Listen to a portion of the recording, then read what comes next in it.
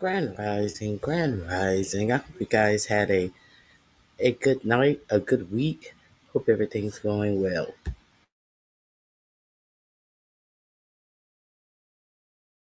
Thank you for joining me for the news. Please hit the like button. If you're watching on vertical, please tap twice.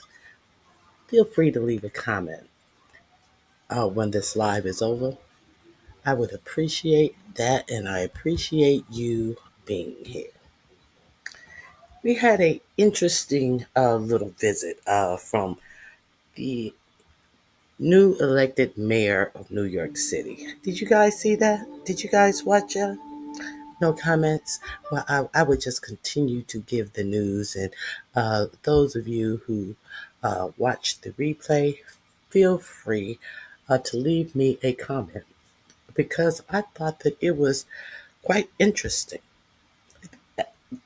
The attitudes taken towards um, Mandani prior to him winning the election. And then after this visit to the White House, it seemed like 45, 47 absolutely bent down and he kissed the ring. It also seems like he wanted to slather his nutsacks, shall we say. Ass kissing at the highest level. Did you guys watch that? Did you guys see any of that? Uh, After being so rude when he was running, he actually said that he would not even give New York City money and that he needed money from him. And if you guys elect him, you're not going to get any federal dollars. This is what he told his home state of New York City to try, what did they call that? Election interference.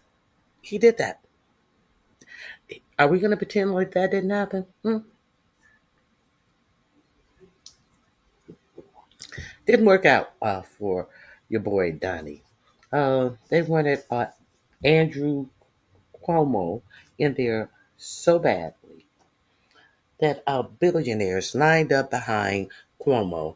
But if you people would only understand, if you pay attention and go for something that you really want, it's more of us than there are billionaires.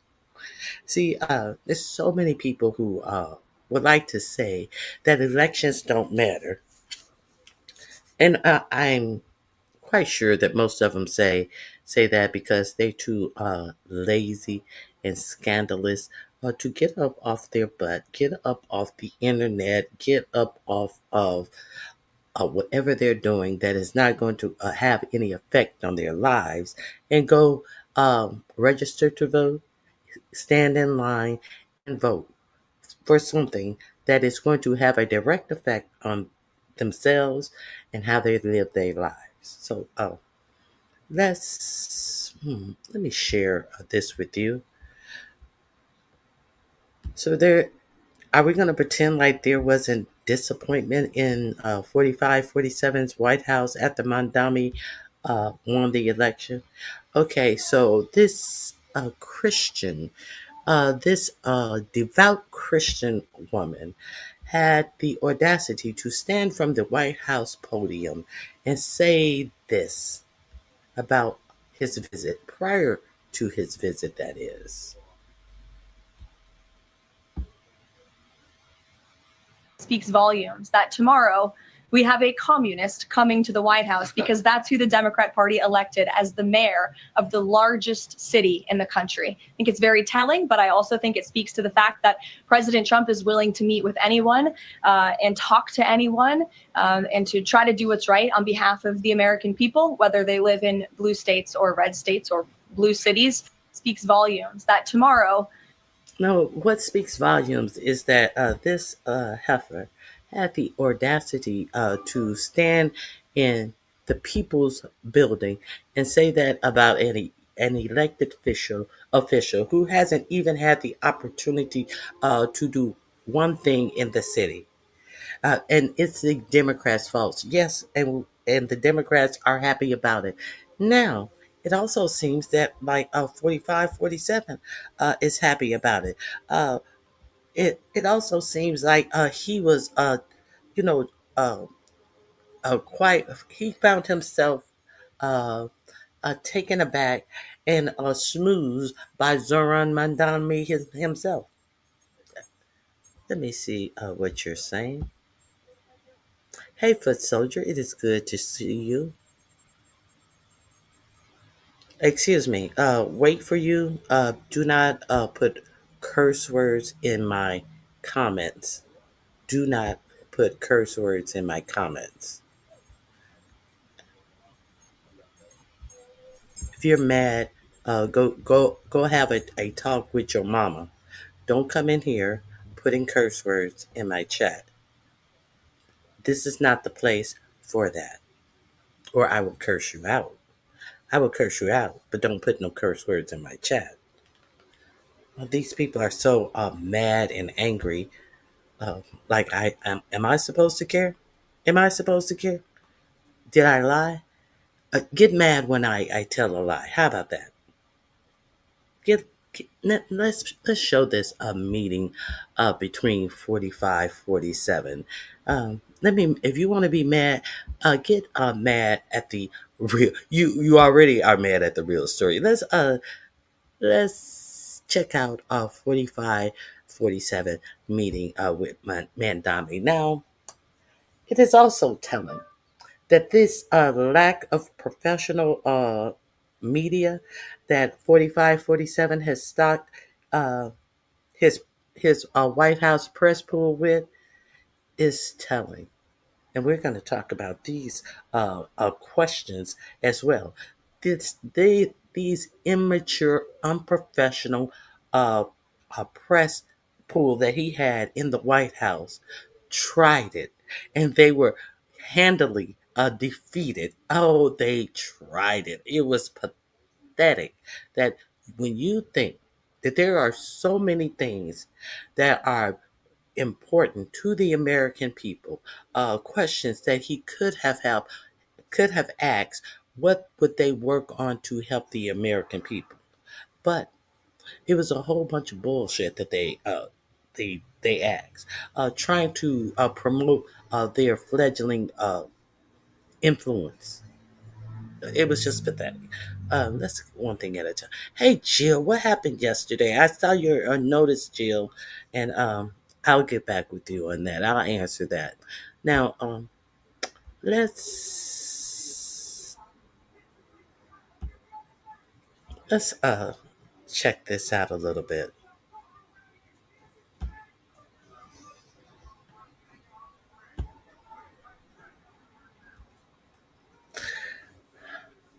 45, 47 was basically on his knees kissing the ring of Mandami. Let's go.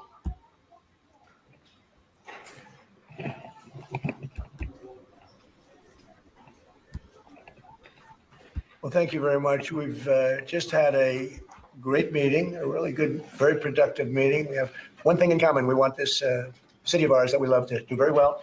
And I wanted to congratulate the mayor. He really ran an incredible race against, a lot of smart people, starting with the early primaries against some very tough people, very smart people. And he beat them, and he beat them. He didn't run a campaign against smart people. Como didn't even want to go out and do any meeting, fleshing the meat or whatever they say, handshaking. He didn't even want to go out. He wanted to say what balls and dinners or planned galas he would go out and actually campaign. He didn't want to do what it took to campaign. And God knows that Eric Adams was not an intelligent person, because Eric Adams, to get out from under the things that he was being charged with, the crimes that he was being charged with, for being a greedy, grubby person that could not be trusted, he aligned himself with the other thief from ICE, who they, since they had the question about him taking $50,000 in a bag to give ICE contracts. You haven't heard, or they haven't mentioned him again. They got rid of him silently. We noticed that he hasn't been around. But you think that Eric Adams was smart for sitting on the couch of Fox News, saying that whatever they tell him to do, he was going to do it for ICE? Because these are two criminals. Criminal minds are sitting together, in my opinion, based upon the charges that have been allotted to the both of these people. I would not say men, because they're far less than a real man. Both of them. Let's get into it. Easily, and I congratulated him. And we talked about some things in very strong common, like housing and getting housing built. And You can't figure out how to get housing built as you're tearing down the east wing of the White House to get a great, big, beautiful ballroom built. They've been wanting it for years. But now you're talking about when was the last time you heard 45, 47 say anything about building housing for the American people? That he has a whole housing builder, Bill Pote, over FHFA, who sells $600,000 condos, who is in a family building, a family business of building houses. I said condos are $600,000. So, what houses are you worried about building for the American people? We heard nothing about building housing until Mandani came in and showed you what the people want and need. Okay, let's continue. food and prices and the price of him. And we talked about some things in very strong common, like housing and getting housing built, and food and prices, and the price of oil is coming way down. Anything I do is going to be good for New York. If I can get prices down, it's good for New York. And we've got them down, way down from last year. We have, as you know, I've been saying to a lot of people, Walmart said that Thanksgiving this year is exactly 25% less than last year. So that's good for New York, good for everybody. But I just want to congratulate. I think you're going to have hopefully a really great mayor. The better he does, the happier I am. I will say there's no difference in party. There's no difference in anything. And we're going to be helping him to make everybody's dream come true, having a strong and very safe New York. And congratulations, Mr. Mayor. Thank you, Mr. President. Thank you. I appreciate it. Please. I appreciated the meeting with the president. And as he said, it was a productive meeting focused on a place of shared admiration and love, which is New York City, and the need to deliver affordability to New Yorkers, the 8.5 million people who call our city their home, who are struggling to afford life in the most expensive city in the United States of America. We spoke about rent, we spoke about groceries, we spoke about utilities, we spoke about the different ways in which people are being pushed out. And I appreciated the time with the president. I appreciated the conversation. I look forward to working together to deliver that affordability for New Yorkers. Thank you very much. Any questions? President Trump, Stephen Nelson from the New York Post. I have a question for you, and then also one for Mayor-elect. Sure. For you, you referred to Mr. Mandani as a communist. Can you describe why you feel that way? And also, will you do anything to stop him from arresting Prime Minister Netanyahu if he visits New York? Well, we didn't discuss your second part of the question. Okay, what does Benjamin Netanyahu have to do with this press conference? There's an arrest warrant out for Netanyahu. During his campaign, Mandani said that if he visits New York, he will have him arrested. Why do Americans have a problem with this? Why is America the purse for Israel, but we're supposed to be Israel's bitch at the same time? I'm curious. Why is Israel living over there in Israel free, full health care for every person in Israel, while we're sending U.S. tax dollars over to Israel, and millions of people are about to lose their health care in the United States, and people are thinking that this is a gotcha question. Isn't that what happens to people who have arrest warrants? That when the top law officials find out where they are, aren't they supposed to be arrested? I don't even understand why this is a question. Let's continue. And on your first part, I mean, he's got views that are a little out there, but who knows? I mean, we're going to see what works, or he's going to change also. We all change. I changed a lot from when I first came to office. It's now quite a while ago. It's quite a while. My first term was great. We had the greatest economy in the history of our country. We're doing even better now. We're doing much better. We never had the greatest country in the history of our country under him, and this economy is totally falling apart. The jobs numbers came out, and they are going to do numbers on December 15th, because he totally hid the jobs numbers from October. So they put together some jobs numbers. They didn't come out from the agency that they're supposed to come out with, but they put together the jobs numbers nonetheless, and we are bleeding jobs once again. Now than we did even the first term. And I can tell you some of 4547 is responsible for cutting out the CHIPS Act that actually took away 800,000 jobs in manufacturing. Let's let that sink in.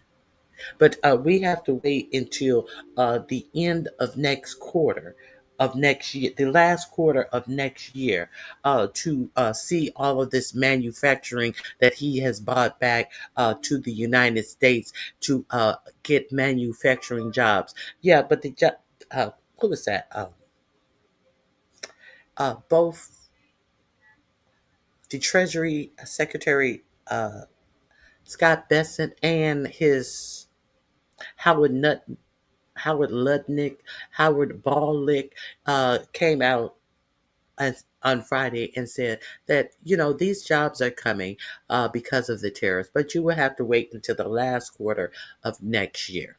We're going to try to make you forget about it as we say that we have done something for this economy as jobs are bleeding out of this economy. And let's not forget the firings. my views have changed. And we had discussion. Now, this term was great. We had the greatest economy in the history of our country. We're doing even better now. We're doing much better now than we did even the first term.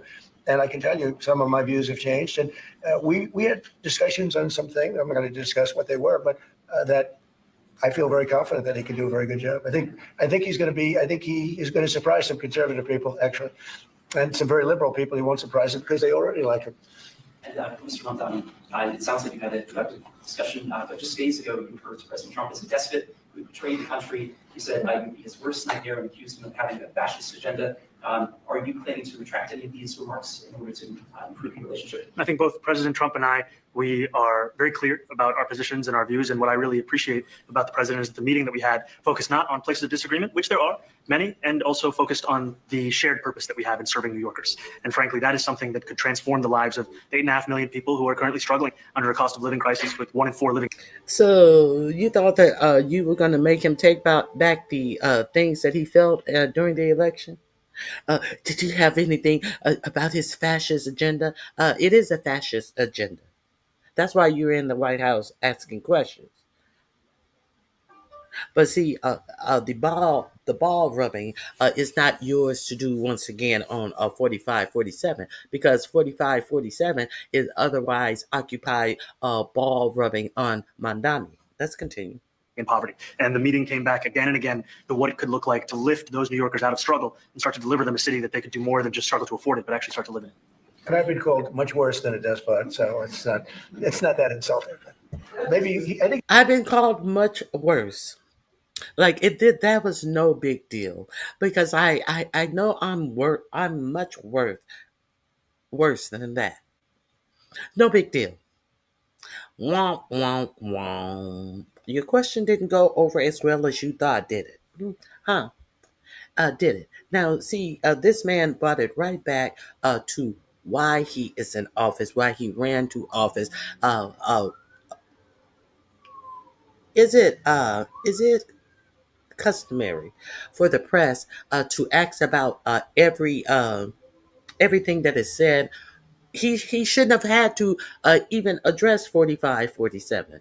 But you don't understand. The 45, 47 shouldn't have had to be addressed. The only reason he had to address him is because he continued to try to interfere in his New York City mayoral election. That's why he had to say anything in the first place. But I was so glad that he took it back on affordability for the people in New York City. The professionalism, the way he slung off these media with the nice face, the people who were calling him a jihadist and all of this shit. Let's continue. He'll change his mind after we get to working together. Yes, please. Mr. President, I'm Rashad from MTV Lebanon. Good. I would like to ask you a question about the Middle East regarding Sure. you said that Hezbollah in Lebanon is not in a good position. And Lebanon now is the finest unresolved after Gaza and Syria. Given your assessment, like what do you say for Lebanese today, this is independent Yeah. state of Lebanon? And what is your next move to push toward disarmament? The disarmament? Sure. Well, we are pushing for total disarmament of Hamas and frankly everybody else. And we actually have peace in the Middle East. As you know, the King of Saudi Arabia just left yesterday. We had some great meetings, and he's made a contribution toward the United States. Oh, so this was Muslim week. The King of Saudi Arabia. We're going to get into that as well. There's breaking news about the King of Saudi Arabia in 4547 had a secret phone call with the King of Saudi Arabia. That is much worse than the phone call that he had his last term with Zelensky. You know, that phone call that got him impeached. It has broken that he has had a much worse phone call with the King of Saudi Arabia. We'll get into that later. Okay. It's at more than $1 trillion. We have now over $20 trillion coming in. No country has ever had anything like that, not even close. If you go to 2 trillion or 1 trillion, it's a lot. We have 20 or 21 trillion dollars. I think that Hezbollah has been a problem in Lebanon, big problem. We're working with Lebanon. We're working with everybody in the Middle East. That's another thing I think we have in common. We want to see peace in the Middle East. And we actually have now for the first time peace in the Middle East after 3,000 years. And now we're going to refine it. And I think you're going to see some very positive things happen. There is a potential to invite the Lebanese president. Oh, sure. Oh, I would do that. Absolutely. And if the mayor would like to be here for that meeting, because I know he feels very strongly. I think you feel very, very strongly about peace in the Middle East. Because We desperately want it. And that's something that I shared with the president, that when I spoke to New Yorkers who had voted for the president last November on Hillside Avenue and Fordham Road, I asked them why. I heard again and again two major reasons. One was that they wanted an end to forever wars. They wanted an end to the taxpayer dollars we had funding violations of human rights. And they wanted to address the cost of living crisis. And I appreciated the chance to discuss both of those things. he said a lot of my voters actually voted for him. And One in 10. I'm okay with that. I'll do that. I'll sign it. Give it to me. I'll sign it in a minute. That's pretty good.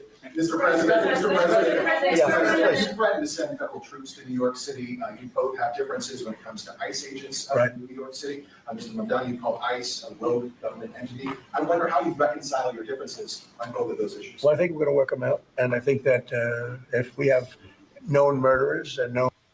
I think we're going to work them out. I think we're going to work it out. If we have any known murderers, okay, isn't ICE supposed to be about deporting undocumented immigrants to this country? Here we go up into this fighting crime bullshit that he has dummies out here believing that ICE is needed to fight crime. No, ICE is needed to soften your mind, to make you believe that it is okay to have a private force out here doing horrible things to non-white people. That's what ICE is for. That is exactly what ICE is for. So are we to believe that there are no Europeans that have overstayed their visas, but you never see ICE do a goddamn thing to anyone uh, except non-white people? So we're not going to play this game. And if you're mad about it, that's exactly what you are about it. You uh, his family is Jewish. I don't care who's Jewish. Hate them, Slick. It is good to see you. I don't care who's Jewish. I know that Netanyahu has an arrest warrant out for him. I don't care who's Jewish. What does Jewish has to do with the price of tea, with the price of housing, with the price of everything in the United States? Other than the United States government continue to send billions of dollars over to Israel. See, Jewish is not Jewish people are not the state government of Israel. So, trying to meld the two together does not work over here. I'm talking about what the Israeli government is doing. See, the Jewish people are not over there committing a genocide in Palestine. In 45, 47, has the audacity to sit here and say that there is a peace over there when the Israeli government has been killing people as freely as they were damn near prior to that fake ceasefire that they presented you dummies with. Are we to pretend like Netanyahu said he was going to finish the job in Palestine? Is that what we're pretending? You're not gonna. You can pretend it to yourself, but you're not gonna pretend it to me.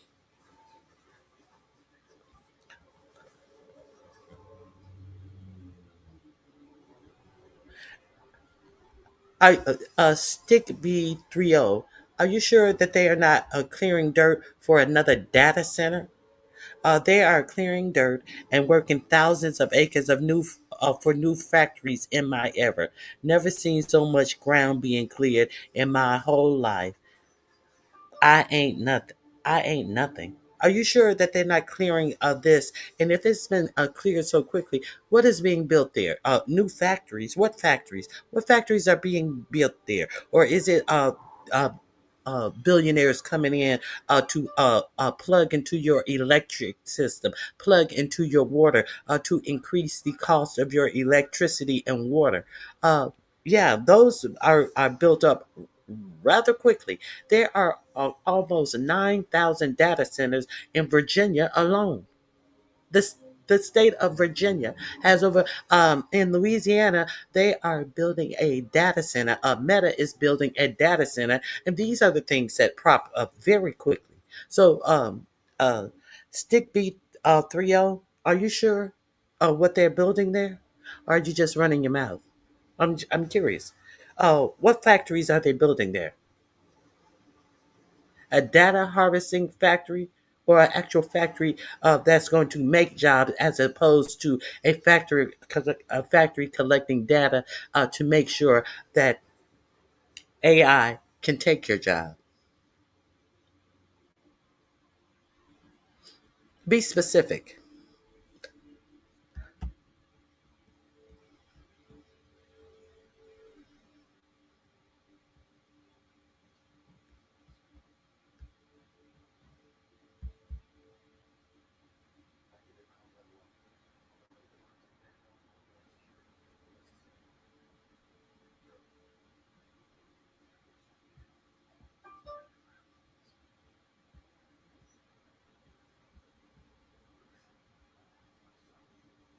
Yes, he definitely used to be a Democrat. Hey, Bird, it's good to see you. Thank everybody for joining me.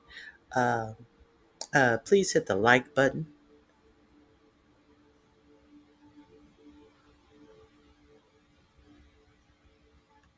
Oh, we're not crying.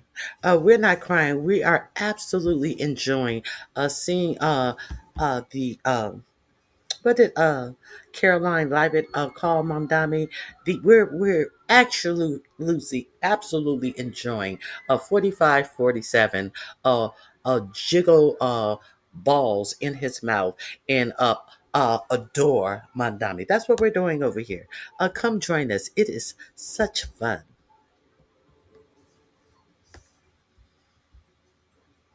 Let's continue.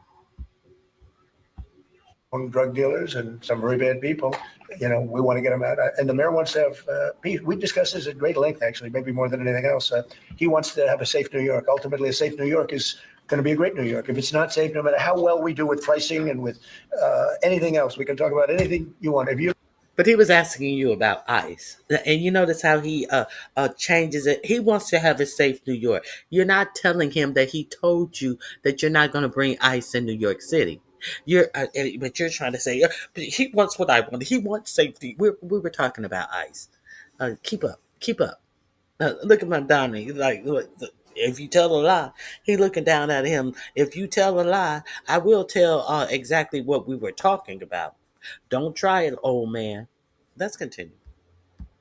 don't have safe streets, it's not going to be a success. So we're going to work together. We're going to make sure that if there are horrible people there, we want to get them out. I think he wants to get them out, maybe more than I do. So we'll work together. We discussed it at great length. Yes, please. Yeah, two questions. But wasn't the Republican Party calling him a jihadist and saying, drawing pictures of him flying into skyscrapers in New York City? Wasn't the simple fact that he was a brown-skinned Muslim enough for accusations of him being one of the people that needed to be arrested,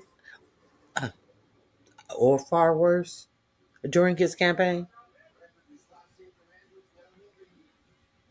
All week long. All week long.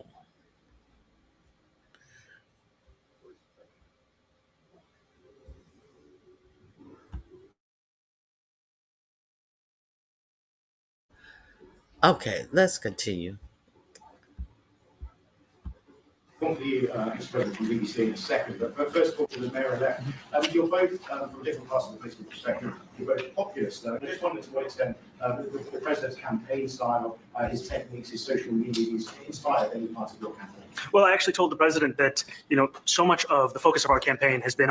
Now he's asked him, did the president's social media campaign style, was he a fan? Did you use this in your campaign style? So he is actually trying to. No, he held no hate rallies. He held no supremacist rally. No, he did none of that. So he's trying to correlate his campaigning as to Trump's campaigning as to why he won his election. Let's continue. On the cost of living crisis. The president's campaign style, his techniques, his social media use inspired any part of your campaign. Well, I actually told the president that, so much of the focus of our campaign has been on the cost of living crisis. And when we asked those New Yorkers who had voted for the president, when we saw an increase in his numbers in New York City, that came back to the same issue: cost of living, cost of living, cost of living. And they spoke about the cost of groceries, the cost of rent, the cost of Con Ed, the cost of childcare. And too often politicians are looking to lecture to New Yorkers what they should care about as opposed to listen. And when we spoke to those voters who voted for President Trump, we heard them speak about cost of living. We focused on that same cost of living. And that's where I am really looking forward to delivering for New Yorkers in partnership with the president on the affordability agenda. And to hell with your stupid ass question. This is why I'm here. I'm here. I talk to the citizens of New York, and they are concerned about the cost of living. Much like the only thing that they could complain about during 45, 47 election cycle was the cost of eggs, ignoring that a bird flu had caused eggs to be have to be destroyed and ruined, and there was a shortage of eggs. Remember that? But 45, 47 said he solved that. But is that one of the wins that you are talking about? The one in the chat who said, I can't recognize 45, 47's win? We'll recognize the wins for us in the chat. Tell us about all of, who was this in the chat talking about? Um, uh, Please tell us about all of his wins. List them out in the chat. Since you are since you are bringing up 45, 47's wins, why don't you list them out for us? We'll wait. We will wait. Uh, uh, Where's the list of his wins? Karen, Karen, come here, Karen. Think, Karen. No talking points are accepted here, Karen. Just facts, Karen.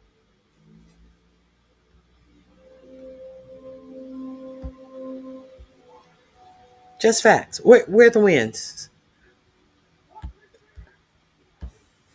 Gaza eats. Shouldn't Gaza have been eating all along? How is that a win that Gaza is no longer starving? If it was a win, Gaza wouldn't have been allowed to starve in the first place. Where's the win? And where's the win for that for the American people? Where's the win for that for American people? Huh? Where's the win for that? No, I'm far from blind. Where's the win? We're waiting for the wins. Karen, where are the wins? Are the wins that we are spending blood and treasure about to go to war with Venezuela? Is that the win? Are the wins are that billionaires have gotten the highest tax cut in the history of tax cut? These same billionaires are working on AI to eliminate all the jobs in the United States. Is that the win? Is that the win that these billionaires are propping up this fake stock market that is about to crumble? Is that the big win? Is the win that millions of American citizens are about to lose their health care? Is that the win? We're waiting. Where's the wins? Where are the? You can't acknowledge them either. Libby's can't acknowledge his wins. Well, help us acknowledge them. Help us acknowledge them, Karen.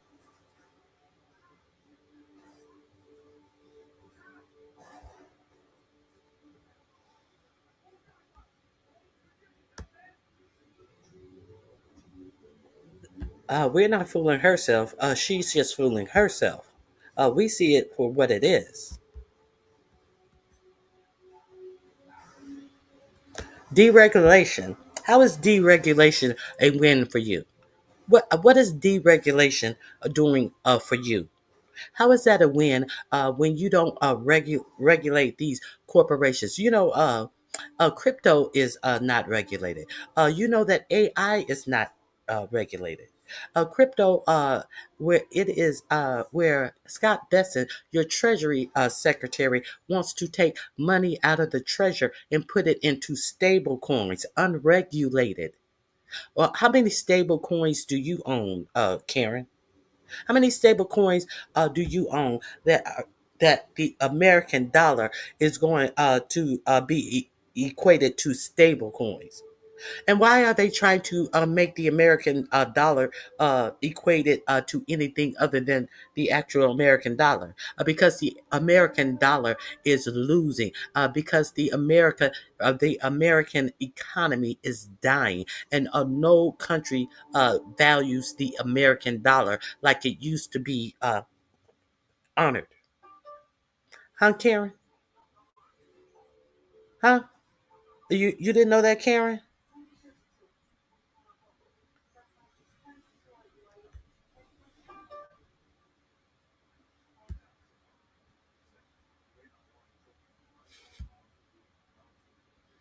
How is it good to deregulate all of these companies? The only companies that are doing any building in the United States, these data centers that are plugging into your water system, increasing your water bill, that are using so much electricity and plugging into your electricity, causing your bills to rise. How is that winning? That's if there was some regulations, they would not be able to do that. Hmm? How is it such a good thing for deregulation, which means these companies can pollute your air and your water? What about deregulation is good? Is a win, Karen? What about deregulation has been a winning thing for you, Karen, and how you live your life? Hmm? Does it make it easier for corporations to make money that trickles down to you, Karen? Or does it just make it easier for them to destroy the planet for profit for themselves and their shareholders, Karen?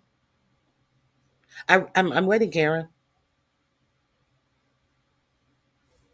That's all you got, Karen? Deregulation?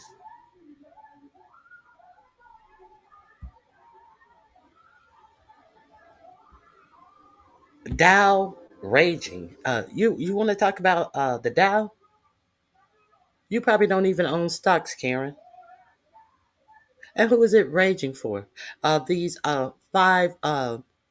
These five billionaires, tech billionaires, who are investing money in each other's company, and then all of a sudden they are uh, inflating their value of their company, and then they take these alleged uh, wins and invest them with the other this circle jerks of billionaires saying that they are investing 300 billion, 400 billion, and that has increased our worth 900 billion.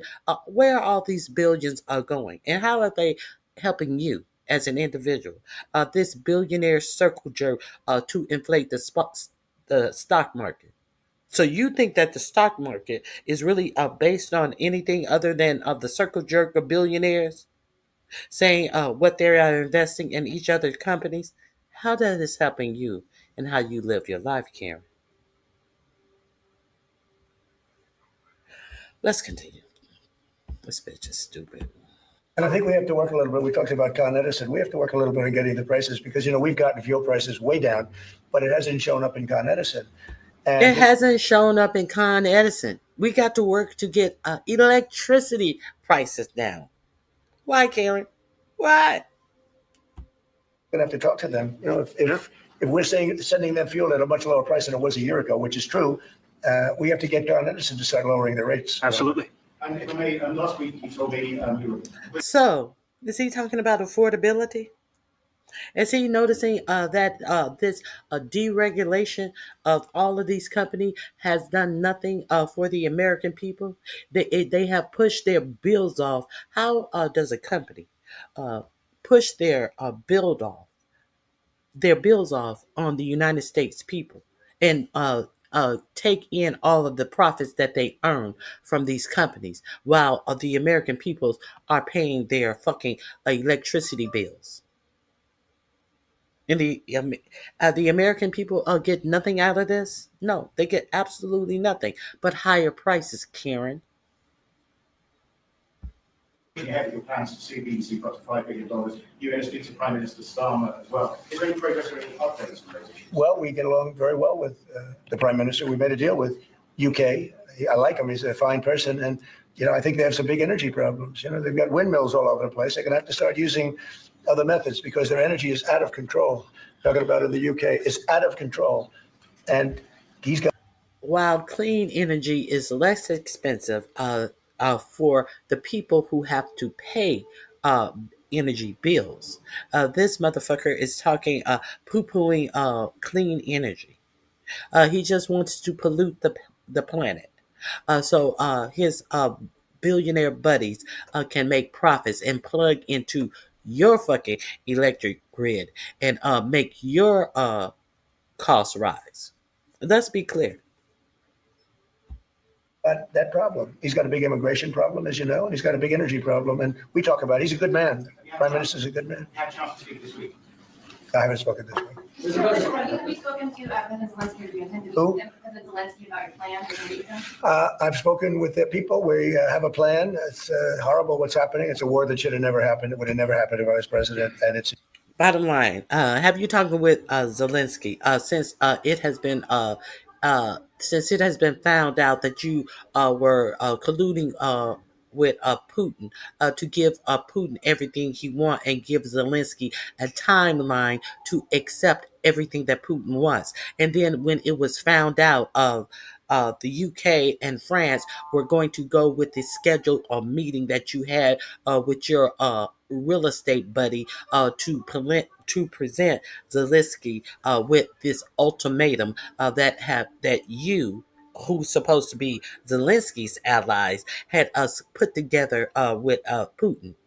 And then when it was found out, and Russia and the UK said that they were going to go to the meeting to support Zelensky, what did Witkoff do? Your real estate buddy that you have running all over the world, trying to act like he's some ambassador or a peace or something. Well, he canceled the meeting. He refused to show up to the meeting because he realized that you guys were busted.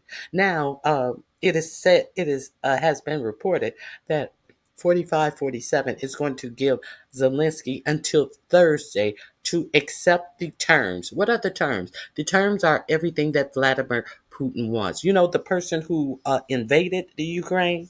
So 4547 is it is reported that he is going to give Zelensky until Thursday to accept his own demise.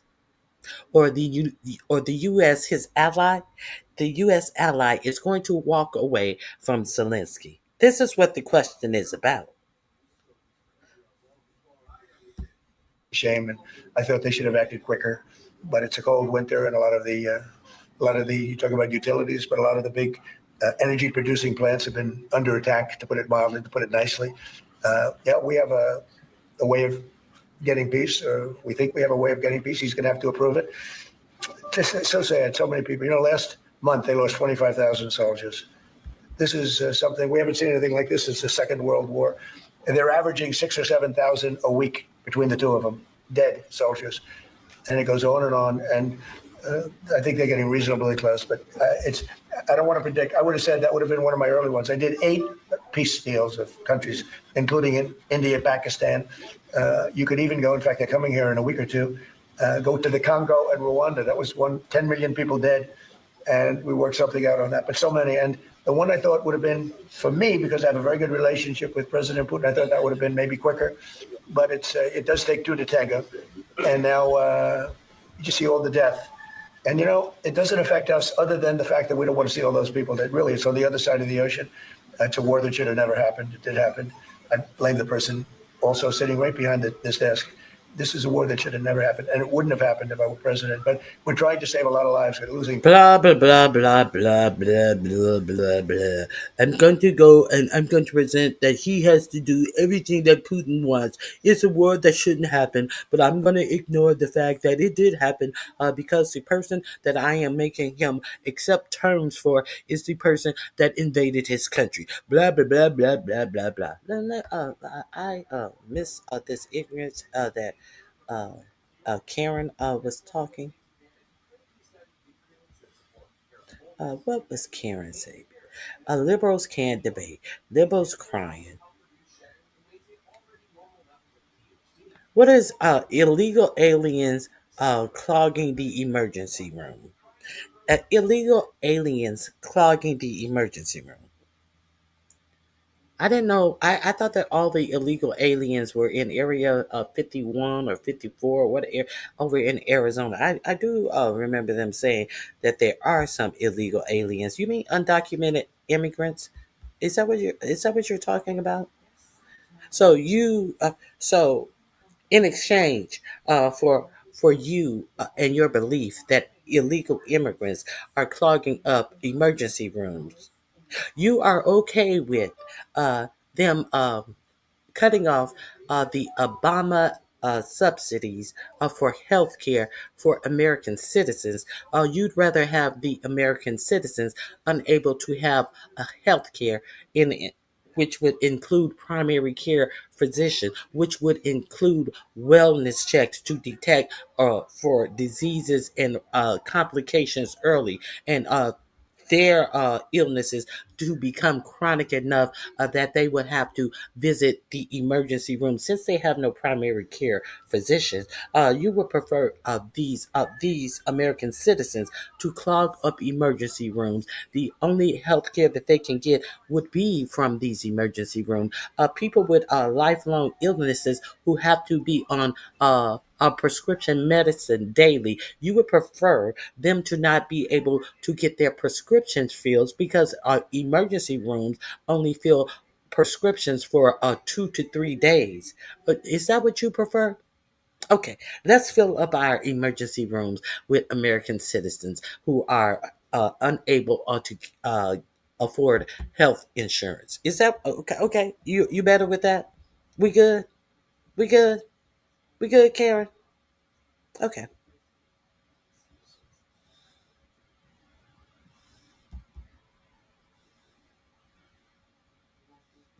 You can't take credit for just repeating Putin's talking points. Exactly. Hey, no pressure.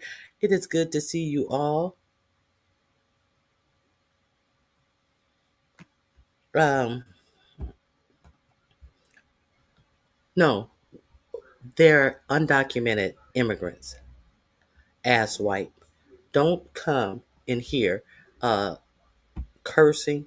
Do not come in here disrespecting me because I didn't disrespect you. If you are in your feelings about the facts, that's your fault. I'm just giving you the facts. If you want to counter what I'm saying. Don't come in here calling me out my name on my channel. You don't have to be here. I appreciate those of you who are here. You don't have to disagree with me, but you definitely will not be disrespecting me.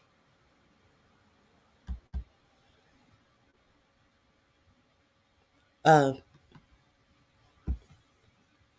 but you haven't given me the list of the wins that 4547 has done.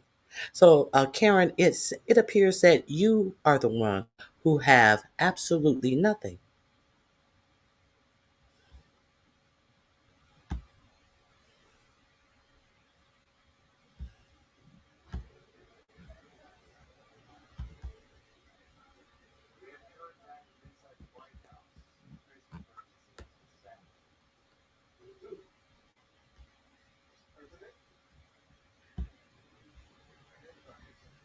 California emergency rooms are full of undocumented people and people with no insurance. So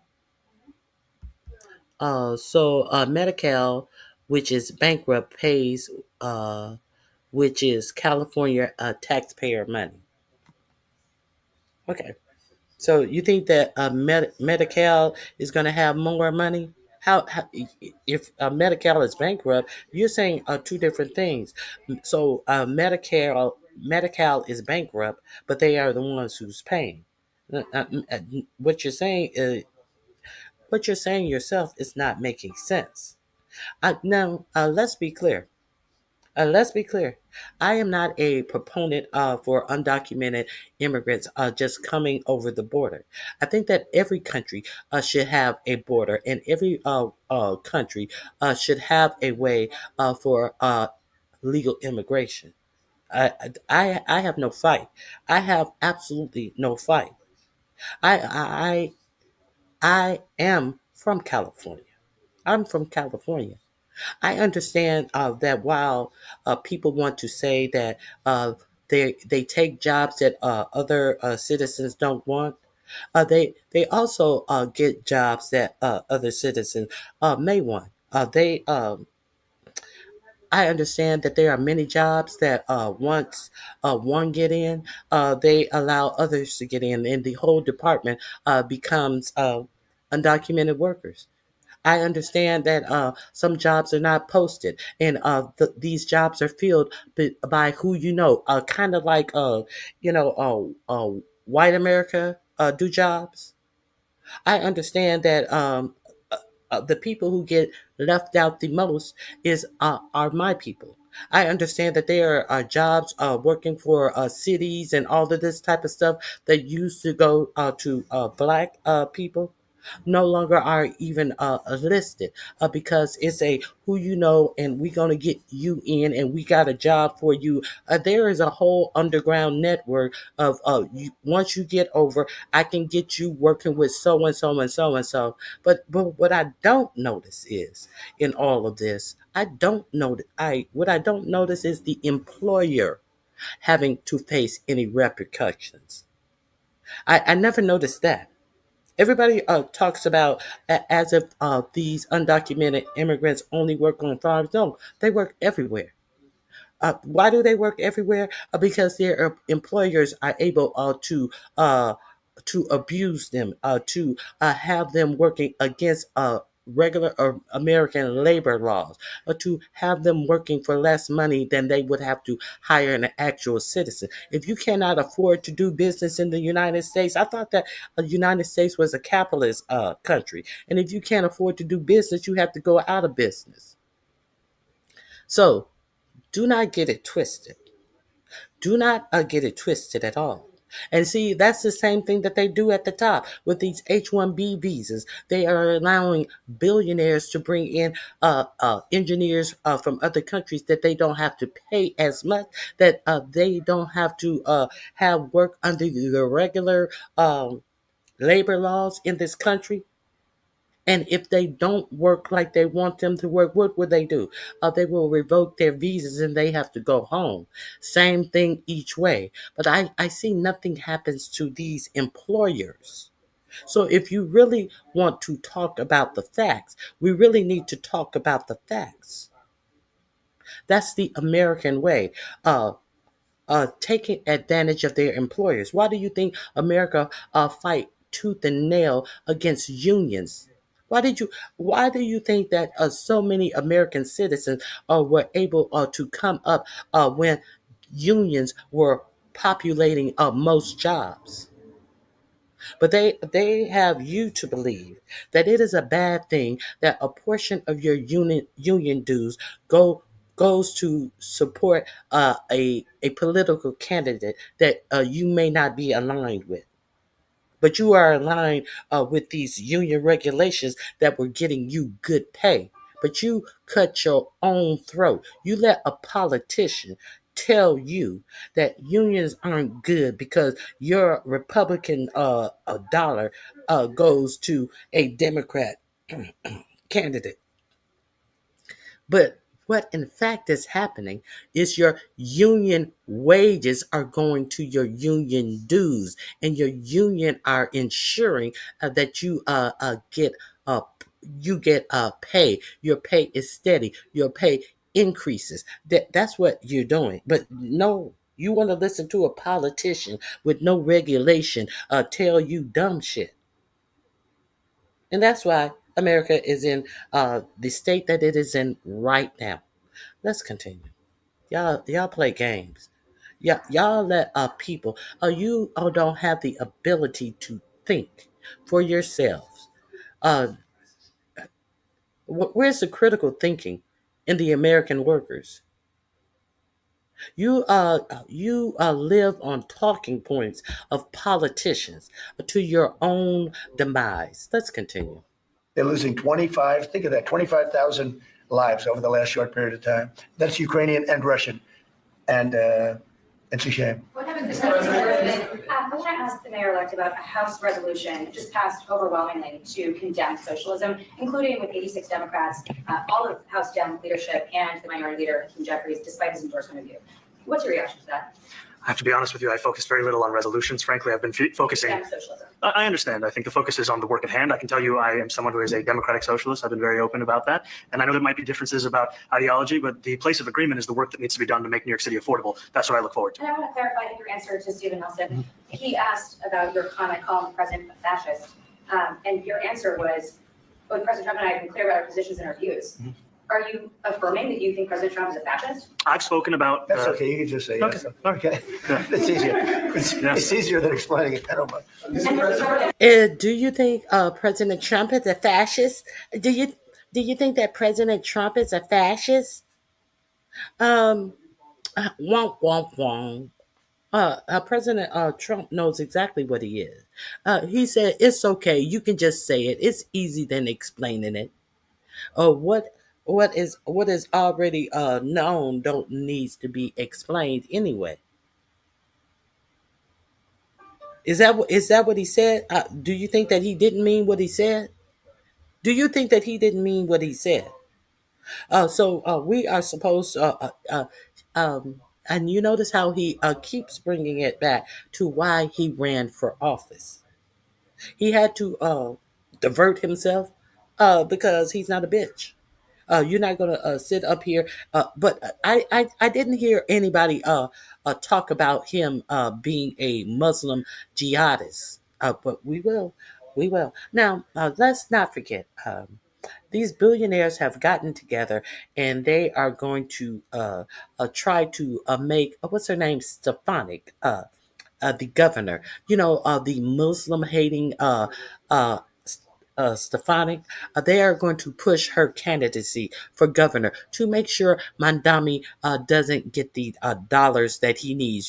Because the governor of New York State, has to release the money. So this is the plan. So if when you hear Stephanic's name, 45, 47 wanted to make her the ambassador to Israel because she's such a Israel uh, shrew.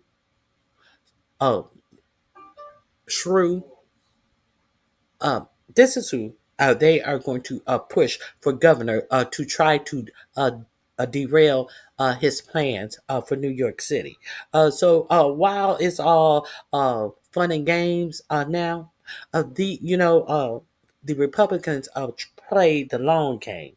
So even though he's smitten, his donors are not smitten. So let's continue. I wanted to ask you also about this Ukraine plan. Yeah. President Zelensky said today that his country would risk either giving up a partner or giving up its dignity. There's been criticism that this deal. You mean he doesn't like it? It's unclear. He was sort of Well, saying he'll have to like it. And if he doesn't like it, then, they should just keep fighting, I guess, The suggestion that he made, though, was that He doesn't like it, he's going to have to give up his partner or his dignity. So why would his partner tell him that give him the option of giving up either? He should like it, or they're gonna have to keep on fighting. Like I told you, the cards are not with you. The cards are not with you.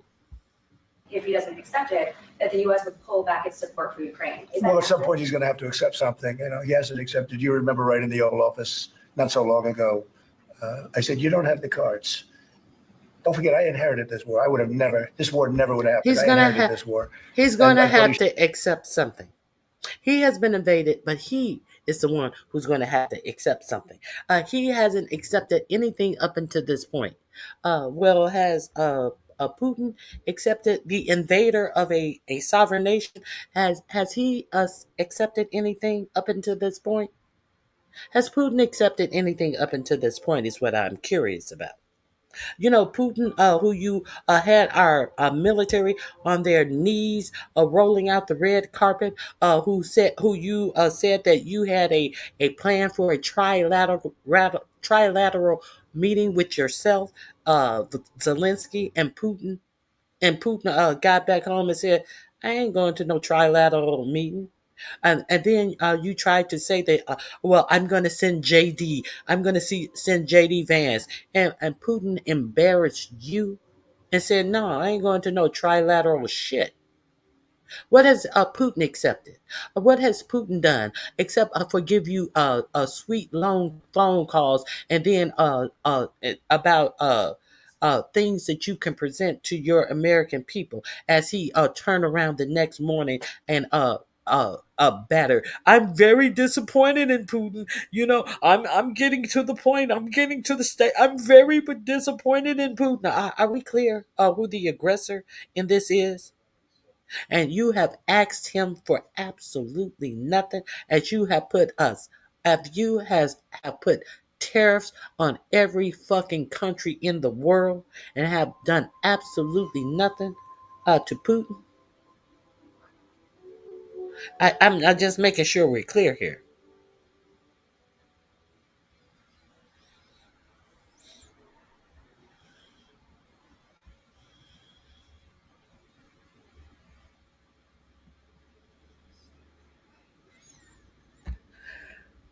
I concur. I concur, CS person. I concur. She's just lost. Just let her stay here. If she stay here, she won't run around the rest of the YouTube bumping her silly head. Okay, let's continue. Are we clear? He's trying to make it seem like, yo, you remember when he was here the last time? Yeah, we remember when he was here the last time, and you berated him, and you're supposed to be his partner. And while you were sitting in the Oval Office berating him, Vladimir Putin at that exact same time was pummeling his country. Yeah, we remember the last time he was there. Yeah, we definitely remember the last time he was here. No, the last time he was here, you didn't pummel him. It was the first time he was here. So we remember that. But what we also remember is how everything you do is for the advancement of what Vladimir Putin wants. And we also understand, you have a whole press team that have not talked about how Witkoff pulled out of that meeting that they were supposed to have with Zelensky when it was discovered what was going to be offered to Ukraine. Everything that Vladimir Putin wants. And when the UK and the French were going to join Zelensky at that meeting in solidarity, Witkoff pulled out of the meeting, and no one from the United States showed to that scheduled meeting where they thought that they were going to backstab Zelensky. That's cowardice. That's what they call that. They call that absolute cowardice. If that's what you were going to present him alone, how come you didn't present it when he had allies? Because you're cowards. If that's your position, present your position. While I know Starmer, he's a great guy. I know Stormer, yeah. But Stormer has already said that they are not. The UK will not be sharing certain intelligence with the United States anymore. See, this is what this has gotten the United States. The UK will not be sharing certain a secret intel with the United States anymore. Why? Because they understand that they can't. See, that's another 45, 47 accomplishments that grandees don't want to talk about. You don't want to talk about that accomplishment. That was the accomplishment. Okay.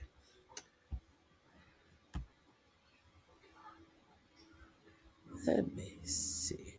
Is this?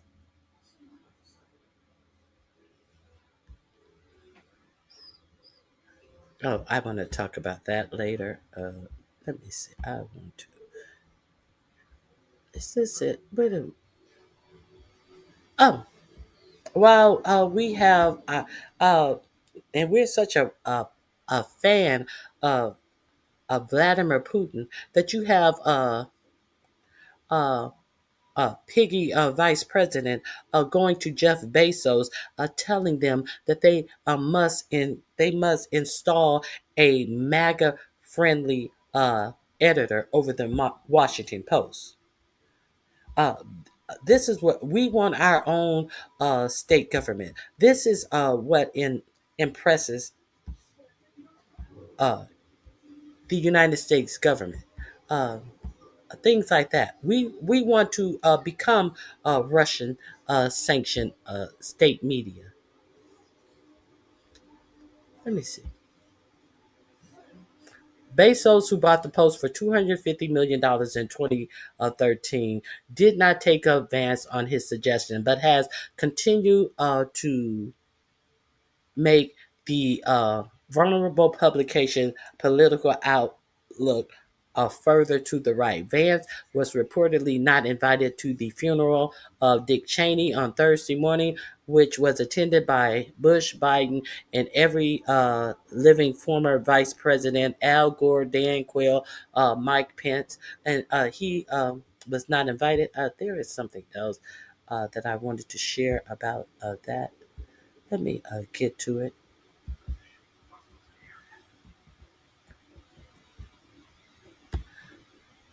JD Vance texts Amazon founder Jeff Bezos demanding that he hire a right-wing journalist to run the Washington Post political team. And guess who he demanded that he hire? Someone from Breitbart News. You remember Breitbart?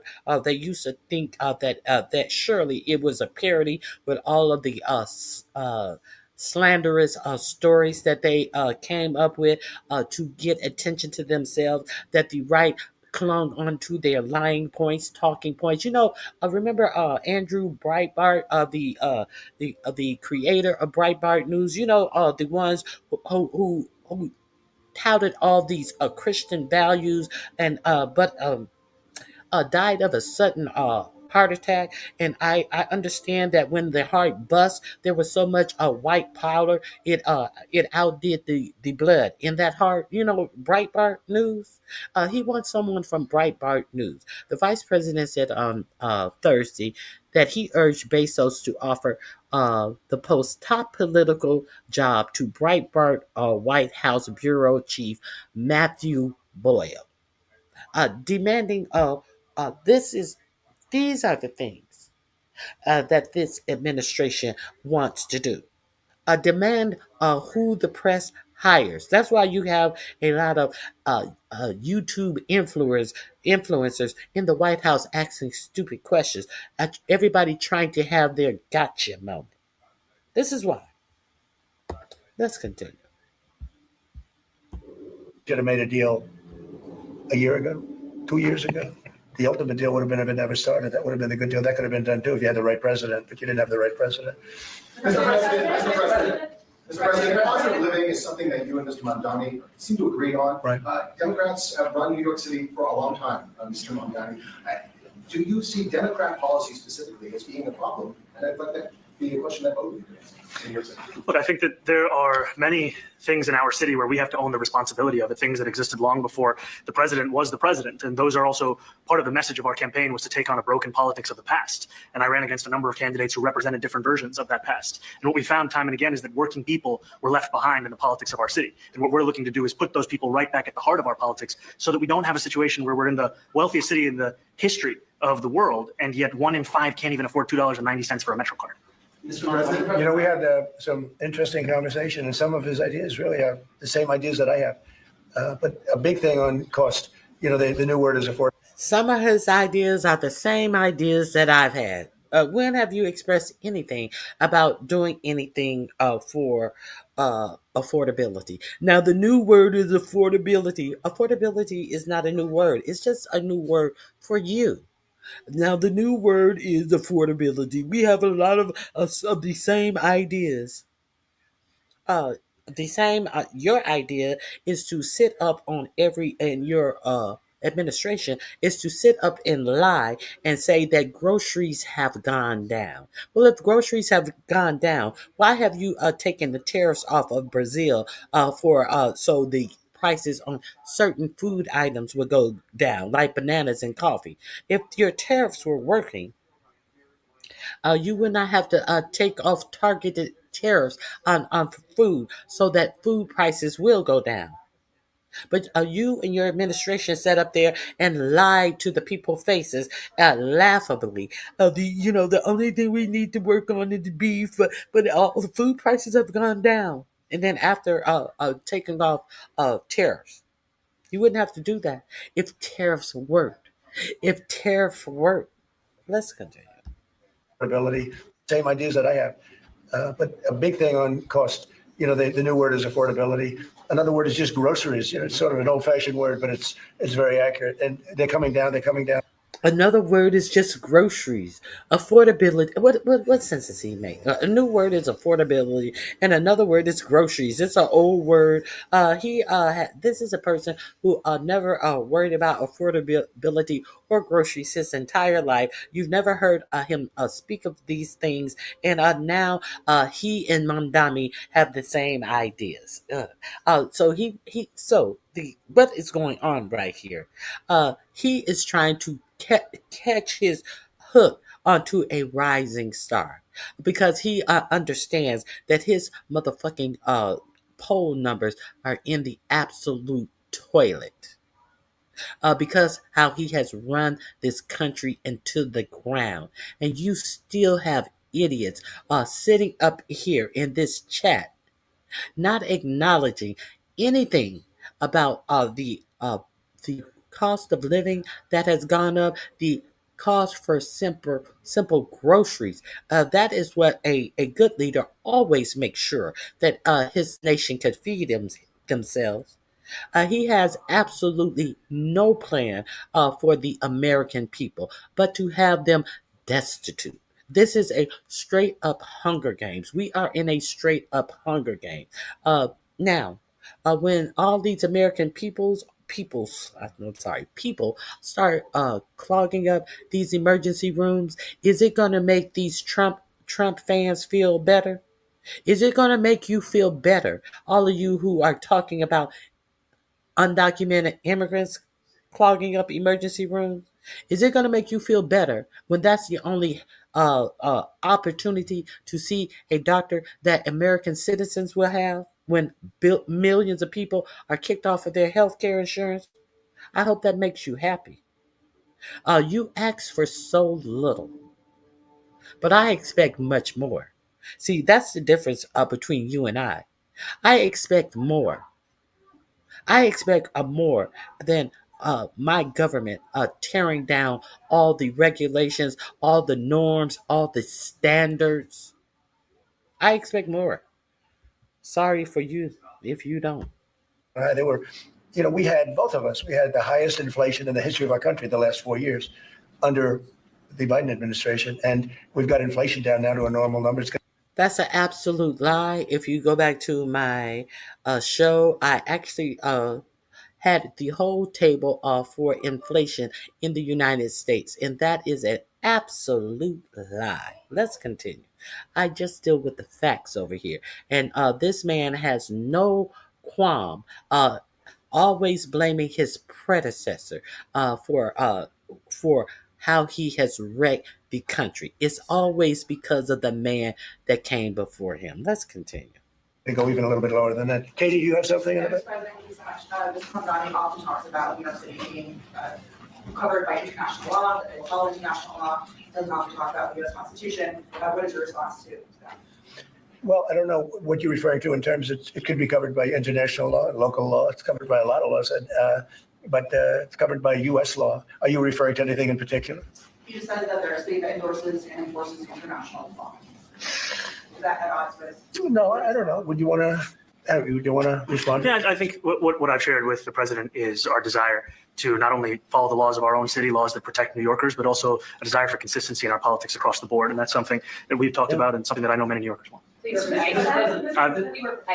We discussed ICE and New York City, and I spoke about how the laws that we have in New York City allow for New York City government to speak to the federal administration for about 170 serious crimes. The concerns that many New Yorkers have are around the enforcement of immigration laws on New Yorkers across the 5 boroughs. And most recently, we're talking about a mother and her 2 children, how this has very little to do with what that is. What we did is we discussed crime more than ICE per se. We discussed crime, and he doesn't want to see crime, and I don't want to see crime. And I have very little doubt that we're not going to get along on that issue. He wants to, and he said some things that were very interesting as to housing construction, and he wants to see houses. He went from ICE to crime to housing construction.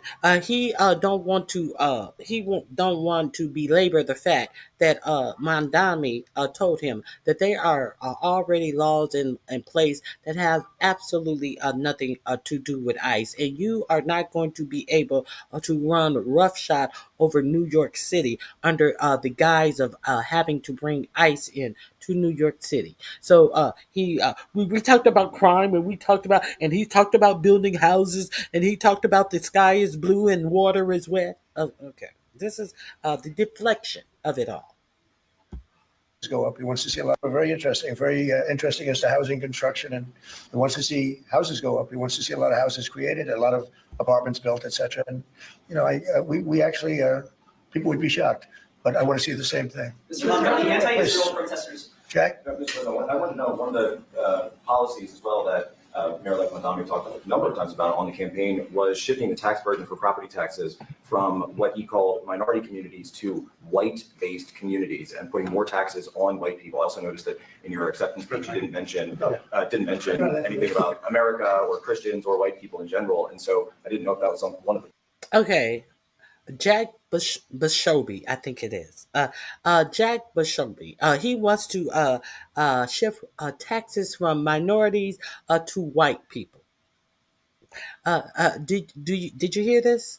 This YouTube influencer, the same YouTube influencer that he had sitting at the table with Pete Keckbreath and Pam Bimbo and Ice Barbie at the table, lying about what was going on in Portland, saying that he was physically attacked. When I showed you the video of what started the fight between him and a peaceful protester outside of Portland's ICE facility. This is who's asking the question. This is the man who had a huge American flag draped over his shoulder, and then decided to walk through one of those temporary little pop-up tents with the flag. Since the flag was on a long pole, was toppling the tent over the innocent Jack Bashobi, or whatever his last name is, Bashobi. This is the man who is sitting up here asking a disingenuous liar. Let's hear the answer to this question.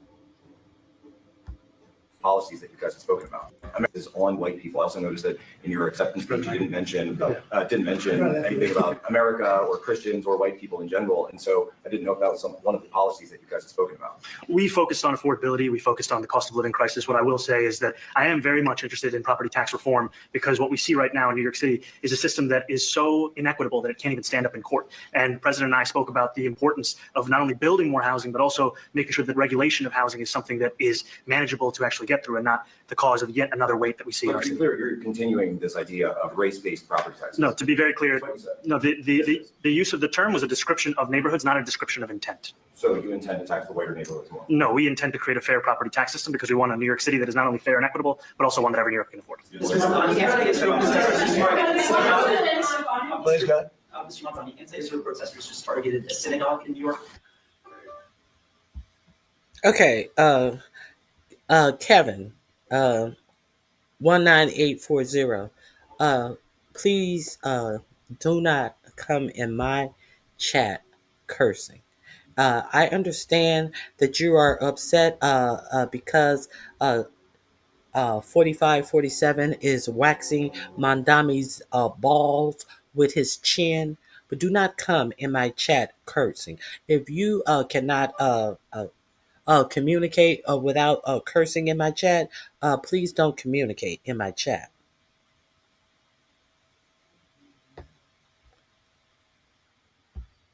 So we see the covert racism. You said you were going to take taxes from the white community. No, he said he was going to take taxes from communities that were wealthy and make them pay more property tax. Are we clear that he said that he wanted taxes to go up 2%, two whole percent on the rich? Are we clear on that? So these people act as if that saying that the rich need to pay more tax is some type of carnal sin. They do need to pay more tax. All of these hundreds of $1 million condos that they have sitting up on Billionaire Row in New York City, sitting empty, so people can buy these condos to stash away their money and hide their money, and they're not paying high property taxes. The property tax situation in New York City is crazy because you can have one of these people with a house on Billionaire Row paying more than somebody who's paying rent on a $700,000 house. They're paying less property taxes than someone who is actually have a single family home that they are living in. So he's absolutely right. This is what they're not telling you. They can afford to pay more.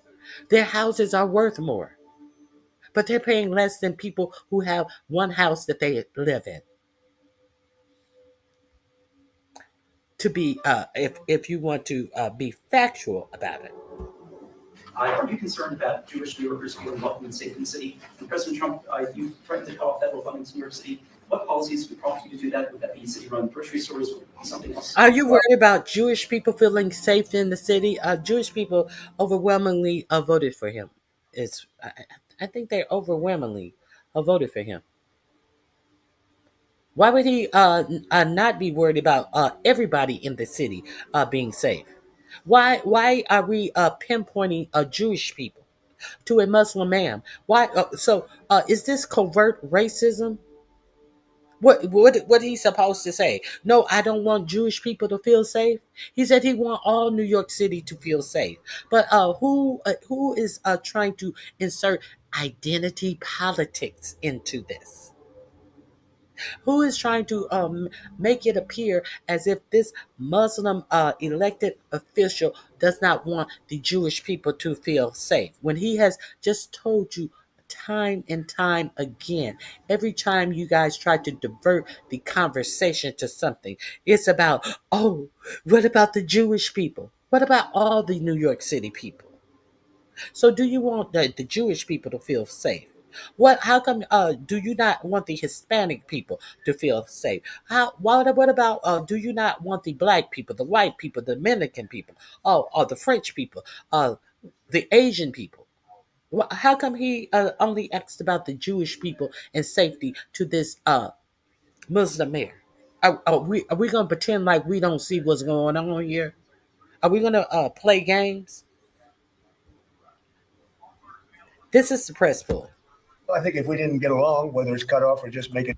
The city. And President Trump, you threatened to cut off federal funding to New York City. What policies would prompt you to do that? Would that be city-run grocery stores or something else? Well, I think if we didn't get along, whether it's cut off or just make it a little bit difficult or not give as much, we want to see we don't want good money going after bad. No, that's not the term you use.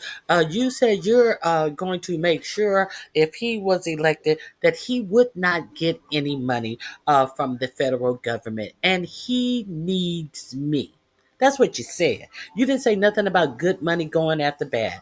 You said you would make sure that if he won, that New York City would not be getting federal dollars. Let's be clear. And now you're sitting up here waxing his balls. Look at you. Look at the look on your face, like, oh, shut up, shut up. Let's move topics. Oh, look at the look, the strained look on his red face. His face is red today. He's so embarrassed that his blood has gushed through all of that orange makeup. He's actually red here as he sits there covering his bruised hands. We don't want that to happen. I don't think that's going to happen. I did say that, subject to what policies are being set. We had a meeting today that actually surprised me. He wants to see no crime. He wants to see housing being built. He wants to see rents coming down, all things that I agree with. Now, we may disagree how we get there. The rent coming down, I think one of the things I really gleaned very, very much today, he'd like to see him come down, ideally, by building a lot of additional housing. Yeah. That's the ultimate way. He agrees with that, and so do I. But if I read the newspapers and the stories, I don't hear that, but I heard him say it today, and I think that's a very positive step. No, I expect to be helping him, not hurting him. A big help, because I want New York City to be great. Look, I love New York City. It's where I come from. I spent a lot of years there. Now I'm right here. We took a big setback with the mayor that we had, named de Blasio. I thought it was a tremendous setback for the city. I think this mayor can do some things that are going to be really great. Mr. President, Mr. President. Okay, how about you? Go ahead, please. You're a billionaire. You have a different address nowadays than you used to, but you used to call New York City home. Would you feel comfortable living in New York City under a Mandani administration? Yeah, I would. I really would, especially after the meeting. Absolutely. What makes you comfortable? We agree on a lot more than I would have thought. I think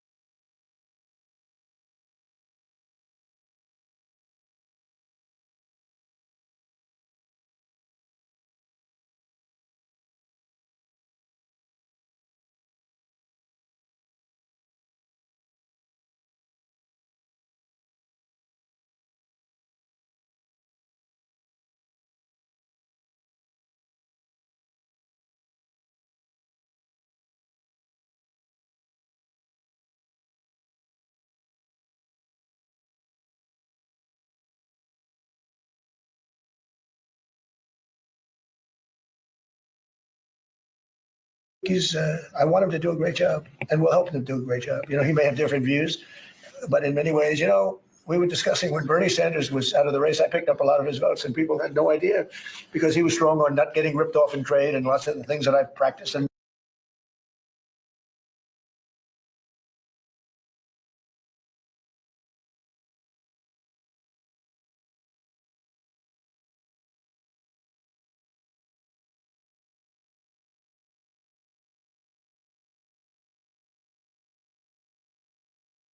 been very successful on tariffs, a lot of things. Bernie Sanders and I agreed on much more than people thought. And when he was put out of the race, I think quite unfairly, if you want to know the truth, many of the Bernie Sanders voters voted for me. And I felt very comfortable, frankly, in seeing that and saying,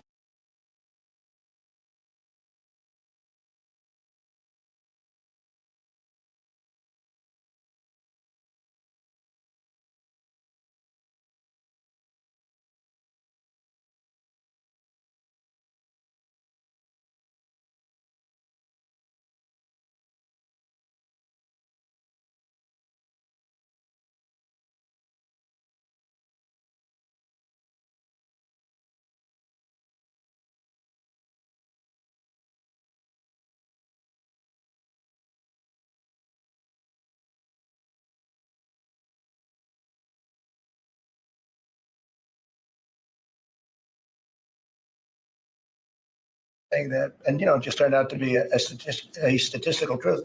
But no, I feel very comfortable. I feel very, very comfortable being in New York, and I think much more so after the meeting. Yes, please. Thank you, Mr. President. I have a question for you, but a very quick one for Please. the mayor. Why did you fly here? Aren't trains greener? I'll use every form of transit, and I want to make sure that they're all affordable in New York City, and that's why making buses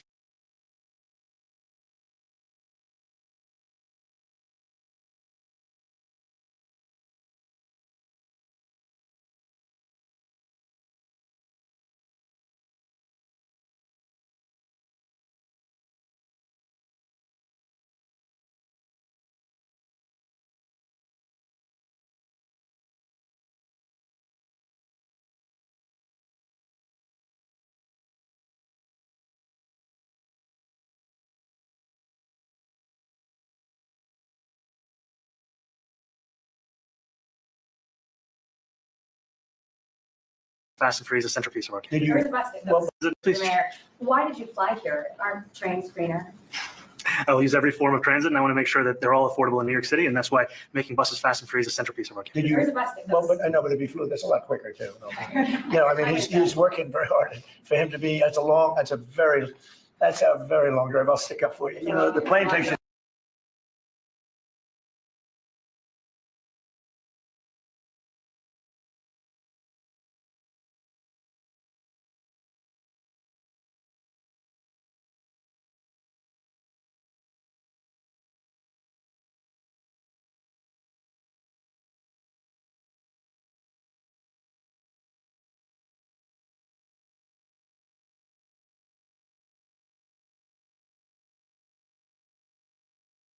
Thirty minutes and driving takes you a And long Mr. time. President, I was wondering if you could clear up some confusion around the Washington Post report. There was this explosive report that the Coast Guard is no longer going to characterize swastikas and nooses as hate symbols. DHS called that a lie and fake news. Can you clear up? I don't know anything about it. When was this written? I think yesterday. Well, look, the Coast Guard's an incredible group of people. I know very well. We just ordered a lot of new Coast Guard cutters. Beautiful, the most magnificent ship. They look like yachts with.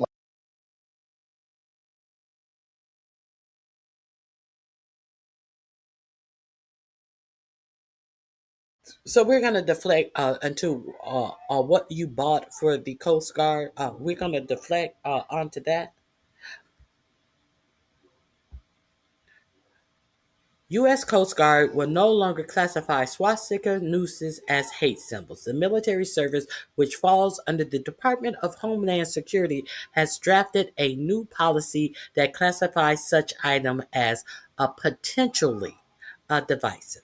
They're just potentially devices. These absolute hate symbols, these absolute threats, these absolute overt white supremacist things will no longer be considered hate.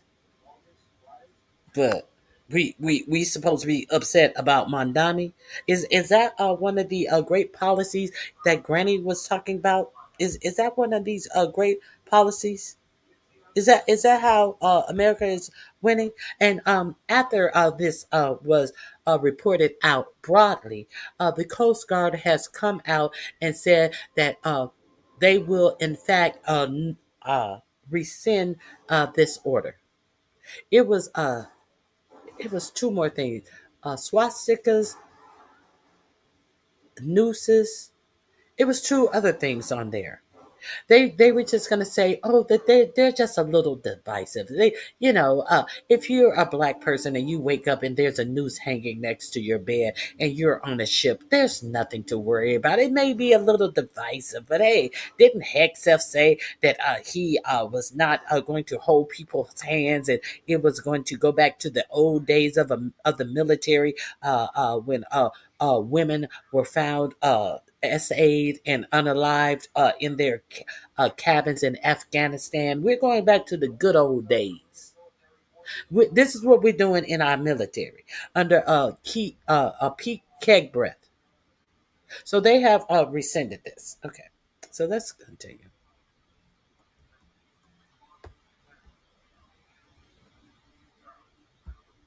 But he don't know anything about it, conveniently. Lots of guns on them. So I don't know. I haven't seen any report like that, but certainly we want them to remain a great force, and they are. Mr. President, and you did the peace in all the 9 months Yes. around the world. I would like to ask Mr. Mandani, you've accused the US government of committing genocide in Gaza while President Trump was working on peace. Why that? I've spoken about the Israeli government. You have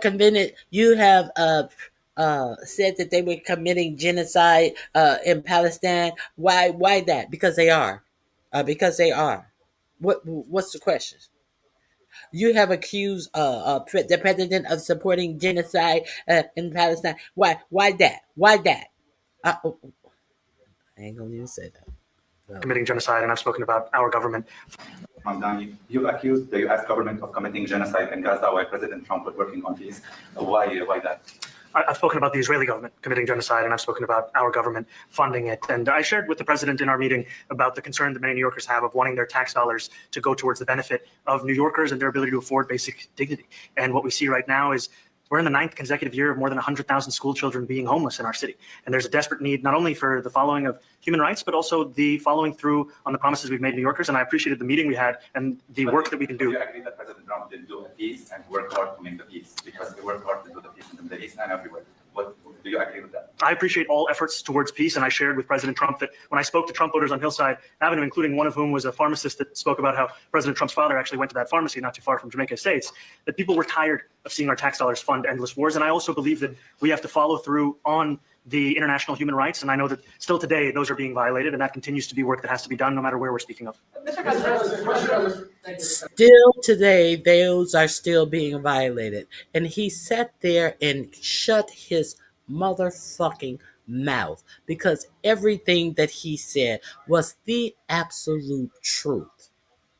And he sat there and shut his mouth because there is no peace between the Palestinians and Gaza, and has never been any peace since that fake ass propped up made for TV production of signing a peace treaty that was not signed by neither Netanyahu or any Hamas leaders. So all of this, he created peace in Gaza, is propaganda. Do you view the mayor-elect as the true leader of the Democrat Party? And do you think Leader Schumer is the leader Jeffries, have to follow his lead? Well, look, I hope they have great leaders. This is a man that right now I think is focused on New York City. I really think he has a chance to do a great job. We're going to help him, but I really think he has a chance to do a great job. But I'll let you answer that. You consider yourself the leader of the Democrats? I think it's more appropriate for him. I consider myself the next mayor of New York City, and I keep my horizons firmly on New York City. And I appreciate the meeting with the president, which focused again on the 5 boroughs and whether New Yorkers could afford to live there. By the way, being the mayor of New York City is a big deal. Absolutely. I always said, one of the things I would have loved to be someday is the And it is such a big deal that you did not want it to go to the person that the city thought would be the best person because he's Muslim, because it is a big deal, and you and your billionaire funders thought that it should not go to someone who's talking about affordability and raising their billionaire taxes 2%. To continue to make that city beautiful for the people who actually live there. You wanted them just to be able to work 1 job, 2 jobs, 3 jobs, as everything in that city became unaffordable, that they had to stay on a hamster wheel of working menial jobs. That's what you wanted. But the people said, fuck that. We tired of this bullshit. And if more people stand up and let these establishment candidates know, I'm talking about Chuck Schumer. I'm talking about Hakeem Jeffries as well. I'm talking about all of these people who bow down to give our money and our treasure over to any other countries, as opposed to looking out for their actual districts. I'm talking about everyone. I'm talking about all of these people who huddle up, Cory Booker, who huddle up to take pictures with Benjamin Netanyahu when he comes over here, as opposed and make long speeches. A long speech ain't gonna do shit for your constituents. I'm talking about this is what these people are elected to do for you? What are your elected officials doing for you? This is why this man is popular. Because all of this bullshit that these press people are bringing up, he's bringing it back to his cause. His cause is to make affordability possible for the people that he will represent. And it would be behooves of you to find someone who's running in your state, all up and down the tickets, all from mayor to alderman to congressperson to senator to uh, the city elections. You have to get involved because if you don't get involved, we see what happens. If you walk through life like nothing in politics affect you, politics will absolutely uh, turn your life upside down, and you will blame everyone but yourself for not participating in the betterment of your own existence. Mayor of New York City, being the mayor of New York, and especially now, because I think you're at really a turning point, one way or the other. It can go great, or it can go in a different direction. And I think you really have a chance to make it great. I appreciate it. Mr. President, you say you love New York City. Mr. Mandani, does New York City love President Trump? New York City loves a future that is affordable. And I can tell you that there were more New Yorkers who voted for President Trump in the most recent presidential election. That is the most stupid question. You say you love New York City. Does New York City love President Trump? How the fuck would he know? He's one singular man. New York City is not a one singular uh, uh, a heart of love or dislike for anybody. These are the people who has the opportunity to ask questions, and this is the dumb shit that they are throwing out. Because of that focus on cost of living, and I'm looking forward to working together to deliver on that affordability agenda. I got a lot of votes. One more. Go ahead. One or two more. Go ahead. I tell you, the press has eaten this thing up. You know, I've had a lot of meetings with the heads of major countries. Nobody cared. This meeting that you people have gone, you know, outside you have hundreds of people waiting. This is just a small little group. For some, Well, this is a group of people who should not have been chosen. A bunch of sycophants. They thought that they were going to get these ignorant sycophants in here, and that they were going to eat on Mandani. But he ate their asses up. He made them look absolutely stupid. If you have so many people outside who wanted to get in to ask questions, and you listen to the questions that were asked. You listen to the layups that they tried to give 45, 47, and he is pushing the ball back in their faces. They trying to give him layups, and he is fucking slamming the ball in their faces because he is so enamored himself. I loved this press conference. I really loved it. For some reason, the press has found this to be a very interesting meeting. The biggest people in the world, they come over from countries nobody cares, but they did care about this meeting, and it was a great meeting. Go ahead. Yeah, Mr. President, I was going to ask you exactly that. Why do you think there's so much more, so much excitement around this thing in some form? Because I think he's different. All right, I think he's different, and that can be in a very positive way. But I think he's different than your typical guy runs, wins, becomes mayor maybe, and nothing exciting. Hold on, I see an ignorant motherfucker in my chat. Kip Terry, Donald Trump didn't build all the buildings in New York City. What the fuck are you talking about? You sound real stupid. I can build birdhouses and dog houses, beautiful heated dog houses as well. Beautiful dog houses that are lit up. You don't know what I can build, but you know that you are a self-loathing, nothing ass motherfucker. That's what you know. Donald Trump did not build New York City, you stupid motherfucker. The fuck you talking about? The fuck out of here with that dumb shit. If you want to talk facts, you're gonna have to talk facts.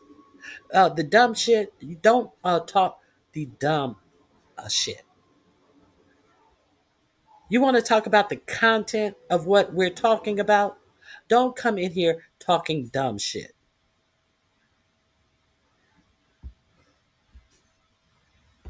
because he has a chance to really do something great for New York. New York is at a very critical point, and he does need the help of the federal government to really succeed, and we're going to be helping him. But he's different than your average candidate. He came out of nowhere. I said he has a great campaign manager standing over there. He came out of nowhere. Would you start off at 1 or 2, and then I watched. I said, "Who is this guy?" He was at 1, then he was at 3, then he was at 5, then he was at 9, then he went up to 17. I said, let's get a little bit interesting, right? And then all of a sudden he wins a primary that nobody expected he was going to win. It's a great tribute. I mean, it's an amazing thing that he did. And I'll just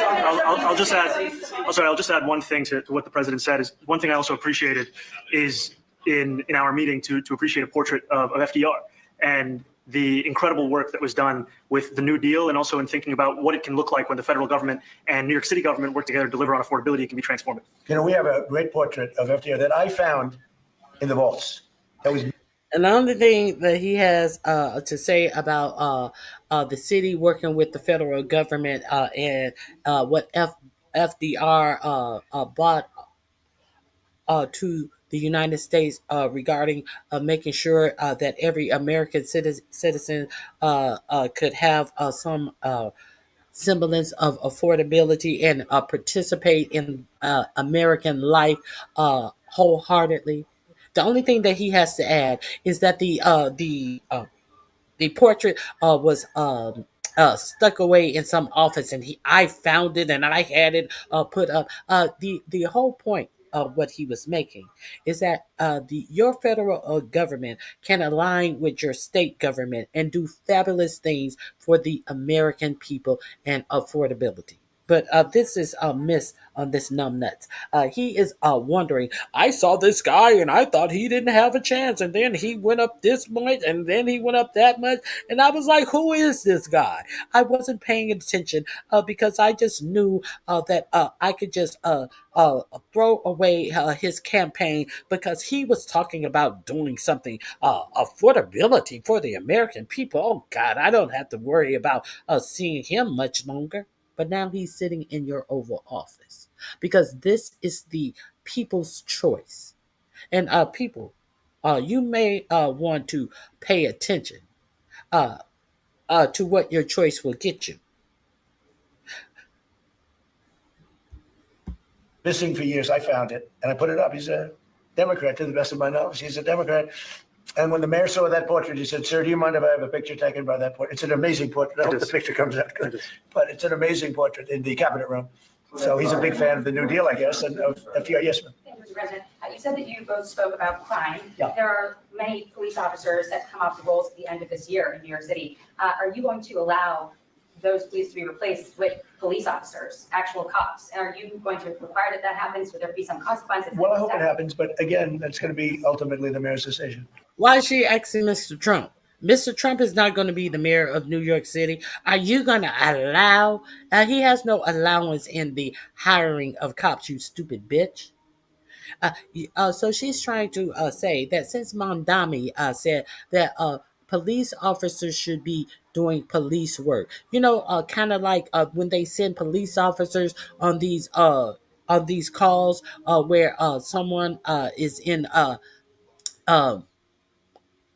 some type of mental distress, and the police officers come out there and kill them.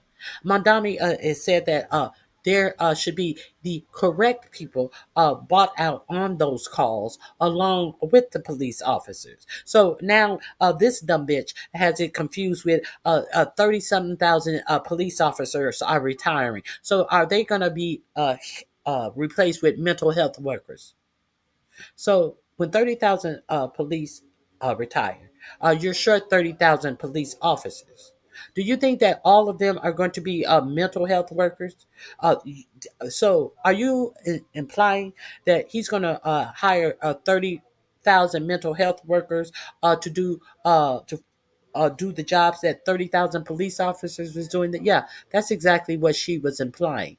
She is implying that he's into treating mental health. Okay, so this bitch is okay with police officers going out there and killing people who are mentally ill. But what happens when usually non-black people shoot up schools and all of this, what is the first thing the press says? Oh, he must have been mentally ill. Oh, they must have had mental problems. Oh, they must have had this. All of this stuff that goes undetected, under the radar, when there are plenty of opportunities to intervene in people who are mentally ill, which is not the police officer's job. But you guys can sure call it out when it's non people of color committing the crime about mental illness. But when it's people of color, it's just straight up only in absolute just criminality. Make it make sense. This is the mindset that you have asking this question. A dumb bitch. Is that I look forward to delivering public safety with the NYPD, and I've said over the course of our campaign that we have the number of police officers today. They are the ones that's budgeted about 35,000 headcount. And I think the key thing is that we have to make it easier for police to focus on police work, not ask them to respond to 200,000 mental health calls a year. So is that a reduction from what you're at right now? Or are you committing to maintaining the same level? He just told you it was 30-something thousand, and you just told him 30-something thousand were retiring. You do the math, you dumb bitch. What's the number? Is that the same amount? 30,000 is 30,000, dumb hoe. I've committed over the course of police to focus on police work, not ask them to respond to 200,000 mental health calls a year. So is that a reduction from what you're at right now? Or are you committing to maintaining the same level? I've committed over the course of the campaign to maintain the 35,000. That's the headcount that we had through the campaign. And not replace them with caseworkers, social workers. No, I've said that's the headcount that we want. What we need to do is make sure they can focus on serious crime. And he just retained a great police commissioner, I believe, right? Yes, we did, Commissioner Fish. If the newspapers are correct. That one they're correct about. I believe he retained, I think, somebody that is I believe he just retained a great police commissioner, Ivanka's friend. Of course, she's great, and he did the right thing. I'm on track with him right now. He kept Ivanka's friend in the job as the police commissioner. All of this dumb shit. I gotcha. No, you didn't get him. Don't you feel silly? Don't you feel silly, bitch? You should feel silly, bitch. good friend of some of the people in my family, of Ivanka, and they say she's really good, really competent, and he just retained her, so that's a good sign. Are there still topics that you see that you disagree on in the future? And do you think you'll have more meetings like this? There will be topics that we disagree on. I think we'll probably come to a conclusion, and ultimately, he'll convince me, or I'll convince him. It's for the good of New York. Ultimately, it's for the good of New York. I don't care about affiliations or parties or anything else. I want to see if this city could be unbelievable. If he could be a spectacular success, I'd be very happy. Do you think you guys will meet more in the future? Too. Do you think you'll meet again in the future? Throughout the initiative? I think we will. I hope we do. I enjoyed the meeting. We had a great meeting. Please. Mr. President, Republican Elise Stefanik has campaigned multiple times by calling Zohran Mamdani a jihadist. Do you think you're standing next to a jihadist right now in the Oval Office? No, I know, but she's out there campaigning, and she's called him a jihadist. Do you think you're standing next to a jihadist? No, I don't, but she's out there campaigning, and you say whatever you need to say when you're campaigning. But are we talking about all the billionaires that you're going to put in place to support and uplift her as she run for governor, to be the one to thwart any successes that he may have going to the governor? The governor can thwart a lot of things that elected city officials want to do in their city. So this is who they are pretending like, oh, the people are so happy with you. We're going to support you. You're the people, mayor, and we must admit that, hey, if there's anything we can do with you, for you, we're going to do it. Like we spent all that money to uplift Como. We're going to all that money we spent into the Como campaign that was going nowhere to help defeat you. Now we want to turn around and tell you we want to help you as we are gearing up to put our all of our power and our funds behind Stefanik to be a governor to thwart you. They think they're talking to a dummy? Do they think they're talking to a dummy? Are they dumb? Let's continue. You know, you say things sometimes in a campaign. Isn't that sort of? She's a very capable person, isn't but that you really have to ask her about that. But I don't particularly. I think I met with I met with a man who's a very rational person. I met with a man who really wants to see New York be Well, he didn't meet with a man who's a very rational person. I can say that. great again. And I can say again, because New York was great. You know, when I came down to Washington initially, the city was so hot. It was doing great. We were having some telltale signs of problems. We had a mayor that was not doing a great job, but still, it was moving along. And it went bad. It really went, pretty bad. And I think it's been at lower points, but it went pretty bad. I think he can bring it back. Now, the question is, will he bring it back all the way? Will he bring it back greater than ever before, which is, I guarantee, that's his wish. I think he wants to make it greater than ever before. And if he can, we'll be out there cheering. I'll be cheering for him. Okay, thank you very much, everybody. You chose not to answer the question about city hall. Thank you very much. Oh, no, I care very deeply about Jewish safety, and I look forward to rooting out anti-Semitism across the 5 boroughs and protecting Jewish New Yorkers and every New Yorker who calls City Hall. Oh, so you get a call out after he wrapped a press conference about Jewish safety. Tried to slip in a question so they can say that he refused to answer the question when I asked him a question about Jewish safety. The press conference had wrapped up, and then this numbnuts tried to slip in a question about Jewish safety. Didn't work. It did not work. Let's review this again. And if he can, we'll be out there cheering. I'll be cheering for him. Okay, thank you very much, everybody. You chose not to answer the question about city hall. Thank you very much. Oh, no, I care very deeply about Jewish safety, and I look forward to rooting out anti-Semitism across the 5 boroughs and protecting Jewish New Yorkers and every New Yorker who calls City Hall. And every New Yorker who calls New York City home. Okay. So, did we see what happened there? This link is in my description box. Go visit. Go check out this link now. Let me see. They're pretty much all of them are two-faced. Hey, Leonard.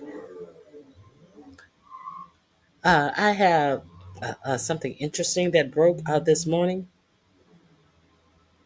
Okay, so about the two-faced in this 45, 47. 45, 47. I wonder, does he have a prayer mat at this point? The way he was kissing ass people. I know the Christian, the what are they called? The Christian nationalists. I know they are pissed. I know that they are absolutely pissed. Now, let's check this video out that says a little bit about this visit as well that I enjoyed. Donald Trump was way friendlier than expected with Zoran Mamdani. Of course, there was media that didn't want it to be as friendly. They wanted to get in a good moment. And so for some reason in this press conference, which is supposed to have journalists or whatever, they had Jack Posobiec there for some reason, a right-wing influencer. And he was trying to have some sort of moment with Mamdani. Take a look. I wanted to know, one of the policies as well that Mayor-elect Mandani talked a number of times about on the campaign was shifting the tax burden for property taxes from what he called minority communities to white-based communities and putting more taxes on white people. I also noticed that in your acceptance speech you didn't mention anything about America or Christians or white people in general, and so. He was like, dunk on this motherfucker. He's like, yeah, I got him. They look like they were playing a basketball game. I didn't know if that was on one of the. You see this? How they gave each other dap? Like, do you see this motherfucker? And he's like, policies that you guys have spoken about. Trump tapped Mandani and like get him. And he's like, yeah, I got this. This looked like a basketball game that they were giving each other daps during this motherfucking racist ass question.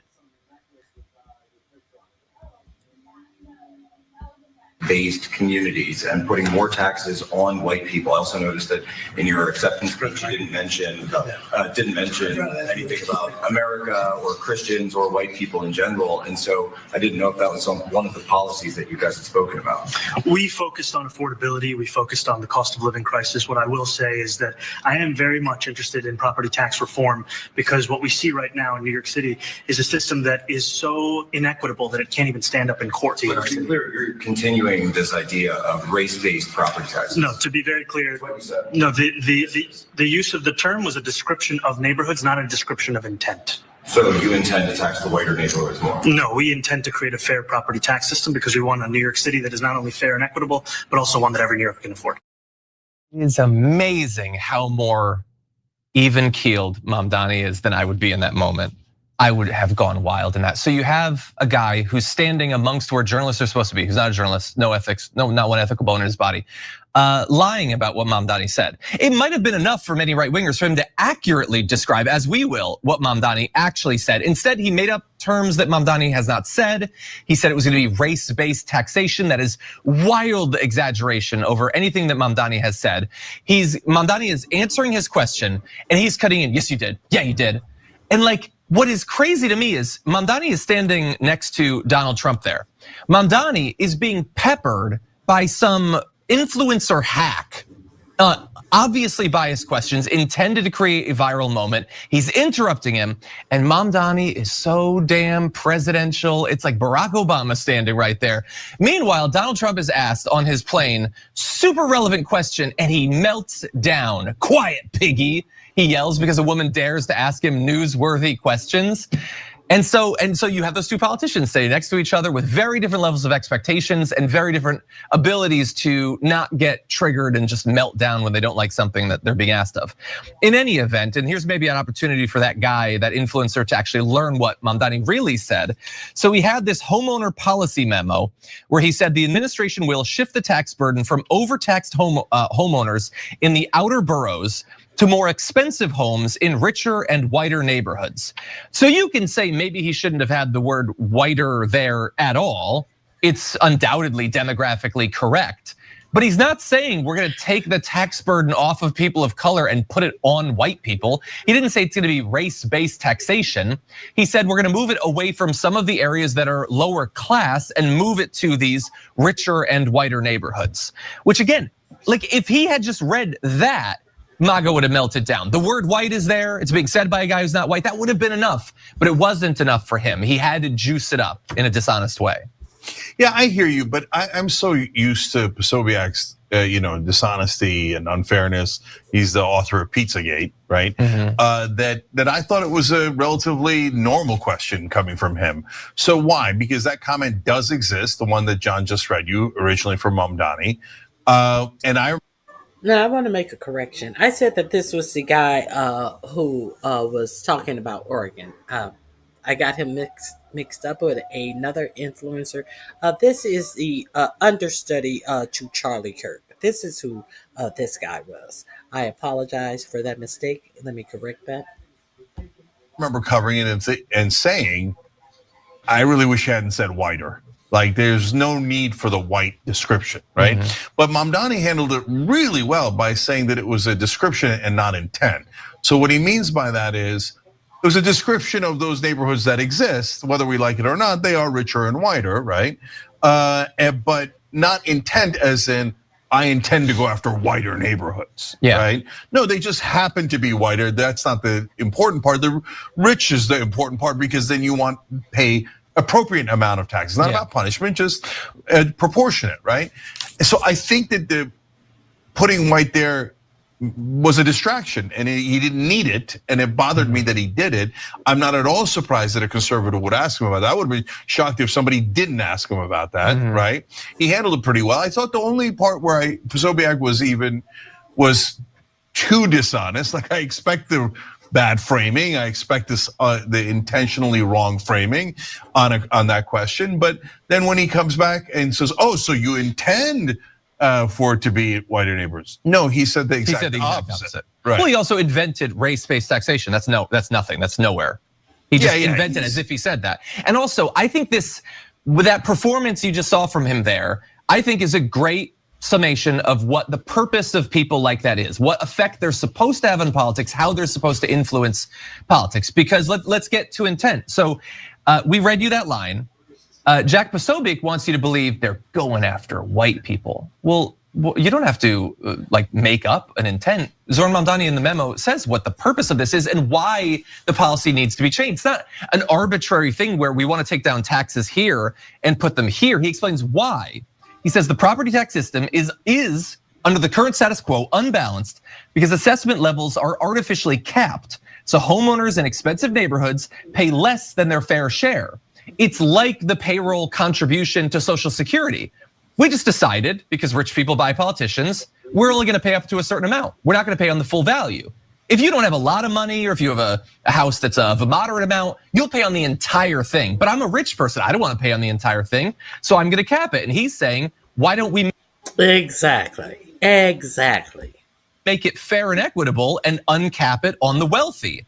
And that's where an influencer like Jack Posobiec comes in.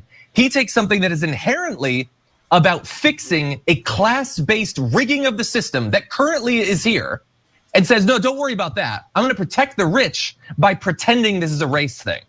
So I'm gonna continue to allow, my goal is for rich people to continue to get away without paying their fair share.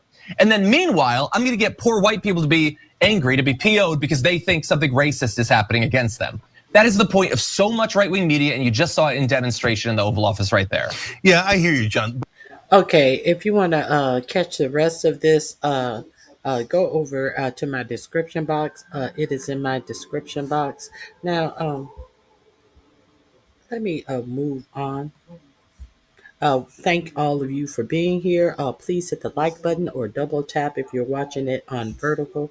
There's a lot of things I want to share with you. Now, this is some breaking news about a phone call that may have been worse than the phone call that got 45-47 impeached in his first administration. Remember, in his first administration, he had a phone call with Zelensky. And he wanted him to lie and frame Joe Biden. They were campaigning, and he wanted Zelensky to lie on Joe Biden, and Zelensky refused. So are we clear on why he is not supporting our alleged ally? And he is well. There could be several reasons why he's holding the water for Putin. We discovered in those leaked text messages that Epstein offered to give Putin some damning information or something of that sort to Putin if he wanted it. Okay, so let's get into this. Oh my God. Hold on. I'm gonna have to do some. I'm gonna have to do something right quick. So my point is, hold on. It has been some new damning information that has come out about 45-47 and a phone call with Putin. Let me play this while I prepare that video. I'll play this until I get that one up. More information that I think you can use.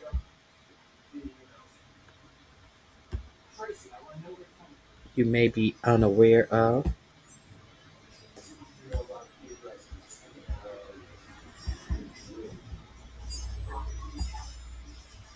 The major news right now, Donald Trump and the Trump administration have engaged in likely several illegal actions over the past 24 to 36 hours that you need to know about, that they don't want you knowing about. Overnight, a district court judge in Washington, D.C. ruled that Donald Trump's deployment of the United States National Guard to Washington, D.C. was illegal. We learned, according to NBC News, that a senior lawyer in the United States Southern Command said that their strikes on Caribbean boats in the Southern Caribbean would amount to extrajudicial killings, likely illegal. A federal judge in Washington, D.C. is actively probing potential contempt-related charges concerning illegal flights of undocumented migrants to El Salvador. And a grand jury in Maryland is actively investigating whether or not Trump administration officials violated the law when conducting mortgage fraud investigations against Trump's political opponents. Now, Trump said that defying illegal orders is tantamount to sedition or treason. And at the same time, there are at least 4 examples where the Trump administration has engaged in illegal actions or have given an illegal order. Spread the word, follow for more. We have some major news right now. Donald Trump and the Trump administration have engaged in likely... So we're going to get into that investigation. We surely are. We are going to get into that investigation of Bill Pulte and what is his name?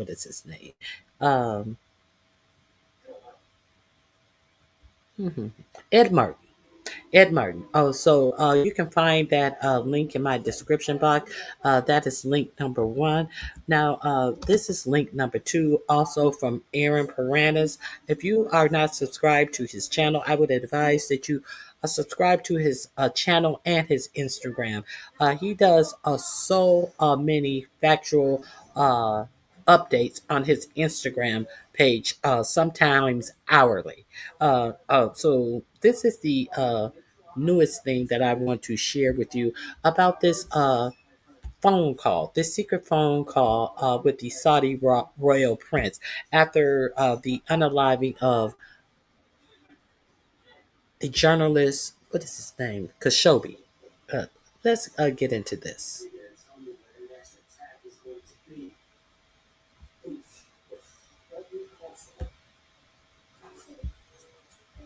Okay, here we go.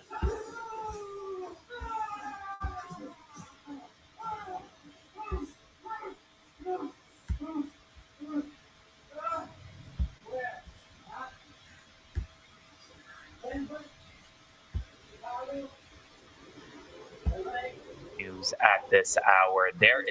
We have extremely serious news at this hour. There is a bombshell phone call between the Saudi crown prince and Donald Trump that is worse than the phone call that Donald Trump was impeached for between himself and President Volodymyr Zelensky back during Donald Trump's first term. And one congressman is demanding that the Trump administration release the phone call. This phone call was between the Saudi crown prince Mohammed bin Salman, MBS, and Donald Trump soon after Jamal Khashoggi, the Washington Post reporter, was brutally dismembered and murdered by the Saudi regime. And Vindman is saying that he heard that phone call, that it was shocking, that it was a bombshell call, and that the American people deserve to know about it. Now, I keep reporting on this because Vindman just had a press conference with Jamal Khashoggi's wife, and I need you to know about this, and I need the American people to know about this bombshell phone call that Trump is refusing to release. So make sure to like, comment, share, and subscribe. This phone call, according to Vindman, who previously was on the National Security Council staff during the Trump administration and Trump 1, was a bombshell and came just days after Jamal Khashoggi was murdered. I want you to watch Vindman alongside Jamal Khashoggi's wife. President Trump's disturbing and counterfactual defense of Saudi Crown Prince Mohammed bin Salman, this week I felt compelled to speak up on behalf of the Khashoggi family and the country that I serve. This is why I took to the House floor to bring to light a call I reviewed during my tenure on Trump's White House national security staff. Out of all the calls with foreign leaders that I reviewed, 2 stood out as the most concerning. The first is well known, the call with President Zelensky that led to Trump's first impeachment. The second is a call between Mr. Trump and Mohammed bin Salman after the brutal murder of Washington Post journalist and a Virginia resident, Jamal Khashoggi. The Khashoggi family and the American people deserve to know what was said on that call. As I've said on the floor and in the past, if the past is any indication, the receipts will raise serious questions, and they will be shocking. All week, I've urged the president to release a transcript. Yesterday, I sent him a letter with 37 of my colleagues demanding the release of the transcript. I'm honored to have Ms. Khashoggi with me today, standing by my side as we remember her husband and call for transparency and accountability. We will continue pressing for the release of the transcript so the American people understand the truth. Our intelligence agencies concluded that Crown Prince Mohammed bin Salman ordered the murder of Ms. Khashoggi's husband. When a president sidelines his own intelligence community to shield a foreign leader, America's credibility is at stake. The Khashoggi family and the public deserve to hear the truth. We need straight answers about this conversation. We need the transcript. Once again, I'm calling on the president to release the transcript of this call. Now, a lot of people are asking me, well, how come Eugene Vindman won't just release the transcript? And it's a good question, but the answer is if he did, he'd get indicted immediately. When Vindman was on the National Security Council staff, he was there in a nonpartisan position. It wasn't a partisan. He wasn't there as a Trump acolyte, as a Trump political appointee. It was a nonpartisan role Vindman previously served in the United States military. And these phone calls, they're highly classified. Vindman does not have access to them right now. He doesn't. He couldn't leave the White House with access to them with the recording of the call. If he did that, he would be indicted almost immediately. You can't just take a phone call and release it. He can't also say what was on that phone call without also possibly facing indictment because it is classified, and he can't just release classified information. I do want you to watch what Jamal Khashoggi's wife said following Vindman's remarks. Thank you. And I'm seeking the help of Mr. Congressman Vindman and Mr. Jimmy Raskin. I insist to get this content of the conversation between President Trump and Crown Prince Mohammed bin Salman to stand with the truth. I need to know that what is the truth in this conversation. She's demanding, her husband was brutally slaughtered by the Saudi regime, and she is demanding answers. She wants the transcripts public so that she can have some closure, but also to learn about the truth between Donald Trump and the Saudi regime and how close the two of them actually were. And if you recall, Donald Trump seemingly brushed away any notion that Mohammed bin Salman was associated with the murder of Khashoggi, despite the fact that Trump's own intelligence community concluded that he was, in a stunning Oval Office departure of American norms. Appropriate, Mr. President, for your family to be doing business in Saudi Arabia while you're president, is that a conflict of interest? And Your Royal Highness, the U.S. intelligence concluded that you orchestrated the brutal murder of a journalist. 9/11 families are furious that you are here in the Oval Office. Why should Americans trust you? And the same to you, Mr. President. Now, who are you with? I'm with ABC News, sir. You're with who? ABC News, sir. Fake news, ABC fake news, one of the worst in the business. But I'll answer your question. I have nothing to do with the family business. I have left, and when I've devoted 100% of my energy. What my family does is fine. They do business all over. They've done very little with Saudi Arabia, actually. I'm sure they could do a lot. As far as this gentleman is concerned, he's done a phenomenal job. You're mentioning somebody that was extremely controversial. A lot of people didn't like that gentleman that you're talking about. Whether you like him or didn't like him, things happen. But he knew nothing about it, and we can leave it at that. You don't have to embarrass our guest by asking a question like that. Just you ask, Mr. President, you allow me to answer. I feel painful about the families of 9/11 in America, but we have to focus on reality based on CIA documents and based on a lot of documents that Osama bin Laden used Saudi people in that event for one main purpose, is to destroy this relation, to destroy the American-Saudi relation. That's the purpose of 9/11. About the journalists, it's really painful to hear, anyone that been losing his life for, no real purpose or not in a legal way. And it's been painful for us in Saudi Arabia. We've did all the right steps of investigation, etc. in Saudi Arabia, and we've improved our system to be sure that nothing happened like that. And it's painful and it's a huge mistake, and we are doing our best that this doesn't happen again. The American people and Jamal Khashoggi's wife deserve answers. There is a phone call that could be released by the Trump administration today. The Trump administration today. And yet they're not doing it. So I need your help to continue putting pressure on this administration. Like, comment, Kind of like the Epstein. Let me make sure my mic is on. Kind of like the Epstein files could have been released with all of its brouhaha. Vimmen is a liar. He's just wishing there was something wrong. He didn't hear shit. And you know this exactly how, Donna? Donna, please tell us how you know that. Please tell us how you know that. Hmm? Oh, let's continue. I mean nothing. Okay, I'm okay with that. I am okay with that. But you're here. Okay, so now this is I played that clip for you on Thursday when I was here. Because it is absolutely telling that he 45 wants 47 wants you to say that his family has done limited business with the Saudis when after his first administration the Saudi government against the people who disperse Saudi money immediately turned around and gave his son-in-law Jared Kushner $2 billion for his hedge fund, a business that Jared Kushner had no prior experience in. You know, the biggest thing that Jared Kushner had going for him at that time was the purchase of this building in New York City that was about to go into foreclosure.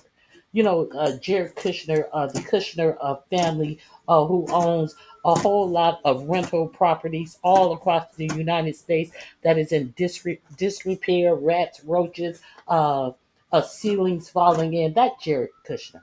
The Saudis turned around and gave that Jared Kushner, excuse me, I'm cutting something to $2 billion. Also, this is the limited interactions that the Saudis have been having with 4547. We do remember when 4547 went to Saudi Arabia and announced all of the buildings and golf courses and all of this stuff that he was doing with the Saudis. We don't remember any of that? Oh, okay. We're going to pretend like we don't remember any of that. Okay.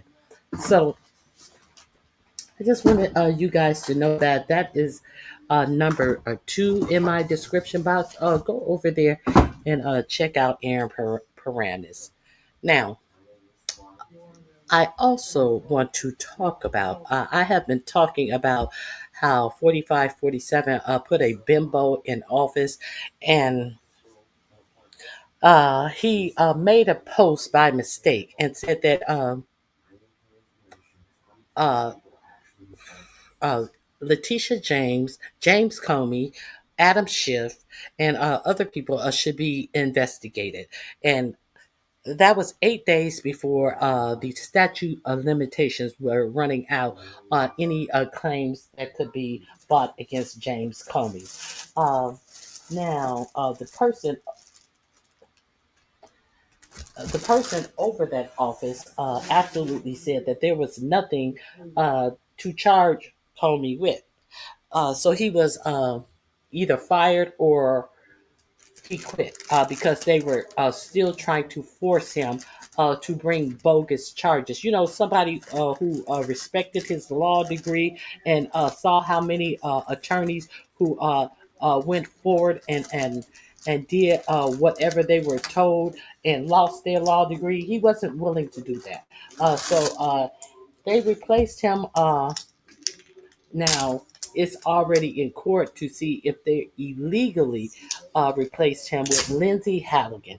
Lindsay Halligan, who was once a Trump pageant holder. They replaced them with her, Lindsay Halligan, who has never tried a case. Is who they replaced the U.S. Attorney of Virginia with. So she then, brought the case against Comey and Letitia James. The Letitia Comey's case is about allegedly lying under oath.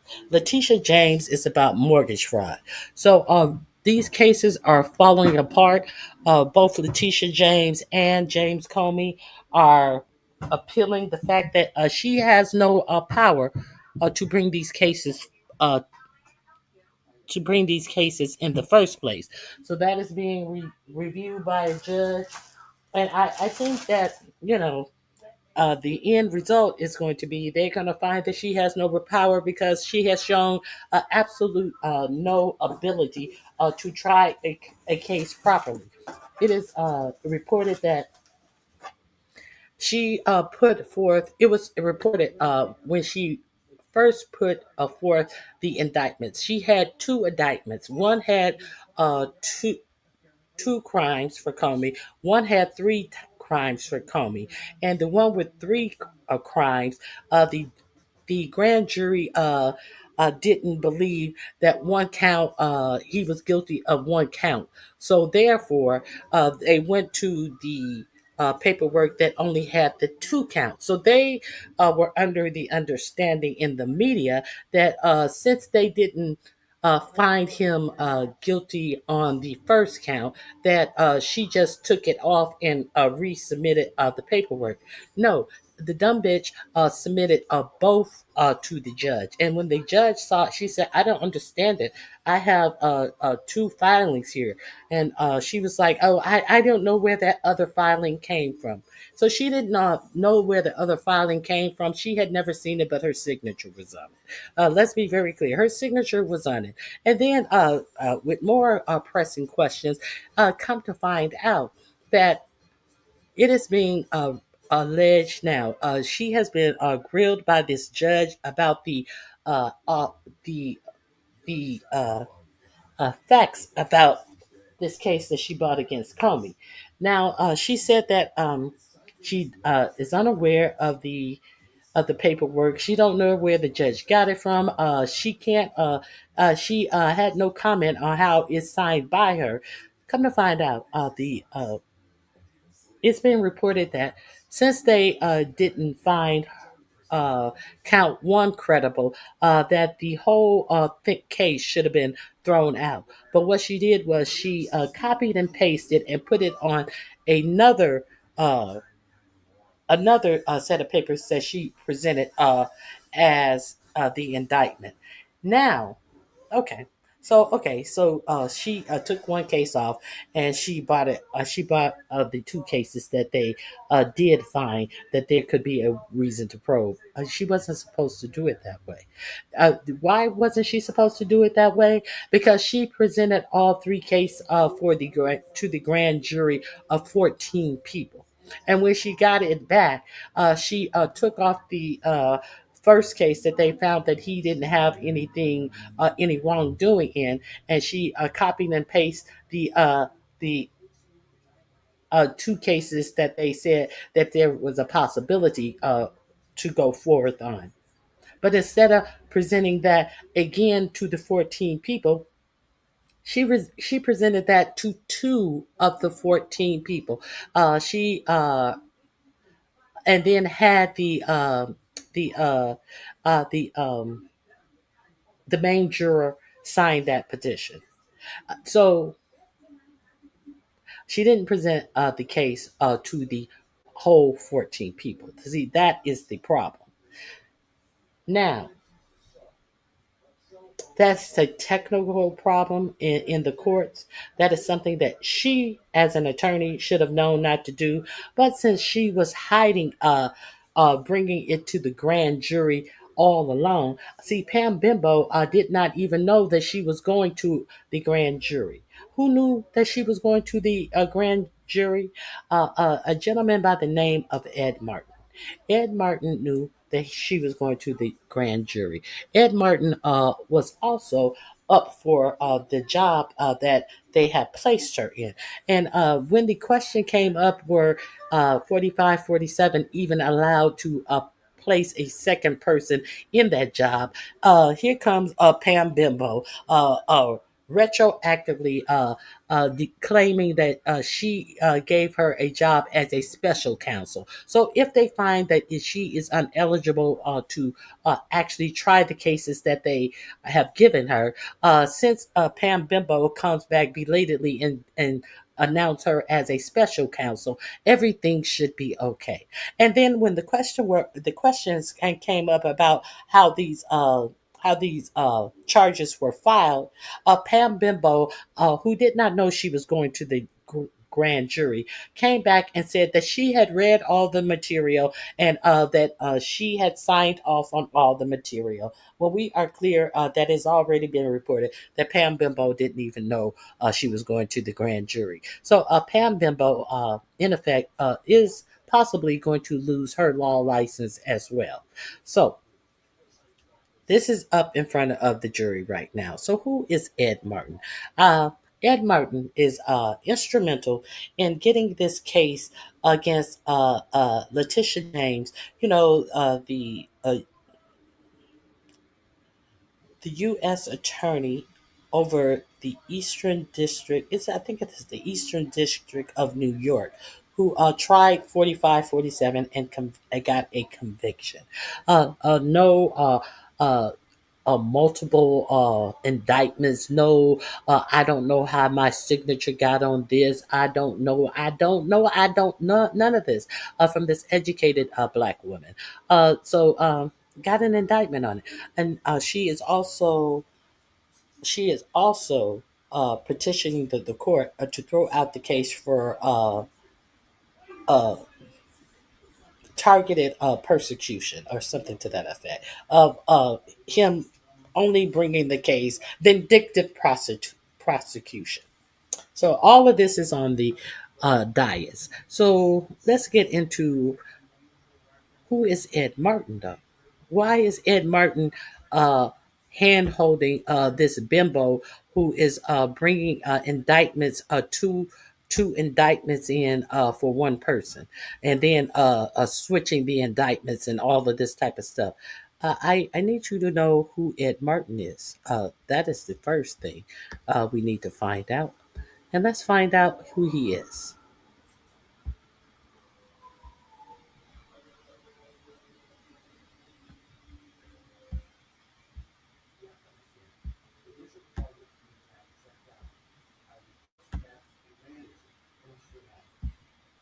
I know there's a lot of people to keep track of in Donald Trump's new administration, but this guy is, I would say, a standout. And I don't mean that in a good way. He is the guy that Trump appointed to be the U.S. attorney for Washington, D.C. So he's not yet Senate confirmed. He's an acting right now. He is, to my mind, completely unqualified.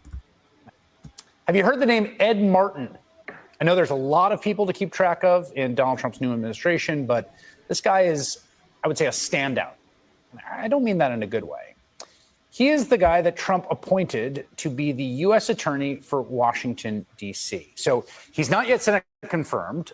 He's an acting right now. He is, to my mind, completely unqualified and truly a bit unhinged. One of the things he is doing a lot of, since he got into that powerful office basically day one as the acting U.S. attorney, not confirmed yet, he's trying to be confirmed, is this habit of firing off these menacing letters all over the place. For instance, to medical journals, from the New England Journal of Medicine to the Journal of Obstetrics and Gynecology to Chest. That's a scientific journal for chest doctors. If I'm being honest, it's the first time I've ever heard of it. In these letters, Martin accuses the journals, this is the U.S. attorney, acting U.S. attorney, accusing the journals of bias and demands that they report back to him.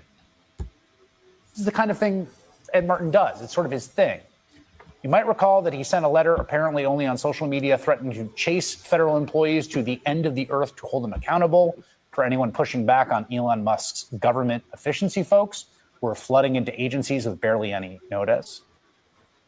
This is someone, it would seem to me, based on these letters, who is under the impression that he lives in an authoritarian state, not a free country, where people with the policing power that he's been vested with get to just impose their will on any institution whatsoever, from, the Chest Journal to Georgetown Law School to Wikipedia. Now, the Senate Judiciary Committee has yet to vote to start Martin's confirmation hearing. But Republican Chair Chuck Grassley said today it is not on the agenda because Republicans still have questions, as they should. And there is really just a really long list of reasons not to nominate this guy. At one point, for instance, he was representing both sides of some of the January 6 cases. He was still attorney of record for the defendants. That's what he was doing a lot of before he became acting attorney, U.S. attorney, while he was also serving as a prosecutor in the office seeking to dismiss the charges. And I think it's a pretty obvious violation of legal ethics to be on both sides of the same case. Reuters reported that in an email to staff, Martin said he had stopped working on the cases and was, quote, under the impression that I was off the cases. He still advocates for the January 6 rioters, likening their cases to Japanese internment under FDR. He's also tried to get his office to essentially gin up baseless criminal investigations.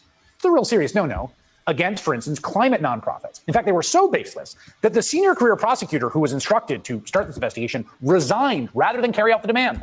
And so then Ed Martin decided to try and submit a warrant on his own. He was trying to freeze the money these organizations had.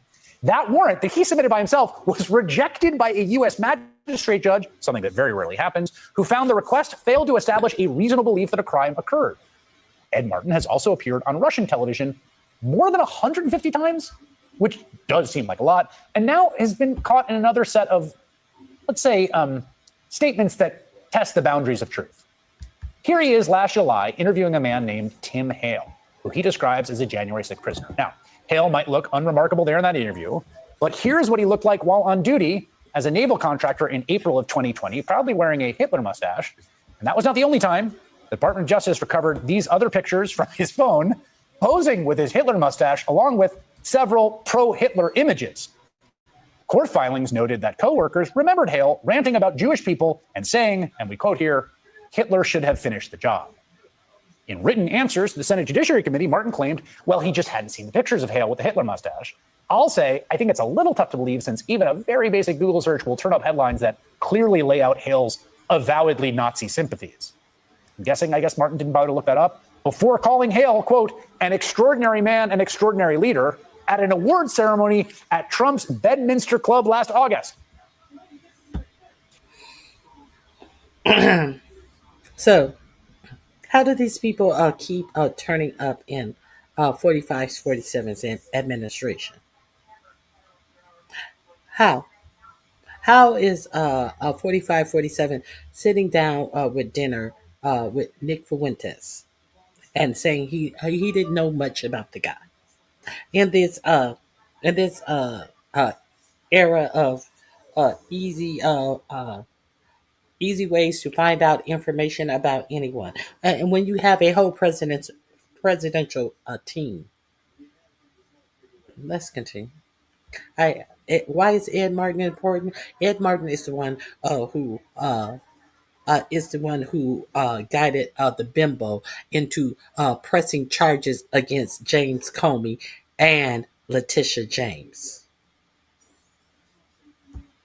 Ed Martin is currently running one of the most powerful U.S. attorney's offices in the country. But he can't stay there indefinitely. He needs Senate confirmation to continue in the job. And now there is a big effort to stop him from being confirmed. We have some major news on that next. The nomination of Ed Martin to the powerful position of U.S. attorney in Washington, D.C. is sparking lots of concern on Capitol Hill. Congressman Jamie Raskin is calling for an FBI investigation of Martin for failing to disclose that he made over 150 appearances on Russian state TV and radio, asking the FBI director to investigate whether Mr. Martin's omissions were inadvertent or part of a deliberate attempt to conceal his extensive ties to Russian media and intelligence operations, writing, quote, the Congress of the United States and the American people deserve a full picture of Mr. Martin, his relationships to Russia, and his political loyalties.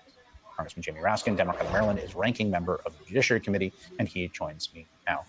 I suspect, Congressman, that the appearances on Russian state television are not the only reason that you think Mr. Martin wouldn't be an ideal candidate for this job. You're correct. He's been describing a neo-Nazi Holocaust revisionist who dresses up like Adolf Hitler and gives himself a Hitler mustache as a great man, a great leader, a great friend of his. And he defended him even when it was brought to attention that this was a guy who said that Hitler should have finished the job and that babies born with disabilities should be shot in the head. All of those things were brought directly to Ed Martin, Donald Trump's nominee to be the U.S. Attorney for the District of Columbia. And instead of answering those questions or rebuking his friend Hale Cusinelli for having said these things, he instead attacked the National Public Radio, calling it government-paid propaganda. Okay, speaking of propaganda, let me pause here. Hey, Very Carey, it is good to see you. Let me see. This MSNBC guy is so delusional with his TDS. The fact that you are trying to make TDS a thing shows what delusions you are under. But we're talking about the content of what is being reported. We're not talking about individuals. We're not talking about MSNBC. We are actually talking about Ed Martin. Is there anything that you'd like to say about the facts that are coming out about Ed Martin and the simple fact that 4547 chose to nominate him in the position that I will tell you what happened with this nomination. I will tell you what happened with this nomination. Person is absolutely unfit to be a United States attorney in the Department of Justice, without even getting into the point that he suppressed the fact that he'd been a regular guest for Russian propaganda TV and said lots of pro-Putin things over an 8-year period. 150 appearances is not like a no. Are we wondering why? Are we wondering why he was nominated for this position? In 45-47 presidency, who said a lot of pro-Putin things. I see. You just can't. If you just jumped into the news of politics today, I need to take you back. See, that's why it's always good to get information from people who know information. And if you don't know information, know where to find information. See, I was around, and I remember this reporting on this Ed Martin guy who has been in 45-47's administration. He's now over pardons. He's now over pardons and over what do they call it? He is also over pardons, and he's over. To make sure that the non-weaponization of the DOJ.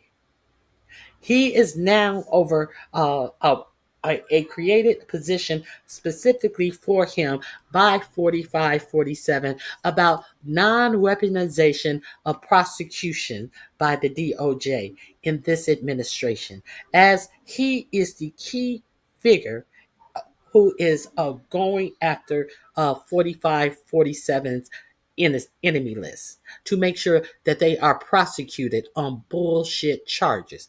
Make that make sense.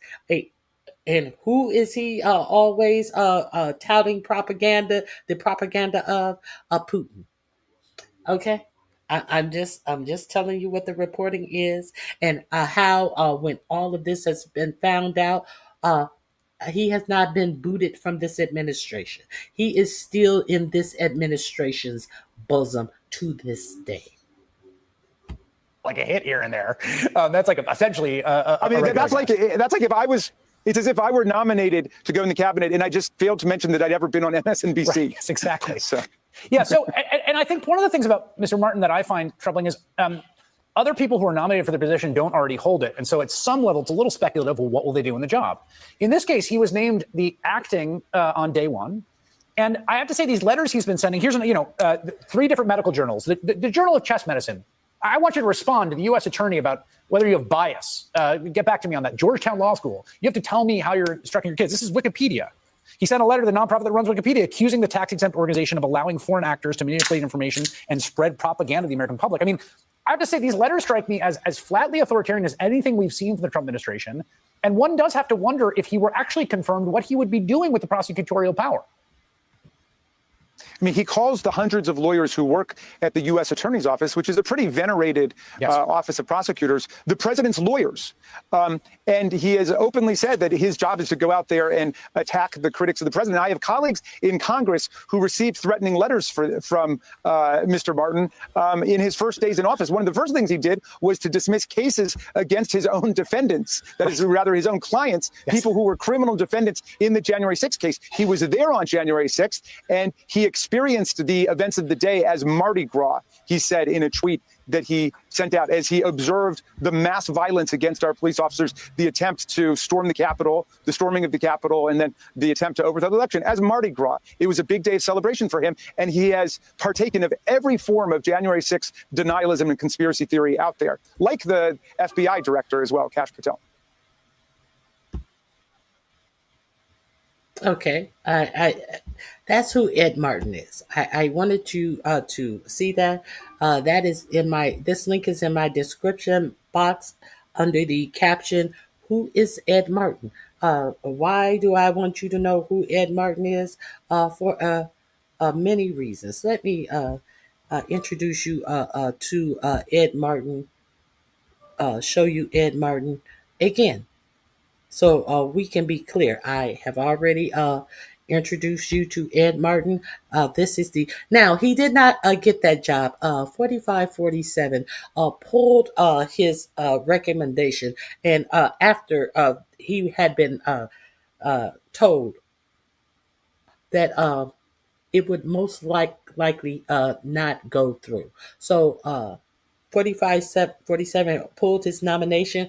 He appointed an interim. He did not put anyone else up for nomination for that position. He put in the interim. The interim was the one who told Pam Bimbo that there were no cases to be tried against Letitia James or James Comer, and that person was subsequently let go from that position, and then he put in the pageant bimbo.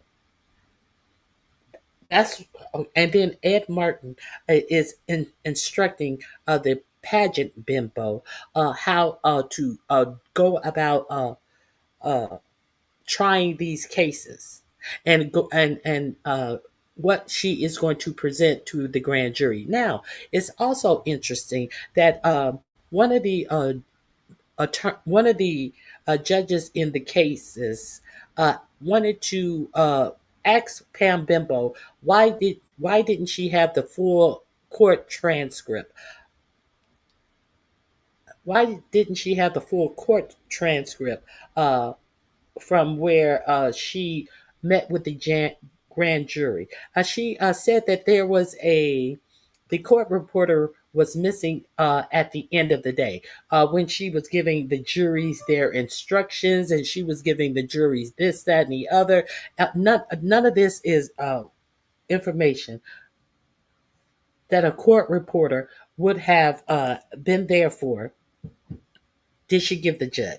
And she had no explanation of why she didn't have that information of where is the court reporter. There is no court going on without the court reporter. She gave her nothing. And the judge told her, I want all of the transcripts. And she was supposed to come back with all of the transcript and explain why her signatures were on two indictments that did not match each other.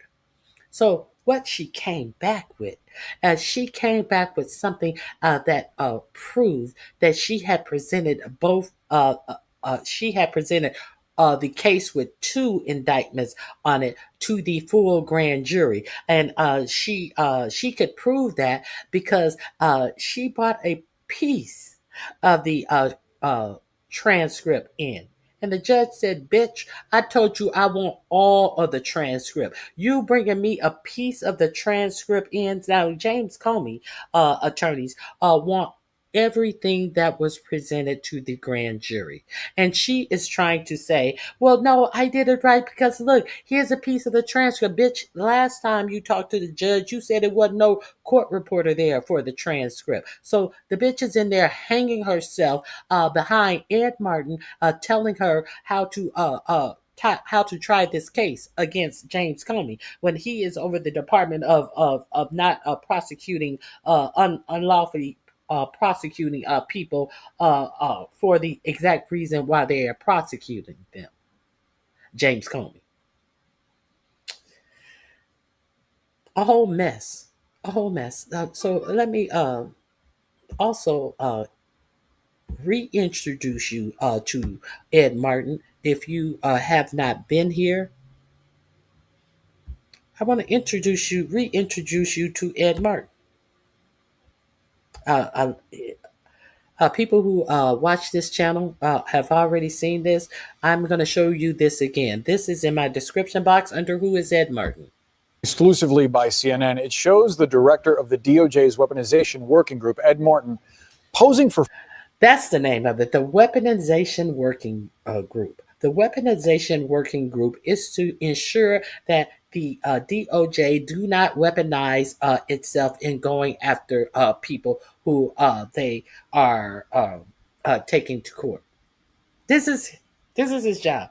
Where is he standing? He's standing in the front of where? A New York City apartment. Whose apartment would this be? That would be Letitia James. He's stalking her. He's absolutely stalking her apartment building out there, her home, not apartment building, her brownstone. Taking pictures in front of her home, stalking her. He has absolutely no reason to be in front of her home. But watch the reason that he gives. And watch what he also says about what he has the right to do to her in his position. That is supposed to be a position that they will not. I always forget. They will not go after people for retribution. That is his position. Let me rewind this. New video obtained exclusively by CNN. It shows the director of the DOJ's weaponization working group, Ed Martin, posing for photos outside of New York Attorney General Letitia James's home last week. Ed Martin was recently put in charge of the investigations into New York Attorney General Letitia James. There's an investigation looking into whether she committed mortgage fraud, and also an investigation that is looking into her civil lawsuit that was brought against Donald Trump, his adult sons, and the company. And you can see here on this video, Ed Martin is there with a colleague from the Department of Justice. He's outside of Letitia James's home, and he does pose for a photograph outside of that home. Now, he was on Fox News on Sunday, and he said that he was there because he had had meetings in New York and New Jersey, and that he decided to go by the home. He said you have to lay eyes on it, and also saying that you got to get a sense of what is at stake. But Letitia James's attorney, Albie Lowell, has pushed back. He wrote a letter to Ed Martin yesterday in which he highlighted this unusual visit to Letitia James' home, which they say is an intimidation tactic. He also pointed out that soon after being appointed to be leading this investigation, that Ed Martin called for James's resignation, and then also went on Fox News on Sunday and said that he wanted to look into every aspect of James's life, which some people would call a fishing expedition. He wanted to get a look into every aspect of James's life. You have to go by there. I have no business there. I had other business in New York City. I had to see what was at stake for this educated Black woman. I had to lay my eyes on it.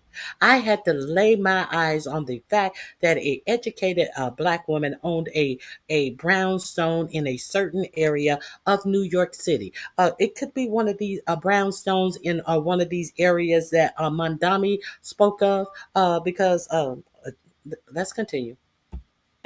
So Lowell has said that, were there any doubts as to your political retributive mission? You erased them in your first statements about your appointment when you stated that your assignment is to, quote, stick the landing.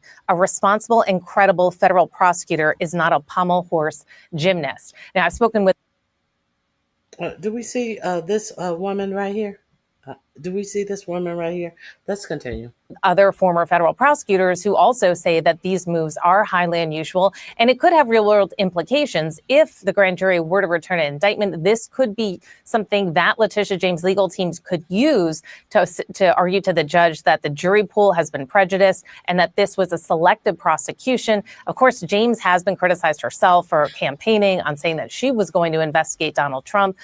She does have that court victory in the civil lawsuit where a judge has ordered Trump to pay $500 million. We reached out to the Department of Justice and they declined to comment. New video. Oh, they have nothing to say. We don't want to comment on that. We are not supposed to be weaponizing our department, and the person over weaponizing the department, not weaponizing the department, went and stalked this woman's where she lays her head. Okay, so who was? Let me introduce you to something else that I think you will find interesting about this. Let me introduce you to something else. The woman, who was that woman with her hands on her hips and the tank shirt on? Here she is right here. Let's get a street view of Ed Martin at Letitia James' home. And we see that this is a blonde white woman outside. Let's see who she is. Usually houses like this. Tell me why you're here. We're interested in the houses. You're not interested in the houses. You know who lives here. It's like Second Empire.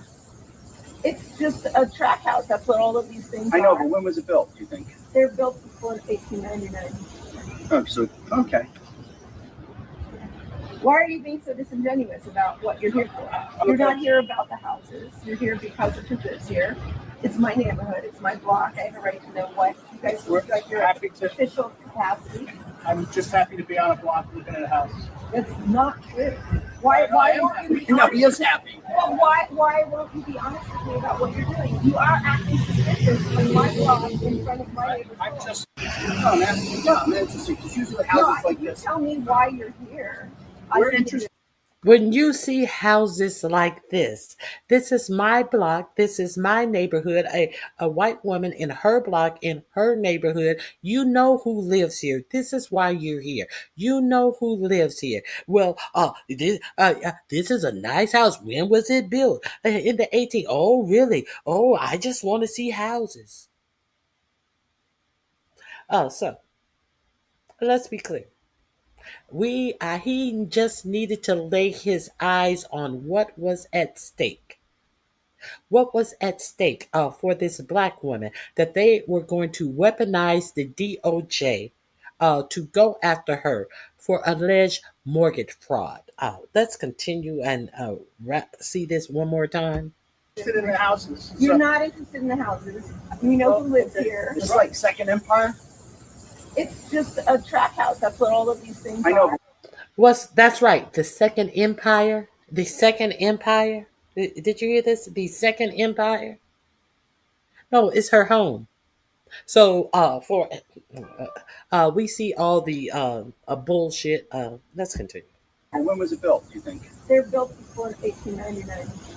Oh, so, okay. Why are you being so disingenuous about what you're here for? So you mean to tell me that this educated black woman has a historic house on top of it? I'm on the outside. It's a wonder that they didn't go up and peek in the windows to see what was on the inside. It is a wonder. You're not here about the houses. You're here because of who lives here. It's my neighborhood. It's my block. I have a right to know what you guys look like your official capacity. I'm just happy to be on a block looking at a house. That's not true. Why won't you be No, he is happy. Well, why? He is happy. I'm just happy to be on a block with houses. Like, this is the only block in New York City that has houses. He is happy because he thinks that he's going to take it away from her. Weaponizing the DOJ to take everything away from this educated black woman that brought a case against 45-47 in which he was found guilty of. The link is in my description box. I just wanted I wanted you to see this. So why are you showing us all of this, Ronnie Q? Why are you showing us all of this? This is why I'm showing you all of this.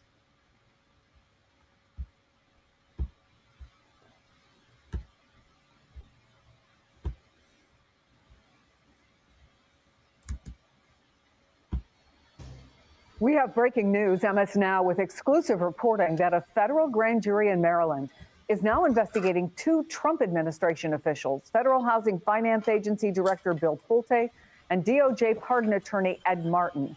Now, the investigation centers on whether they appointed unauthorized people to help with mortgage fraud investigations of California Democratic Senator Adam Schiff and New York Attorney General Letitia James. Joining us with their exclusive reporting, MS Now's Ken Delanian and Carol Lenig. Carol, let's start with laying out exactly what you've learned about this investigation.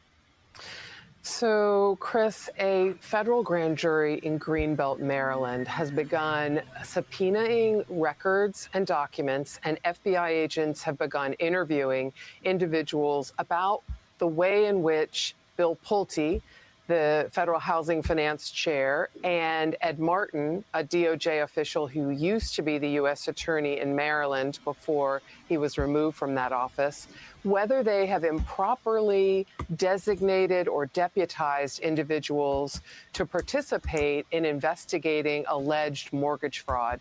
Now, Chris, you know that these mortgage fraud claims have been seriously criticized and questioned by career prosecutors who do not find that the evidence of mortgage fraud by either Letitia James or, Adam Schiff, Senator Adam Schiff, have any real factual sufficiency to bring charges. Nevertheless, Bill Pulte has made these referrals, and both Mr. Pulte and Mr. Martin have been pressuring prosecutors' offices to bring these cases. Now, the shoe is on the other foot, according to our sources and documents that we have reviewed at MS Now just this morning that indicate this has turned around in a way that the Department of Justice is investigating the methods used by these two top Trump allies. So what are the possible implications here, Ken? Chris, this is the most surprising story I have covered in the Trump administration. It is absolutely extraordinary. One legal scholar reacting to our reporting called it a sign of life for the rule of law. Ed Martin is not just the pardon attorney. He's leading the weaponization working group. He's Donald Trump's darling. He's the instrument of revenge that Trump has put into the Justice Department to lead all these investigations against his political opponents. And here you have the Justice Department investigating him over what appears to be sort of a technical issue about whether they properly deputize people to conduct and carry out these cases. Obviously, there's something going on here. There's layers of MAGA infighting that we can't begin to fathom, and we're going to do some more reporting on it. But on its face, it's just an extraordinary story. One wonders how Donald Trump will react to this news that his own Justice Department is investigating some of his key allies who have been carrying out his wishes, Chris. Carol, you're not prone to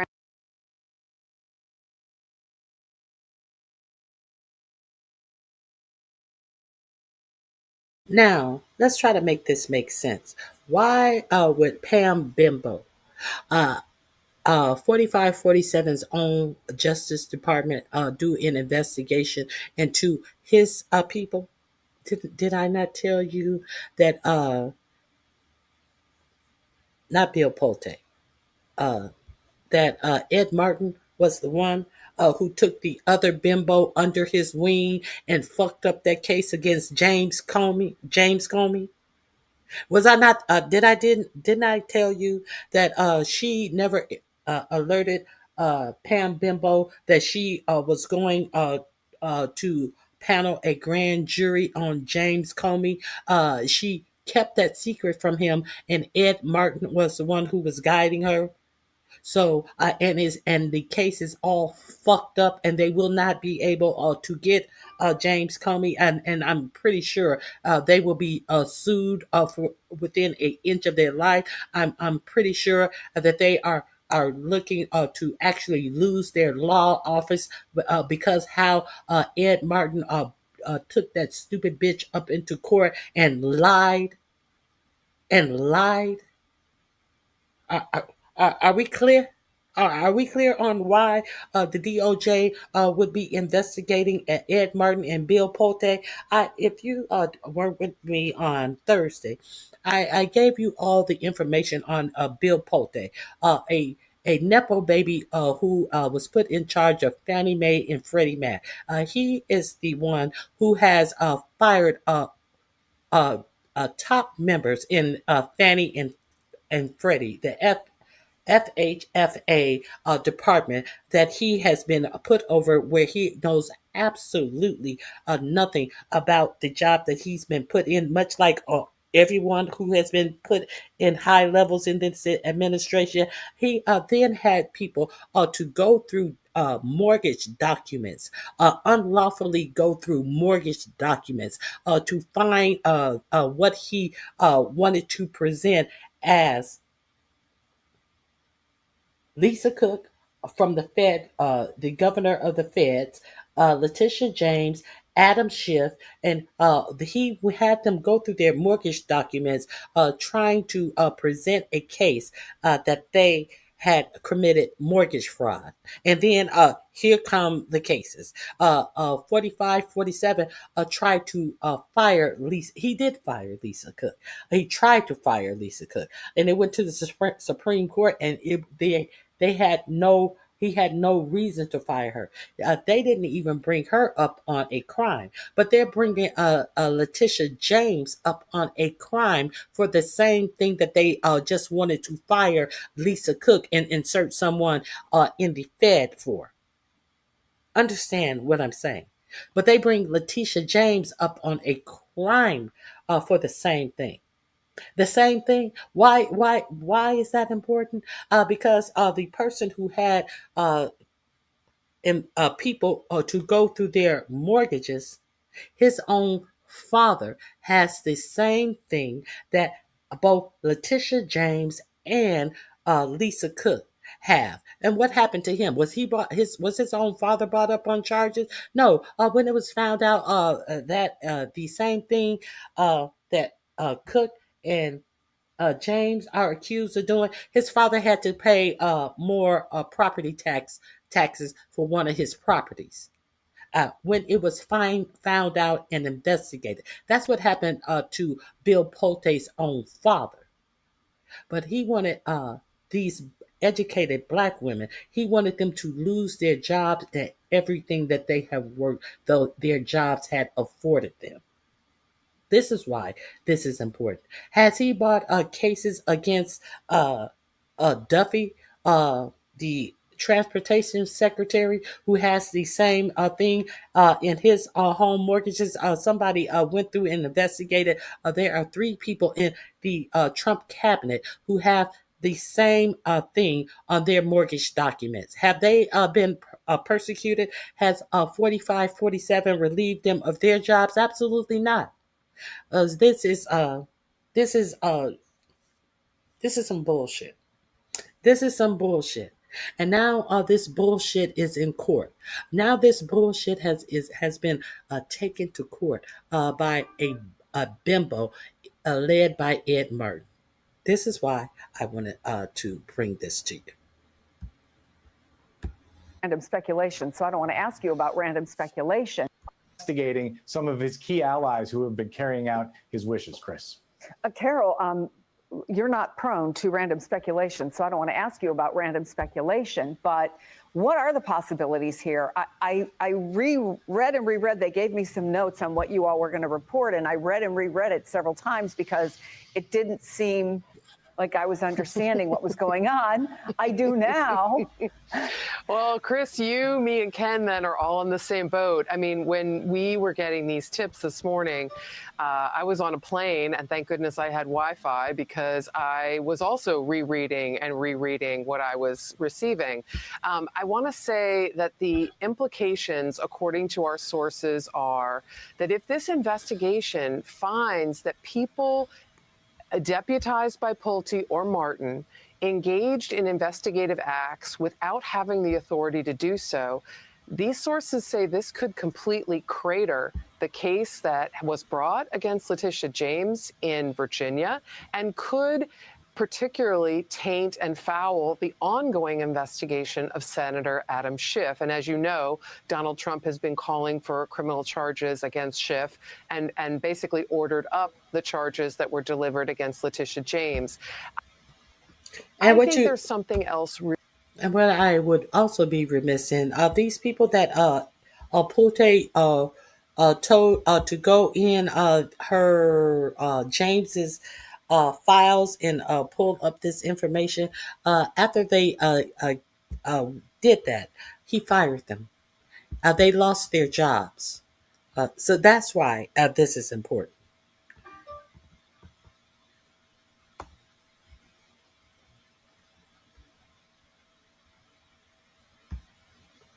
Okay, so let me.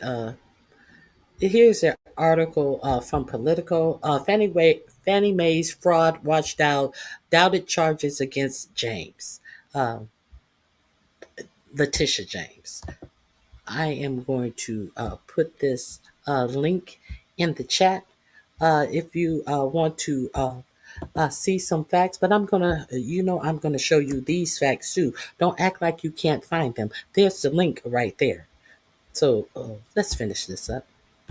Really interesting going on here. Maybe the Department of Justice is simply trying to make sure that nothing afoul occurred. But perhaps the Department of Justice at the top layers is growing concerned about, and I say perhaps, not to speculate, but just citing sources, perhaps the Department of Justice in the form of Todd Blanche and Pam Bondi have grown concerned about unforced errors, the kinds of errors that unfolded with Lindsay Halligan in a courtroom in a spectacular fashion yesterday, and which MS Now was reporting in real time. And I'm going to talk to you. I will tell you what happened. The unforced errors that they are already eating crow on behind this bimbo. So let me see how much more. You know, the courtroom, like a pin drop, could have been heard when Lindsay Halligan and her colleague acknowledged that a full grand jury never saw the full indictment that she had a grand jury foreperson allegedly sign in the case against former FBI Director Jim Comey. To have this kind of unforced error that could lead to the dismissal of that charge, there's something about it that rings of concern inside the higher levels of DOJ.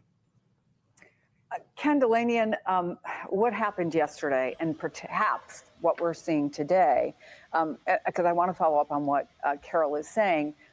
Certainly in the case of Lindsay Halligan, a lot of people put warning signals out about her lack of experience and the concerns that they had about someone with her background being able to go into a grand jury and do what is required.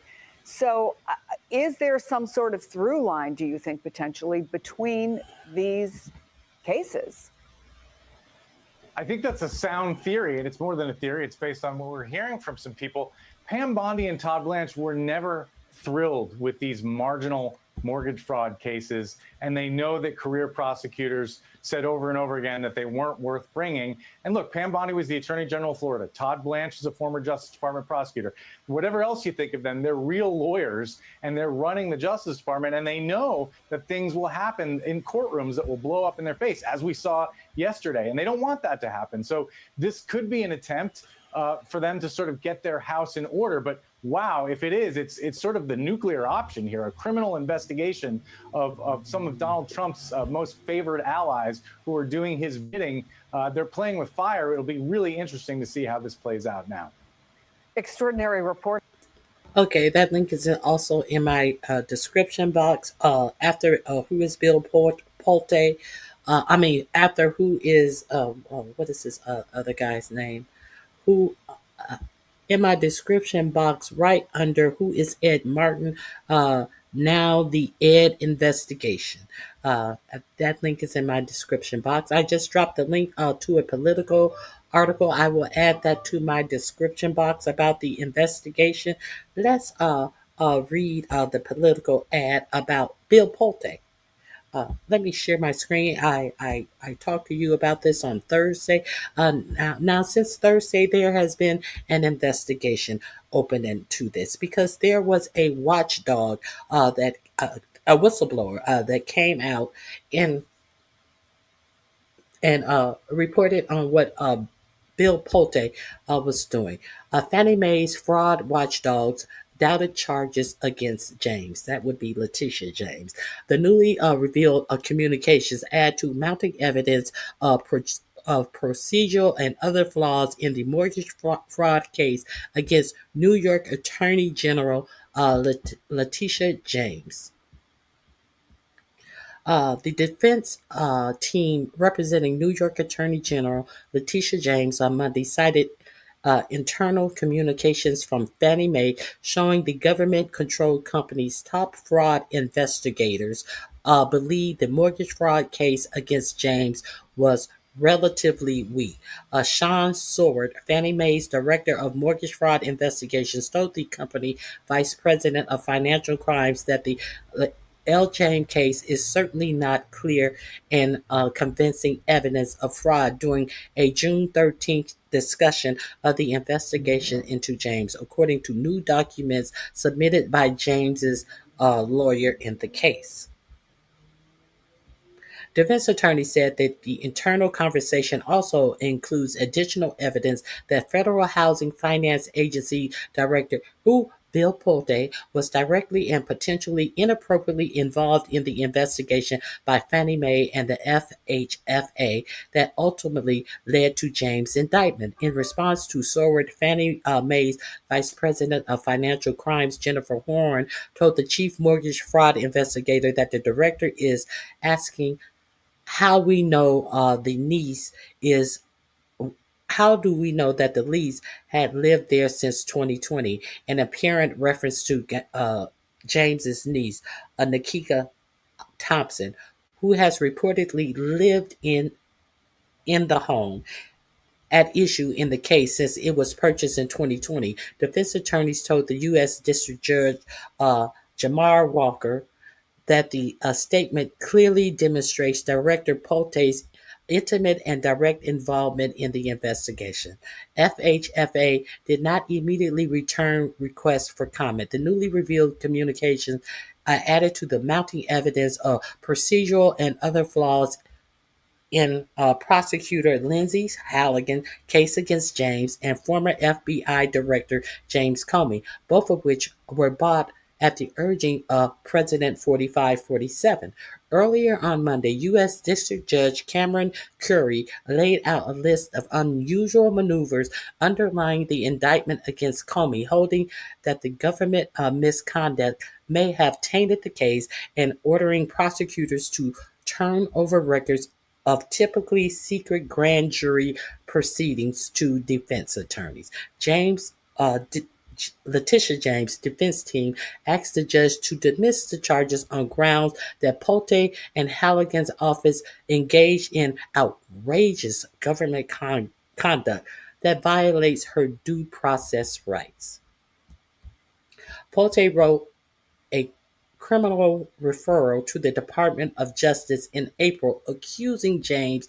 Now, Pulte, he's over the FHFA. He wrote a letter to the Department of Justice in April accusing James of claiming a home she owned in Norfolk, Virginia as a primary resident to get a more favorable loan. A more favorable loan. The rate of that loan, what was it? Under 0.8% or something to that effect, lower than she could have gotten on the regular market, which would have saved her over the whole duration of the loan. She would have saved $18,000. So you mean to tell me that this woman did all of this to save $18,000 over 30 years? So that's what they want you to believe. Okay. Okay. And they filed a criminal case against her behind this bullshit. Okay. Though James wasn't indicted on those allegations, she now faces separate mortgage fraud charges. The FHFA director has been accused of circumventing standard procedures, and his agency Inspector General's office, which is typically the component that makes criminal referrals to the Justice Department. The Senate Democrats, including Banking, Housing, and Urban Affairs Committee ranking member Elizabeth Warren of Massachusetts, and Senate Judiciary Committee ranking member Dick Durbin of Illinois, sent a letter to the Government Accountability Office on Monday calling for an investigation into Polte's misuse of federal authority and resources to publicly accuse prominent Democrats and President 4547's perceived political enemies of mortgage fraud. James earned national attention for launching lawsuits against the president's first term policies and suing 4547 company for fraud, in which she absolutely won. Polte posted on X that we have some new mortgage fraud investigations coming soon. So he was posting on X prior to ever writing a letter to the DOJ. See, he posted all of this shit that he was doing on X. He wanted to be a star. Now you may be getting your wish, Bill Pulte. You maybe. I wanted to. Let me see. Hold on.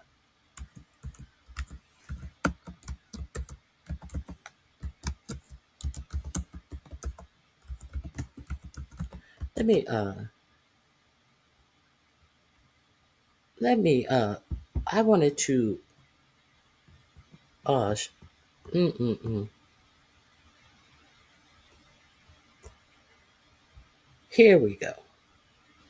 This is what I want you. This is what I also want to share with you. I'm going to drop this link in my description box.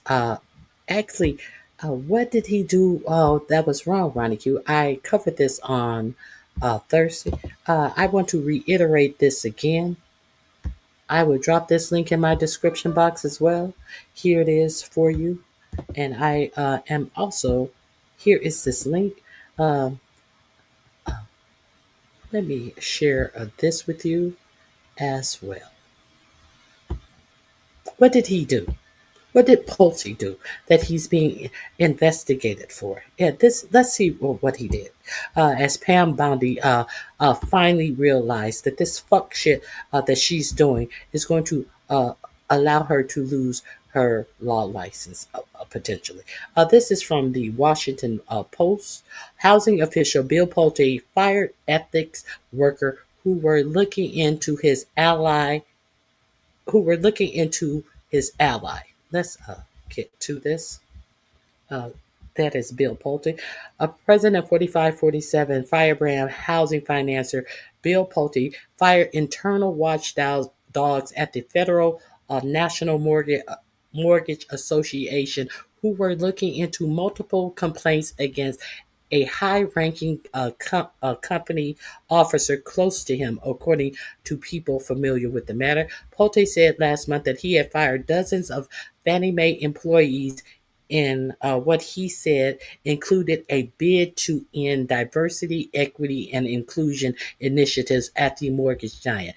Yet 6 people familiar with the matter, speaking on the condition of anonymity because they feared retribution, said those firings effectively cleared out the company's internal watchdogs charged with ensuring Fannie and its officials followed the law. The ethic teams include its chief, Susie Libby, was fired shortly after Fannie management directed investigators investigators to cease looking into the Pulte ally. They said a couple of people familiar with the situation. Other top Fannie officials were also terminated amid a broader clash with Pulte. The people said, including General Counsel Danielle McCoy and head of single family business Mallory Evans. Some of the terminations were first reported by the Wall Street Journal. McLivy and McGlory did not respond uh, to requests for comments. Let me see. Where's the Letitia James? Da-da. He runs Pulte roles are wide ranging. He runs a federal housing finance agency, which oversees U.S. mortgage market and control Fannie and is its peer, Federal Home Loan Mortgage Corp. or Freddie Mac. Pulte overhauled the company boards and made himself chairman of both boards. He is chairman of both of the boards. Oh, isn't that grand? On Monday morning, at least 200 additional Fannie employees were fired, according to two sources familiar with the termination, speaking on the condition of anonymity because they were not authorized to discuss the move publicly. It was not immediately clear if staffers were fired or why staffers were fired or how they were selected. Earlier this month, Rutgers also reported that the internal FHFA watchdog was being removed. The watchdog who let them know that they were using people at the agency to go into cases to bring charges. This is why they were fired. Pulte's action and unpredictable policymaking style has also sown uncertainty and undermined confidence in him for those across the housing finance industry at a crucial moment. The 45-47 administration is looking to take Fannie and Freddie under government control since the 2008 housing crisis. They are looking to make the government control Fannie and Freddie public. They are trying to privatize Fannie Mae and Freddie Mac. Let me see. I don't have what this is not what I'm looking for. Hold on, this is not what I'm looking for.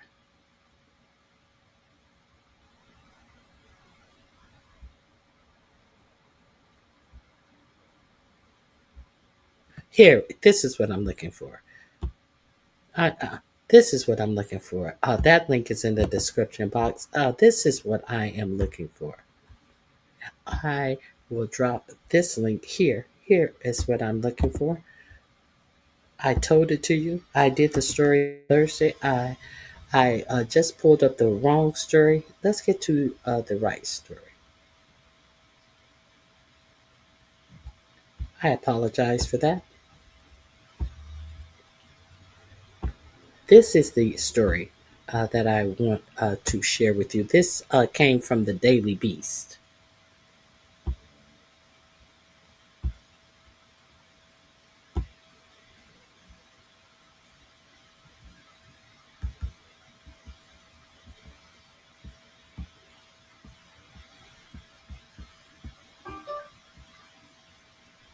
Housing official Bill Pulte fires ethic workers. Oh, that's the same one I just read you. I apologize. I apologize. I am human. Let me get the one from the Daily Beast. I want to share this with you. This is what your administration is doing. Finally, here we are. Here we are. Let me enlarge this script.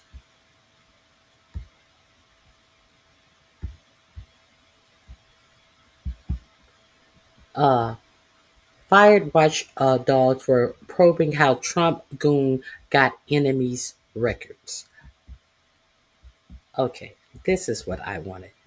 A group of investigators who were reportedly probing if a Donald Trump appointed housing chief improperly got hold of sensitive mortgage data on key MAGA enemies has been fired or removed. Ethics and Investigations watchdog Fannie Mae were looking into company complaints that Bill Pulte and his team had violated internal rules by accessing data, including about New York Attorney General Letitia James.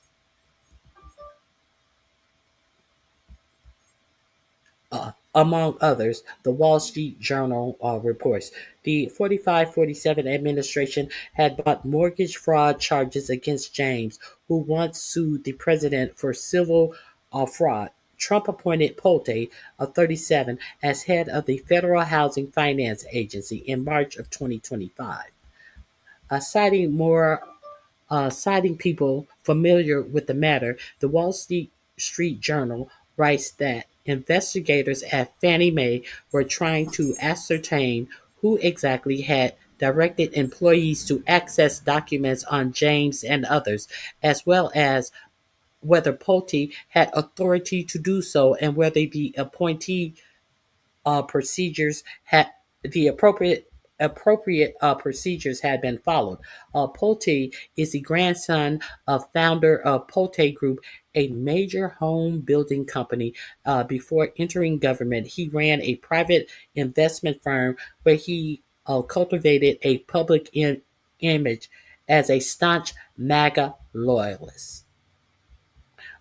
Since taking office, Pulte has aggressively pursued alleged mortgage fraud cases and reshaped oversight, both Fannie and its brother organization, Freddie Mac.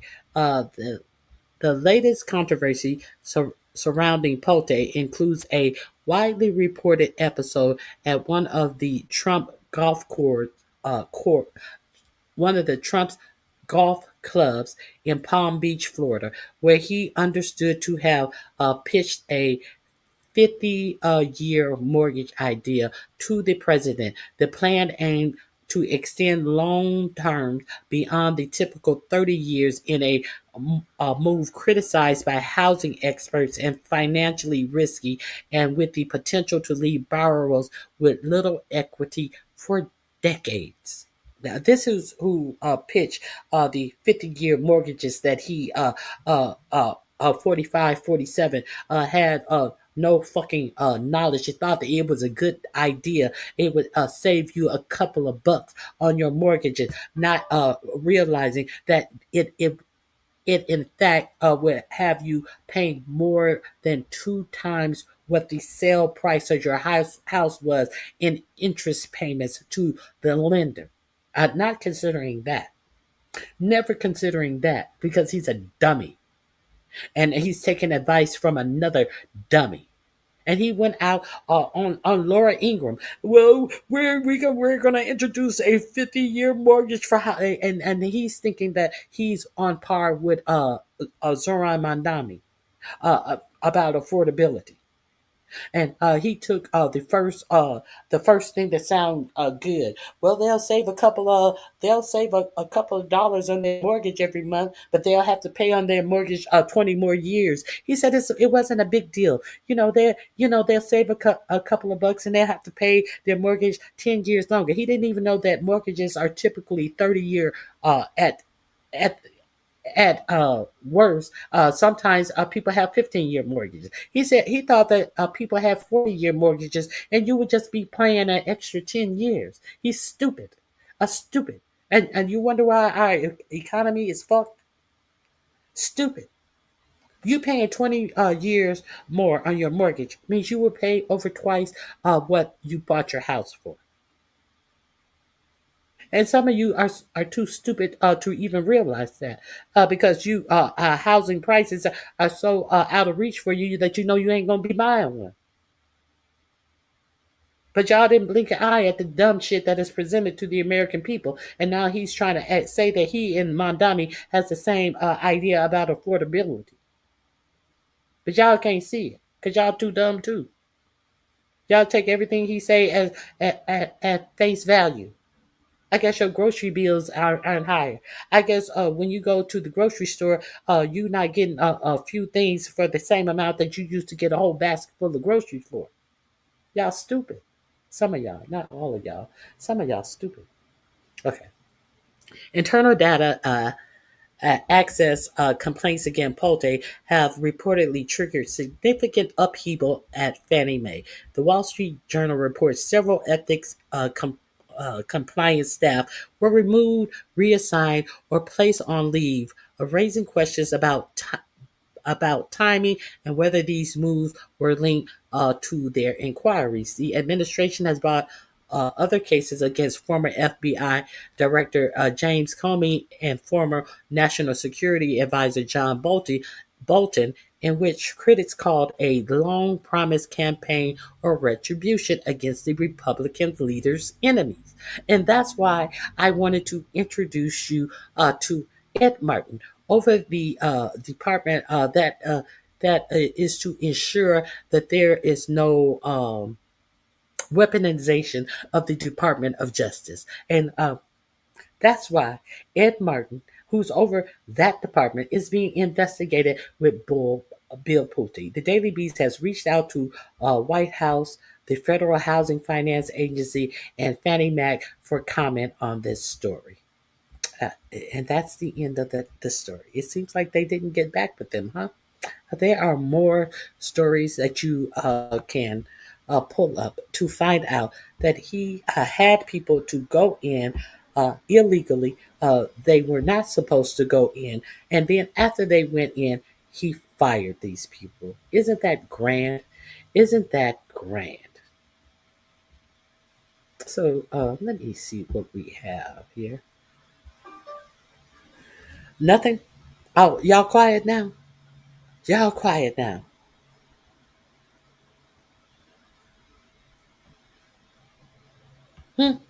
Y'all quiet now? Nothing else to say? Nothing else to say? You're right. She is no dummy, and that's why she pled not guilty. She's not the dummy. The dummies are the one who try to say that she committed a mortgage fraud. Uh, uh, any more questions? Any more questions?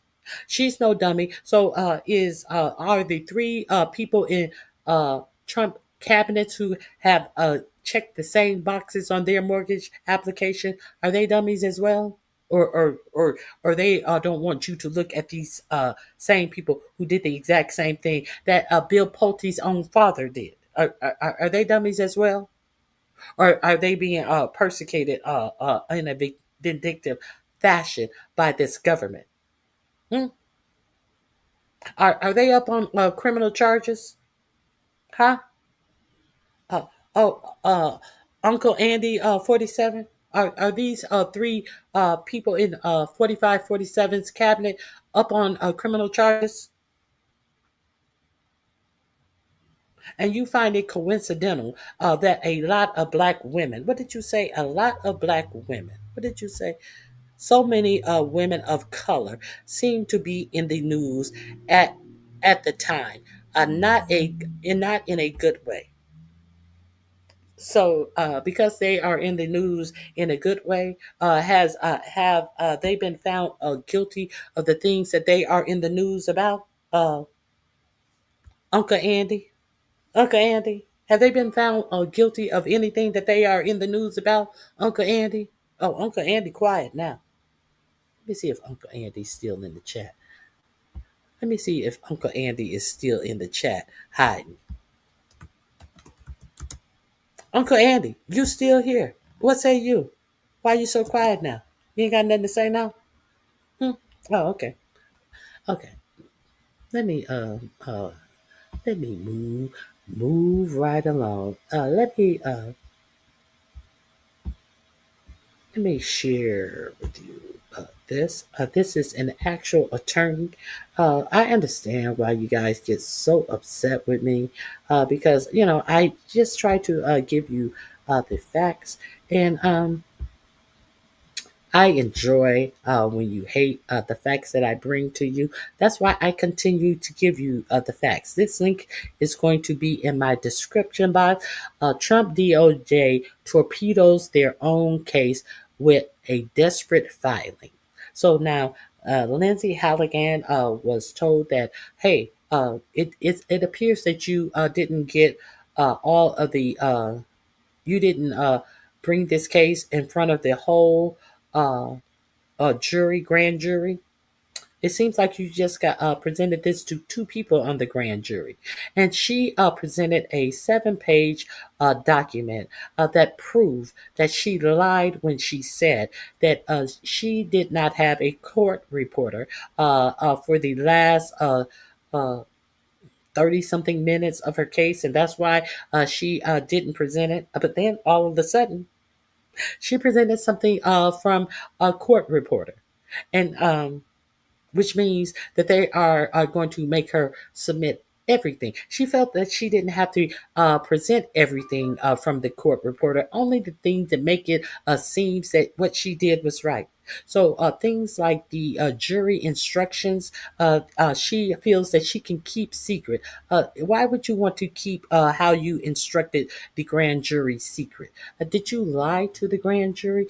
She wants to keep things secret. Kind of like how she violated Comey's Fifth Amendment right when it is alleged that she instructed the jury that he is responsible for taking the stand to disprove the case against him. When we all know that you do not have to take the stand in any case, and your jury should be instructed to not to look at it as either innocent or guilt if you don't take the stand. Are these the instructions that Lindsay Halligan gave this grand jury that she is trying to hide? Let's get into it. Lindsay Halligan, novice prosecutor that she is at it again. Another major screw up that probably kills her in not one, but two different courtrooms. She has suddenly filed 7 minutes of a grand jury transcript that she told another federal judge, Judge Curry, didn't exist.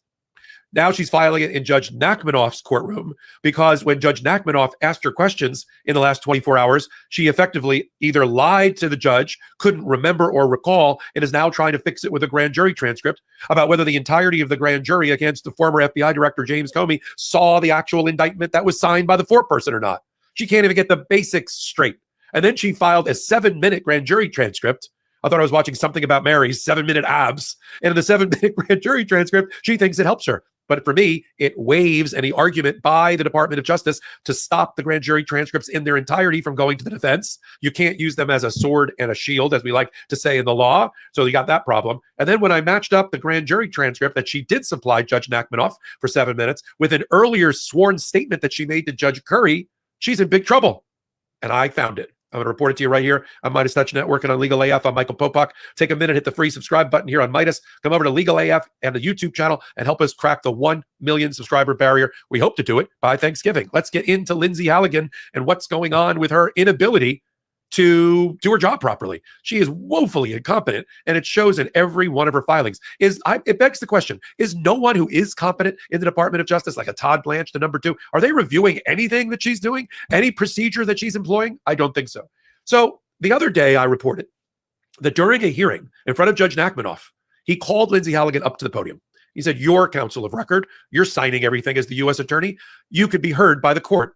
So what happened with why are there 2 indictments, and what happened to them? And she had to admit, along with Tyler Lemons, her other novice U.S. attorney that were in the room, that, and this is on the record, she's an officer of the court, that the jury never saw the second indictment, because there were 2 of them, because she's terrible, in which it only had 2 counts.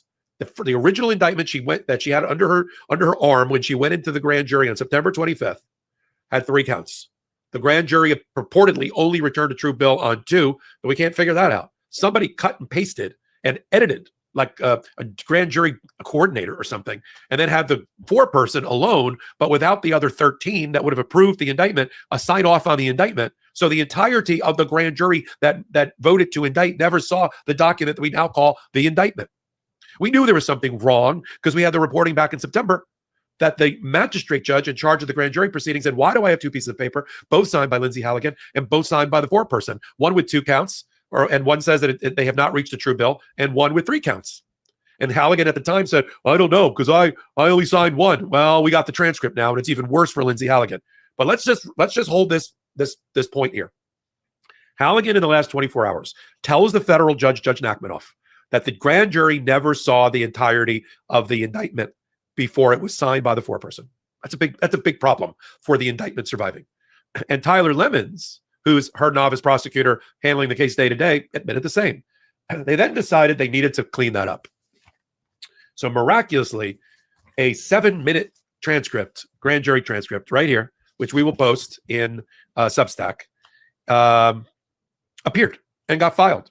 And what they tried to say is that this clears up everything, that this demonstrates that the grand jury returned a true bill on 2 counts. I don't think so. I also think this is a problem. Let's start with the fact that they found the 6:47 p.m. till 6:54 p.m. transcript. The magistrate judge already questioned what happened to the gap. Why is there a 2-hour gap between the end of the presentation and the deliberation? And Lindsay Halligan said, well, I didn't have any more interaction with the grand jury at any time and during the deliberation. That's not true, because after the deliberation, she and the foreperson came into court, and here is the transcript of that proceeding. So already she's in big trouble with Judge Curry about whether she should remain as the U.S. attorney. Here's what she said and what she filed on the 14th of November to Judge Curry. She said, at the November 13th hearing, Judge Cameron Curry expressed concern regarding an alleged gap in the grand jury record, referring specifically to the period beginning at approximately 4:28, when the transcript reflects that I, Lindsay Halligan, the court reporter, exited the grand jury. The judge says the entirety from the end of that till the indictment was returned, where's the transcript? And Halligan has the balls to tell the judge there is no transcript when she filed on the 14th. She said, I submit this declaration to clarify that and to confirm that the grand jury transcript accurately reflects the full extent of my appearance before the grand jury, and to explain that the period in question consists solely of the grand jury's private deliberations. I presented the case, and she says there was no additional presentation, interaction, or discussion with the grand jury outside of what is reflected in the transcript. That's a lie. Look at the 6:47 to 6:54 transcript. This is part of the missing transcript that Judge Curry wanted in her courtroom. She also questioned how could Pam Bondi have ratified as the Department of Justice Attorney General the actions of Lindsay Halligan if she didn't have access to the transcript that's now miraculously appeared. Big problems for Lindsay Halligan. At first, the clues don't seem connected. A bill here, a fee there, but step back and the pattern is clear. Credit card debt is the suspect hiding in plain sight. It doesn't kick down the door. It follows you like a shadow. And just when you think you're safe, it strikes. The evidence is everywhere. .com/legalaf. pdsdebt.com/legalaf. And then I read the actual transcript, and I'm thinking, well, they must think this really helps them fix the problem that they had in court with admitting that the the transcript that they said that they had no court reporter for came up with a portion of it, but not the whole time limit that was required by the judge. She's a dumb bitch. The grand jury in its entirety did not see the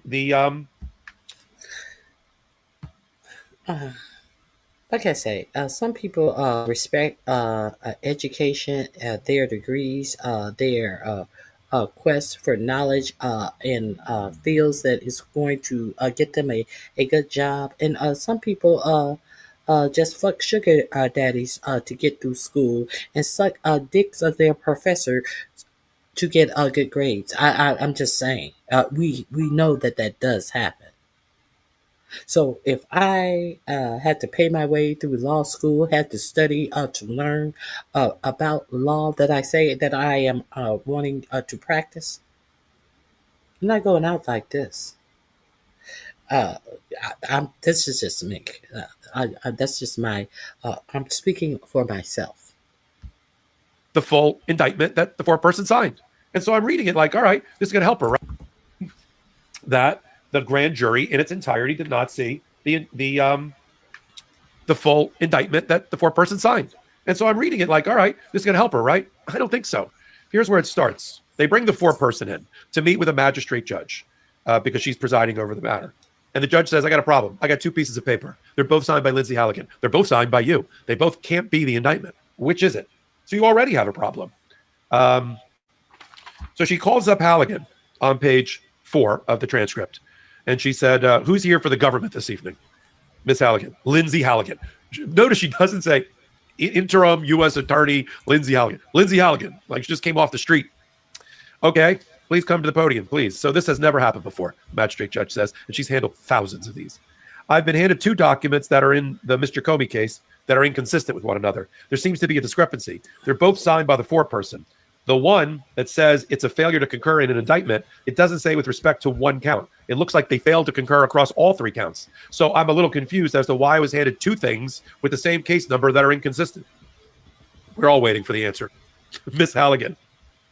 So I only reviewed the one with the 2 counts that our office redrafted when we found out about the 2 counts that were true bill, and I signed that one. I did not see the other one. I don't know where that came from. Let's stop right there. She had a 3-count indictment. She doesn't know where that came from.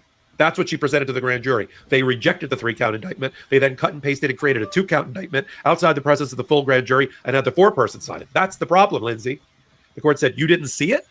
I didn't see that one. That's already a lie. It's already a lie or just gross negligence on behalf of Lindsay Halligan. Her procedure, her people hand in to the judge through the court deputy 2 documents, and she doesn't know where the one came from. Miss Halligan, no, I prepared the 3 counts. Oh, so now she flip-flops and says, I prepared the larger indictment. I only signed the one, though, with the 2 count. I don't know which one with 3 counts you have in your hand. The court says, okay, it has your signature on it. Stop right there. She signed both. She signed both the one that was not apparently true billed because it was rejected by the grand jury because they didn't agree on count 1. And she signed the one that is the actual indictment. It's not a clerical error. It's a fundamental error in procedure related to the grand jury. And then Ms. Halligan, when she's told that both have her signature on it, including the one that she says she never saw, says, okay, well, the court says, so I think to clean up the record here, what needs to happen, Madam Foreperson? And then they go through the order of operation. Since you provided this court, this is what the court says on the bottom of page 6 to Ms. Halligan. With respect to this case, Ms. Halligan, since you've provided to this court, I assume you intend to make it public. So both of the indictments will go on the docket. I just want to make sure that you understand that, and that is your intention. Okay, understood. All right, we're adjourned. This doesn't help her.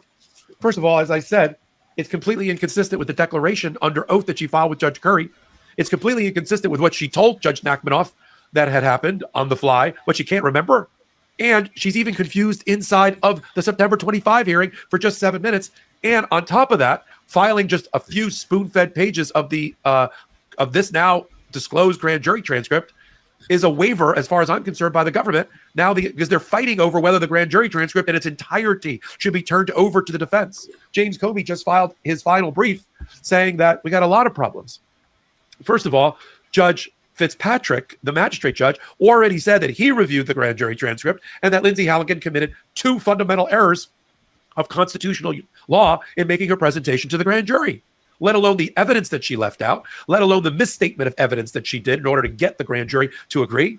She violated the 5th Amendment right of James Comey, suggesting to the grand jury that he needed to testify in violation of his right against self-incrimination, and also effectively said that the burden was on the defense, not on the prosecution, to prove the case.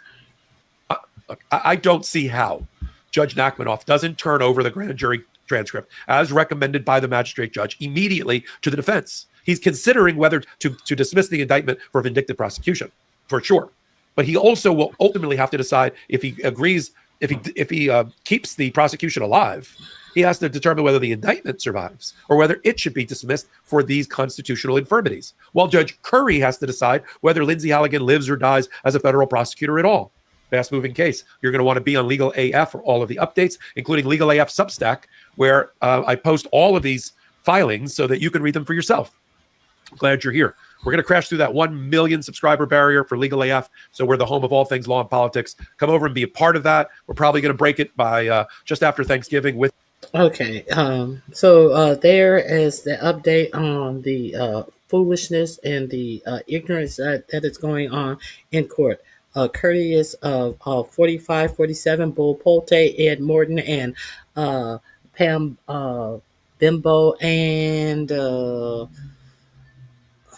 what is that other Bimbo's name? The Bimbos. Okay, now let me share this with you. Um, now there's been I reported to you on Thursday that 4547 said that former members of the military and different security agencies should be fired for doing a public service announcement about telling the military personnel to do not take illegal orders. And then we saw Caroline Leavitt say that these people were these elected officials were telling the military to not take orders. They distinctively said, "Do not take any illegal orders." So let me share this link with you.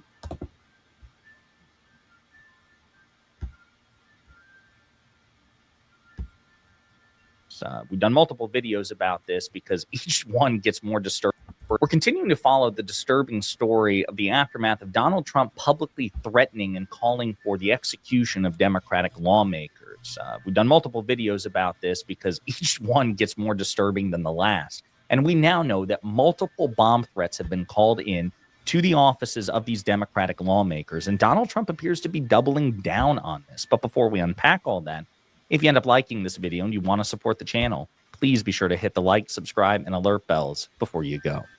All right, friends, just as a quick recap, right, as I'm sure you're aware, certainly if you watch this channel, certain Democratic lawmakers who are veterans of the military or intelligence community recently put out a video telling the military, reminding the military, you don't have to follow illegal orders, unlawful orders. As a matter of fact, you have an obligation not to follow illegal or unlawful orders.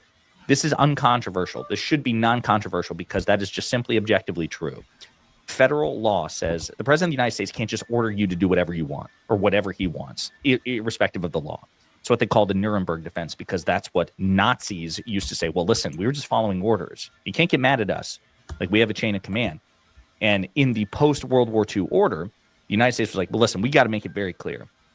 Yes, the president of the United States is the commander-in-chief, and yes, you are obligated to follow lawful orders. But if you're given an unlawful order, not only should you not follow, not only can you not follow it, you should not follow it. So it was. And I also gave you demonstrations of why it is important to reiterate this to our military servicemen, because when Pete Kegbreath was in his confirmation hearing, and since he has been over the Department of Defense, he refuses to say if he would take unlawful orders from 4547. So we're not pretending like this is happening in a vacuum.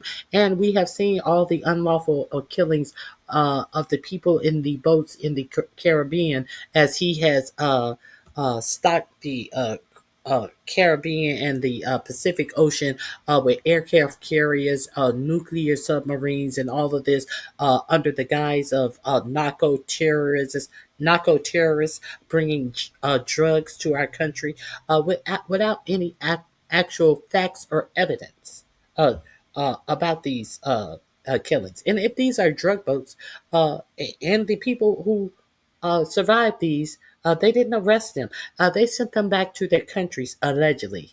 They didn't arrest them. This is what we know. They didn't arrest them. Now, somebody said, well, if these weren't narco drug dealers, we know that CNN would be interviewing them.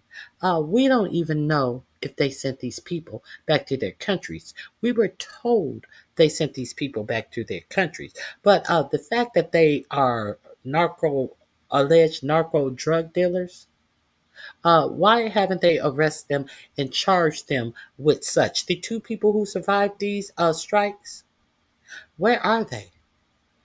I think that somebody really do need to interview these people who survived these strikes, if they are able to find these people. So we know that they have been sending some of these people who have been detained by ICE to Libya, all different parts of Africa. I forget the African jail that agreed to take them. All different types of places. So were these people sent home like they said? Well, why you send narco uh, uh, drug traffickers home? Hexf 4547. So now that's why it is important that our military be reminded of such. Just very anodyne. They didn't say don't follow orders you don't like or don't follow orders because it's coming from a Republican. They're like, if you get not follow it. Again, textbook law, uncontroversial. Trump, of course, went apeshit and said that they're committing treason and sedition and should be hanged. George Washington would hang them, he said. And it was the death penalty. And again, we'll get to Trump just continuing to double down on this, even though Fox News hosts are begging him to like clean up his words. But here's some of the latest developments. Democratic Congressman Jason Crow. From the office of Congressman Jason Crow, today a bomb threat was made against Congressman Crow's district office in Aurora. The congressman and his staff are safe. Congressman Crow. Okay. So are we clear? What happened about all of the dangerous talk from the left when Charlie Kirk was unalive? Very suspiciously. Everything about this Charlie Kirk thing gets more suspicious by the day. And the FBI has gone through, you know how they tell you, if you have anything on your cameras, please show it to us. The FBI has been going through and deleting data off of people who it's been reported that they have been deleting the data of anything that you bring to them to try to help them in that Charlie Kirk situation if you were there. It seems like they are scrubbing all evidence of people who present it to them to help them. And you notice how they have said absolutely nothing else. You notice that this guy has changed clothes 4, 5, 6 times. One time his backpack is blue on Ring cameras, and then when they show him in the stairwell, that backpack is black. Do you notice all of the bullshit surrounding this Charlie Kirk shit? And they want to wash their hands and act like it's case closed. Let's go to trial. Okay, so this is why you need to be suspicious of what this government is doing. Is grateful for the quick response from. But you couldn't even quote Charlie Kirk. They were saying that it was the Democrats' fault. And now you have your president actually saying that it is our Congress people and former intel officers are part of sedition for telling them to be careful of what orders you take from this administration. This is what he's saying. He's reposting people that says that they should be hanged. Your actual president. But what happened to the left being a part of people who have dangerous rhetoric that will get people hurt? What happened to that now? What happened to all of that clutching of pearls behind people quoting Charlie Kirk to actually absolutely demonstrate what Charlie Kirk said is against every fucking type of fake image that they put out about Charlie Kirk being such a good Christian. And God forbid you quote him saying some devilish ass evil shit. And the left is the problem, and they are going to investigate the left all the way up into that PM7 a memorandum that they put out after Kirk's death to try to say that people on the left, if they said anything, they were going to try to connect you with Antifa and try to present Antifa as a terrorist network. You know, they use they did all of this under the guise of respecting Charlie Kirk as if he was some national treasure. All of this was incited behind the death of Charlie Kirk. All of the lies that more violence is committed by the left. And you have this motherfucker come out here and tell you because they said take lawful orders. I also gave you the report of how so many of our military personnel are seeking outside counsel because of why? Because of HEXF have fired so many of the JAG councils. You know, the ones when he was being confirmed that he said he called them JAG-offs, the military lawyers. He said he called them jag-offs, and with a little snicker. I showed you that on Thursday. If you don't know where it is, you don't know where it is. I played it for you on Thursday. If you want to know where it is, go watch my video on Thursday, where I showed him laughing at calling military attorneys jag-offs. And why do you call them that? Well, people who are familiar with me, they know why I do it. No, well, tell us on the panel. Tell us, senators, why do you go? People who are more concerned with their promotions and themselves, other than the war fighters and all of this bullshit. He fired the attorneys so he can have a fucking air of I didn't know I couldn't do it. That's why you have JAG officers. So you know what you can and cannot do. That's why so many officers are seeking outside counsel. So are we going to pretend with all the lawlessness in this administration, with all of these lawless strikes that are being done from Iran to Yemen to Somalia to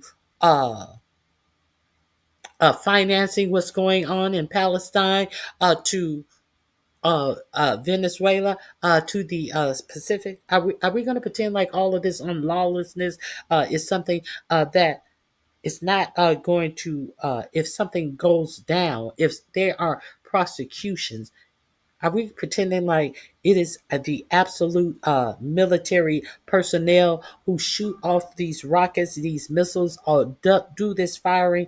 These are the people who are going to suffer? Are we going to pretend like Pete Hegseth didn't petition 4547 in his last administration to pardon people who were convicted uh, t- of who were convicted of crimes in the Gulf War, not the Gulf War, the Afghanistan War? Are we going to pretend like this didn't happen? People who were actually tried and convicted of crimes at the Hegseth, they were good buddies with Hegseth, and they got pardons from this administration. So we understand that Hegseth don't give a fuck if what you do is unlawful. Hegseth said as much, that they can't be contained by things like the Geneva Convention, and now he is over the Department of Defense. And your president had the nerves to continue to post and proper posts that your elected congressman should be uh, unalived, hung. So where's all the clutching your pearls from the right? Because you guys already knew when they were out here saying that the political violence come from the left. You guys already knew that was bullshit and those were lies. You already knew that was. But now everybody is as silent when it comes to 4547 saying who need to be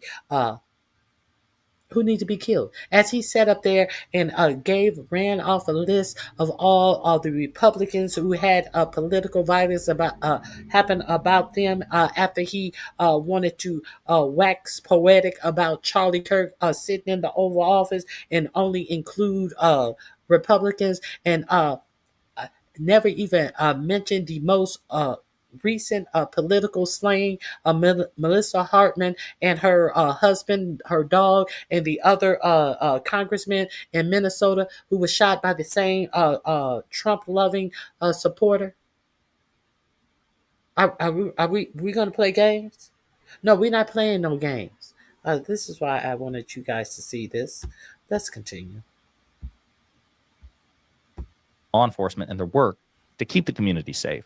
Threats and violence are unacceptable and should be able to be condemned by all Americans, regardless of your political beliefs. There's more where that came from. And we'll look into some of the reaction, but I want to remind you, Jason Crow was also the one who he put out this audio, and it was good that he did this because it was really visceral and hopefully made the point of MAGA supporters calling his office and not just threatening him viscerally, not in ambiguous terms, but like a visceral, harsh, evil language, not just him, but his family. MAGA supporters were calling for the murder of Congressman Crow's family. Not just Crow, which is bad enough, simply because Crow told the military to follow the law. Like this shit, it's insane. It's insane. But again, more where that came from. Let's take a look. Congressman Chris DeLuzio, from Congressman DeLuzio spokesperson.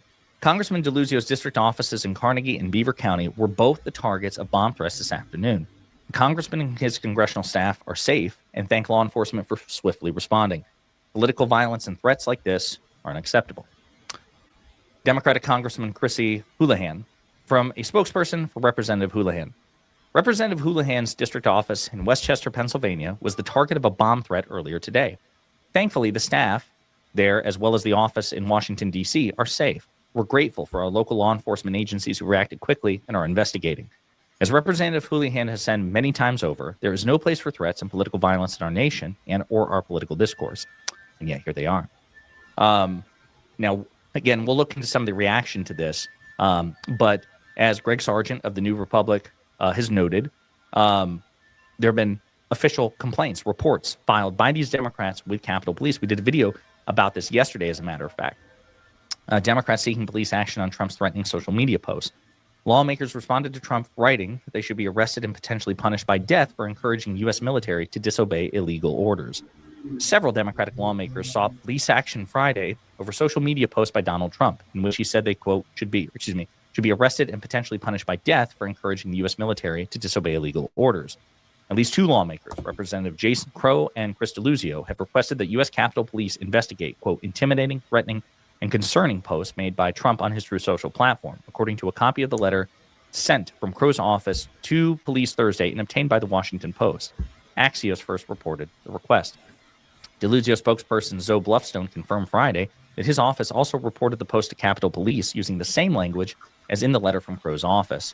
Representative Chrissy Houlihan, again, we did a video about this part, said Friday that her office had filed a complaint about a threat from the president with Capitol Police. Her office did not confirm if she explicitly requested an investigation.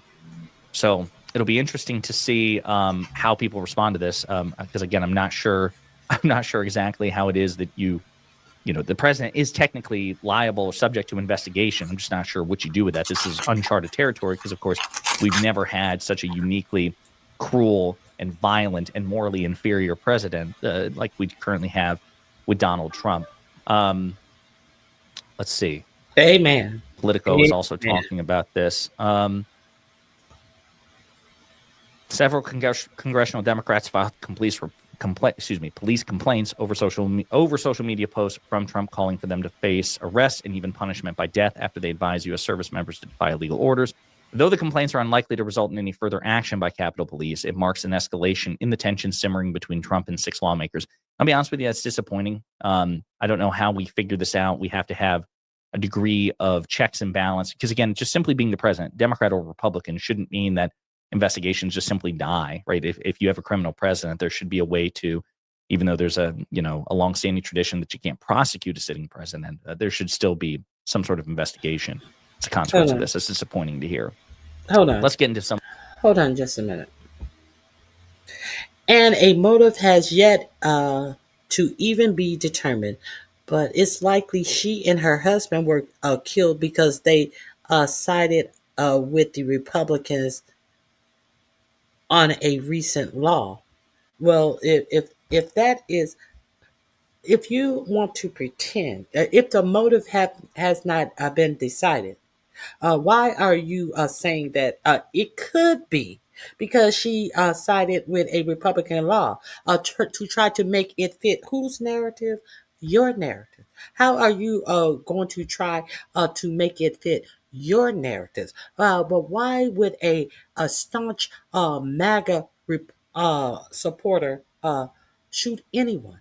Why would this be done by a staunch MAGA supporter? So make that fit your narrative.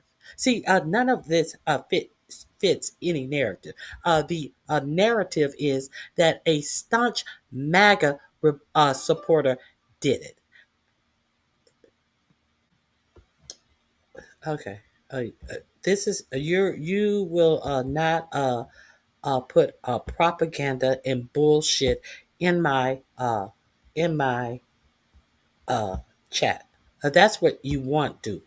If you want to discuss facts, we can discuss facts. If you want to be delusional, you can be delusional. But what you won't do is put propaganda in my chat and put some more propaganda in my chat, and I will escort you out of my chat. If you want to talk about the facts, you talk about the facts. And the facts were that was a staunch MAGA supporter that did those killings in Minnesota. Period. Full stop. The fuck out of here with that dumb shit. Let's continue.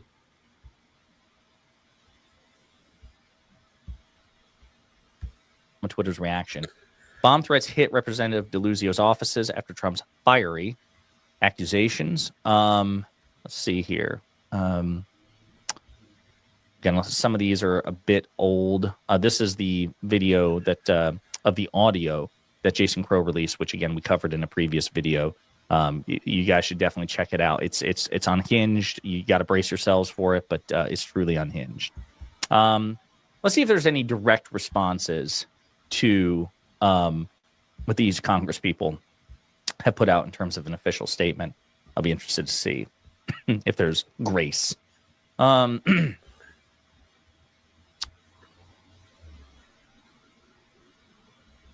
Again, a lot of skeptical MAGA people. Seems like a trend. Tell Charlie Kirk that.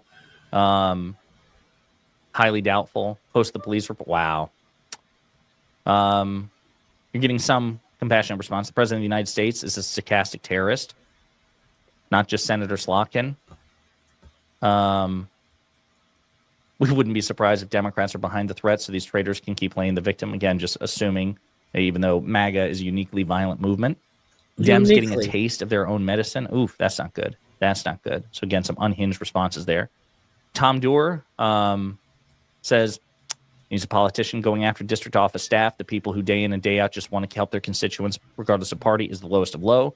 This is what happens when you have a president who can't help but incite violence against those he disagrees with.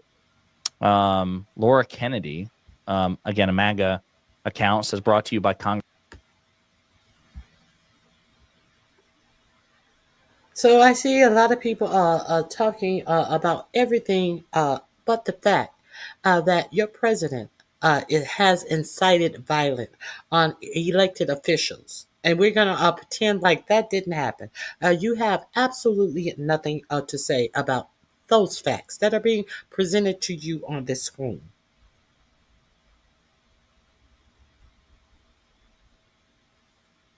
Exactly, Peter. Exactly. But you want to pretend like the person who killed Melissa Hortman, her husband, and her dog, and shot another Congress man and his wife was not MAGA. That's what you're not going to do over here. Okay. So if you cannot talk on the content that's being presented, don't talk. You should be too embarrassed to talk. It shows how dumb you really are. Congressman Chris Delusional, so again, she doesn't care. Joe Morrell, who is a Democratic congressman. Okay, this link is in my description box. I'm going to move on. This video is in my description box. I do enjoy his content. It is number 4 in my description box. Now, Is it number 4 or is it number 3? Let me be sure. In my description box, it is number 3 in my description box. Go over there and subscribe to him. Check him out. He does great content. So I want to move forward. I want to show you the response to 4547 from the people who made this video.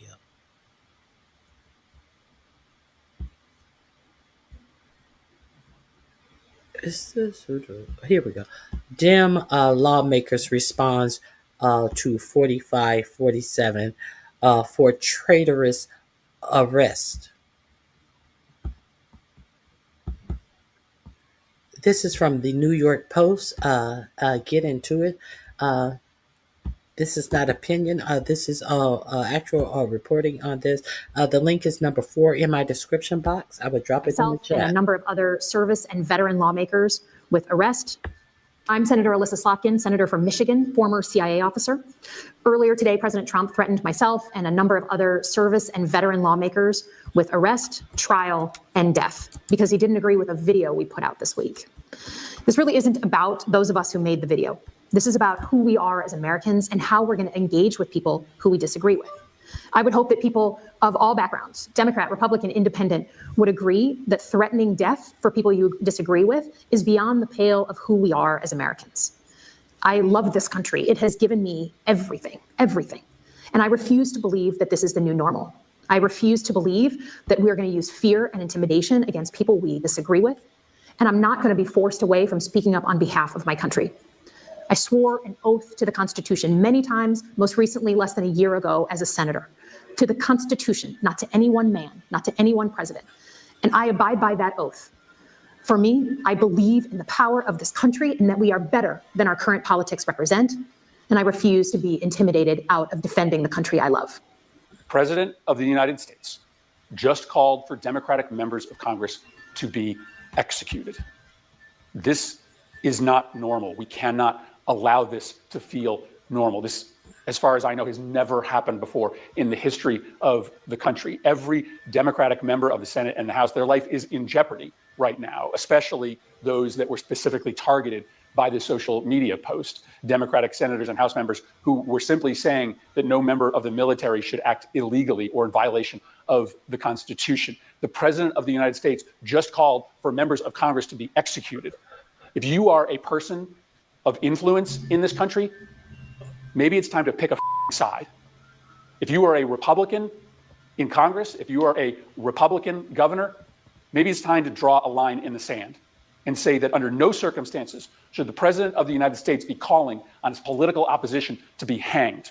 We are at a very dangerous moment right now. The President is engaged in the wholesale incitement, endorsement, and rationalization of political violence in this country. This is a very slippery slope that we are on. This is a moment for people to step up, for Republicans to step up, for business leaders to step up.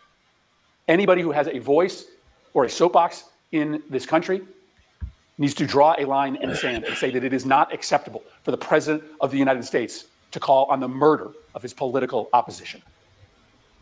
So often it feels like the Trump administration is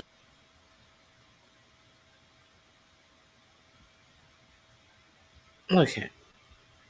That's it and that's all. We're not gonna play games. All while you have country bumpkin what is his name? What is his name? Huckabee. While you have Huckabee over there sitting down with admitted spies. And do you hear much about Mike Huckabee over in Israel sitting down with Israeli spies? Did you hear much about that? Let's get into that scandal that they are trying to keep on the hush. Huckabee with his old senile ass, everything Israel do is right ass is over there sitting down with spy scandal rocks 45-47 war. Line about the Trump administration to shock me these days, but this morning, Ben, it takes a lot for a headline about the Trump administration to shock me these days, but this morning it happened.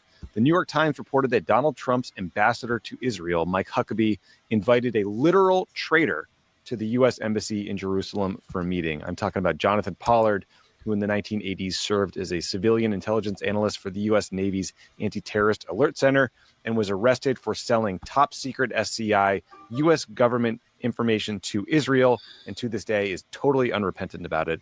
Here's a clip from a 60-minute segment on Pollard from 1988. Pollard, a Jewish American, used his position as a naval intelligence analyst to spy for Israel. For 17 months, he smuggled thousands of top-secret documents from U.S. Naval Intelligence Headquarters in Maryland and carried them in a large suitcase weekend after weekend to his Israeli spy masters, who paid him handsomely for turning over to them some of this nation's most closely held secrets. In 1987, he was sentenced to life in prison.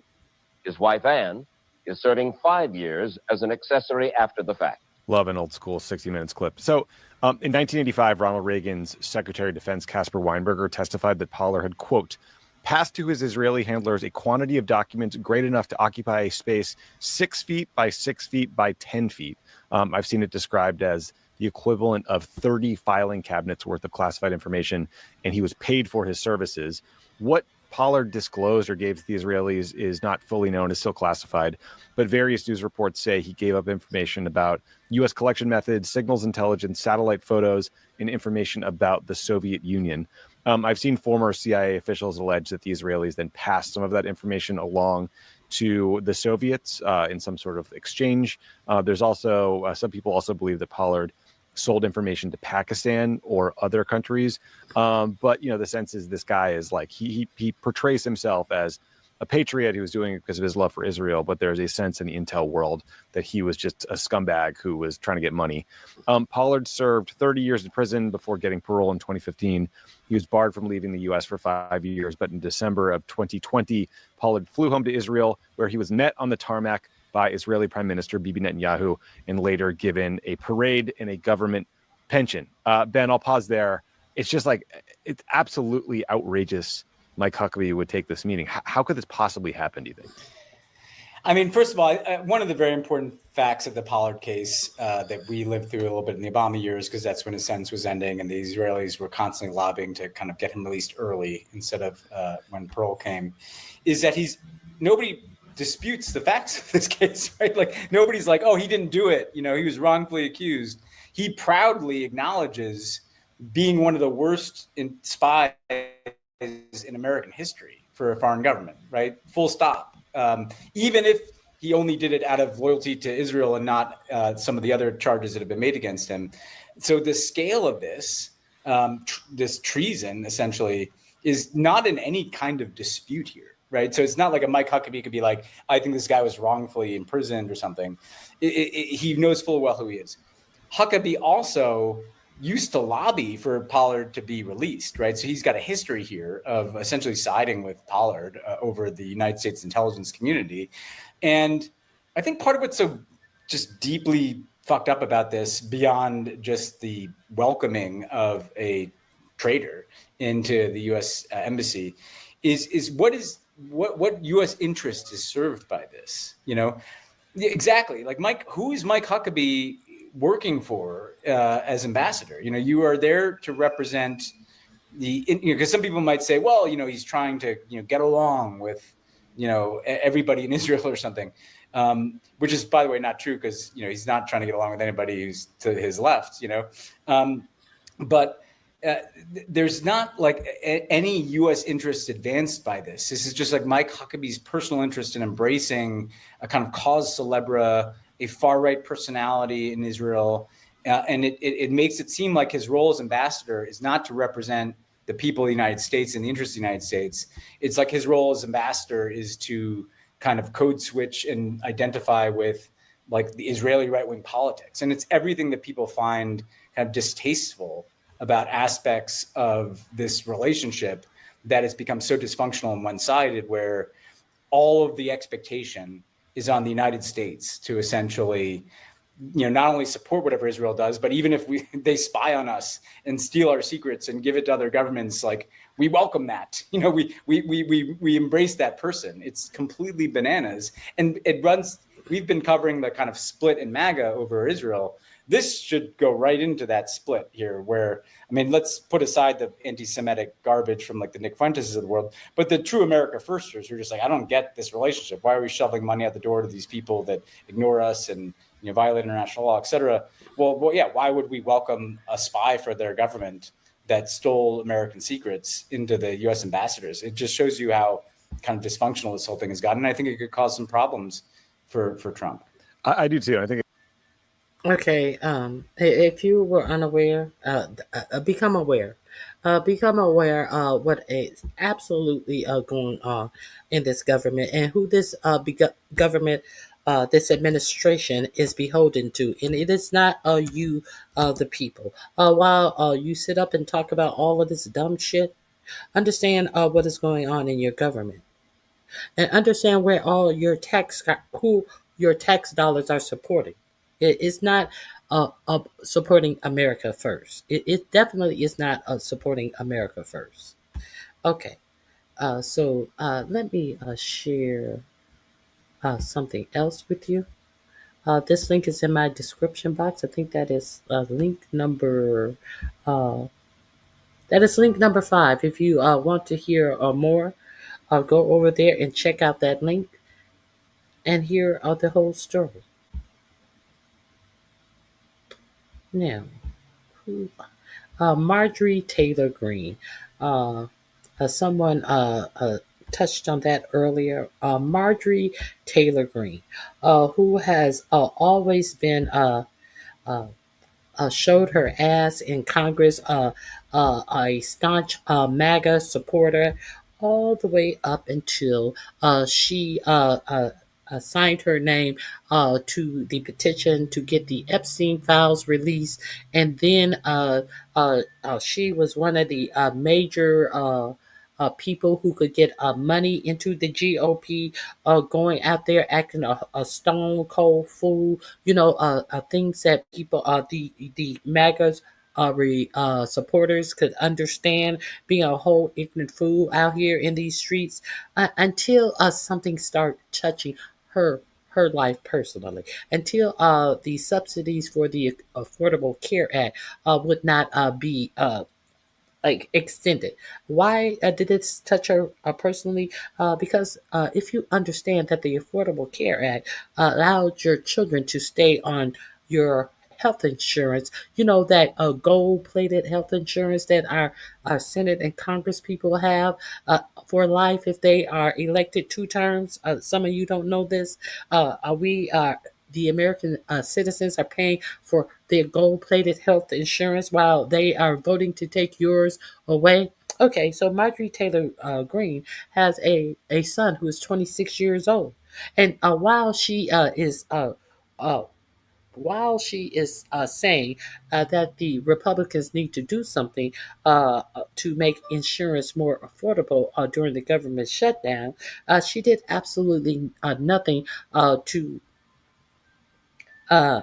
she presented no bills, no nothing. She went on a whole lot of talk shows and said that, insurance is going to be increasing. And I have a son, and a 26-year-old son who's about to be booted off your health care insurance. And Obamacare is horrible.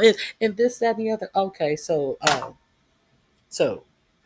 was Obamacare so horrible that your son was allowed to stay on your health insurance, and now he's shopping for his own at the age of 26 years old? It seems like you really loved Obamacare, because your son didn't have to go shopping for his own personal insurance until he was at the age of 26, bitch.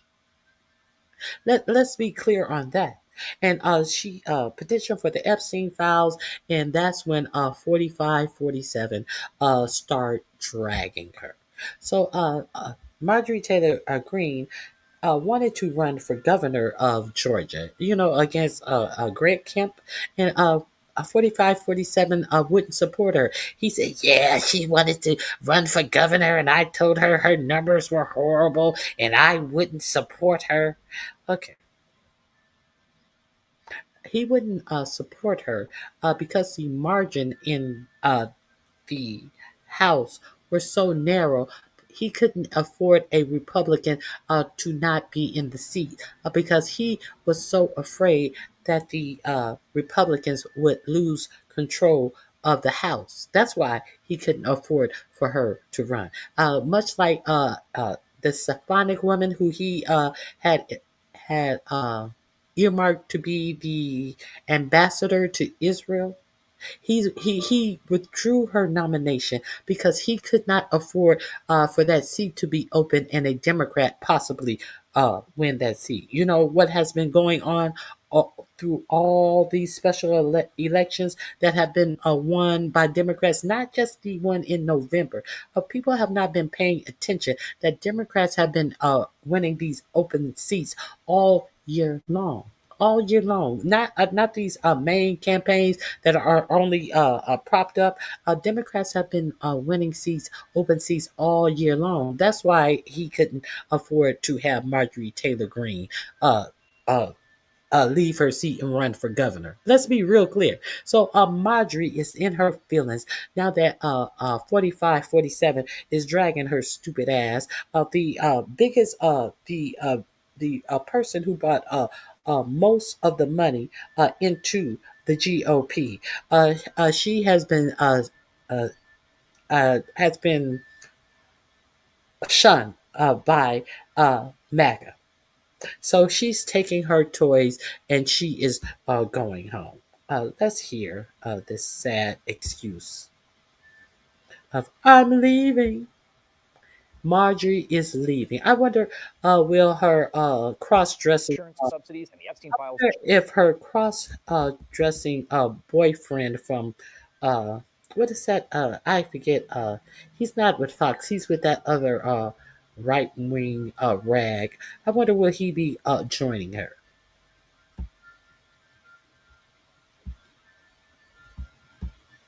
As we mentioned right before this break, we just got a bit of breaking news tonight. Republican Congresswoman Marjorie Taylor Greene, who's been a staunch ally of President Donald Trump, recently has broken with him on health insurance subsidies and the Epstein files. Just announced within the last 10 minutes she is leaving Congress in the new year, not retiring, not going to run for re-election, leaving. She's out January 5th, 2026. It has been a remarkable week to watch what appears to be a weakening of the MAGA coalition and a splintering of its cultish support for Donald Trump. It started with the House passing the bill to release the Epstein files, with every Republican except one voting yes. Senate then passing the bill in unanimous consent. The next day, Donald Trump had to sign the bill that he fought so hard against, and that began the 30-day countdown for the Department of Justice to release the files, and now just 28 days left. Then today, we end the week with the televised love fest between Trump and the Democratic Socialist mayor-elect in New York City, and Marjorie Taylor Greene saying she's basically leaving and leaving the MAGA movement, which must be at the very least confusing to Trump's MAGA base, if not downright maddening. Democratic Congressman Ro Khanna sponsored the bill to release the Epstein files. He's also an early endorser of Donald Trump's new favorite mayor, Congressman. Congressman, welcome. I imagine that you have not had an opportunity to read the comments from Marjorie Taylor Greene or see her video. I know you, obviously, she was one of the four Republicans who signed the discharge petition. I want to just read a few parts of this and get your reaction because you have worked with her. She sort of complains about the results always being the same, no matter who's in power, the political industrial complex, the debt going higher, corporate and global interests remain Washington's sweethearts, small business swallowed by big corporations. She then talks about having too much respect and dignity to have her sweet district endure a hurtful and hateful primary against me by the president, then in turn to be expected to defend the president against impeachment.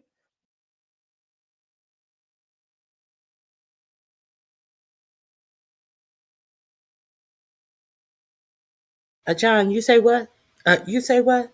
If Democrats want unity, then stop hating everyone that disagrees with their useless crap. Did you hear why Marjorie Taylor Greene is leaving? She is a Republican, a whole MAGA fanatic. And why is she leaving? Why is she leaving? You with your dumb shit. Why is this woman leaving? Let's hear that again. Let's hear for the people in the back. She then talks about having too much respect and dignity to have her sweet district endure a hurtful and hateful primary against me by the president, then in turn to be expected to defend the president against impeachment after he hatefully dumped tens of millions of dollars against me and tried to destroy me, which seems to suggest she anticipates another impeachment vote. It's so absurd and completely unserious, I refuse to be a battered wife hoping it all goes away and gets better. There is no plan to save the world or insane 4D chess game being played. I will be resigning from office. My last day, January 5th, 2026. What do you think about that? So, who is talking about being beat up by MAGA because of her difference of ideas about the Epstein files? Who is who is who is comporting herself to be equivalent to a battered wife who thinks anything will get better by supporting MAGA? Is that a Democrat? Huh, John? John, is that a Democrat saying this, John? But she's more in touch with some of the populist MAGA base than Donald Trump is at this point. And, you know, I've gotten to know Marjorie Taylor Greene. This idea that she's only standing up for the Epstein survivors because she was snubbed on a Georgia race is just not true. I mean, maybe that's part of factors of her thinking, but people are more complex than being caricatures. And the reality is there are just a few areas where she just... And another question. It could be that Marjorie Taylor Greene is leaving before all of this inside trading that she has been doing with the ups and downs, and I'm putting on tariffs. No,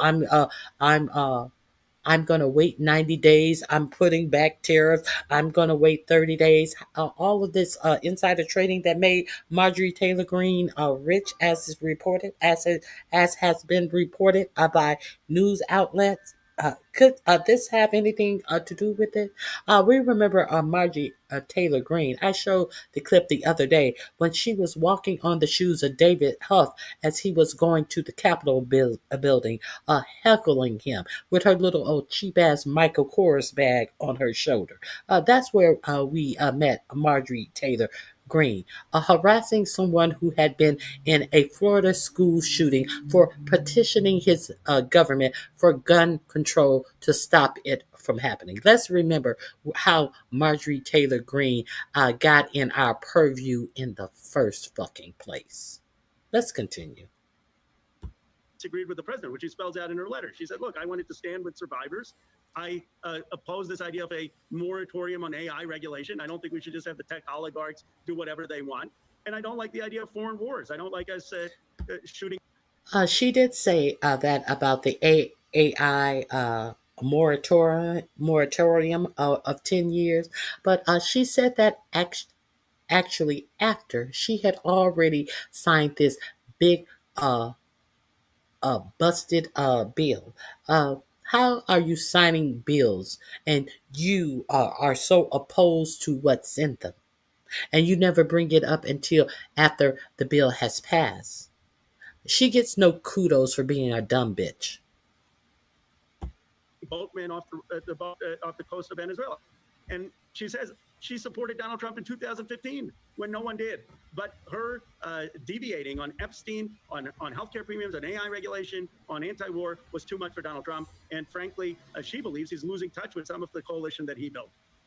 Yeah, let me just play a little bit of this. I read it here. I want to just, so people can hear what she has to say in her own voice. Take a listen. I have too much self-respect and dignity.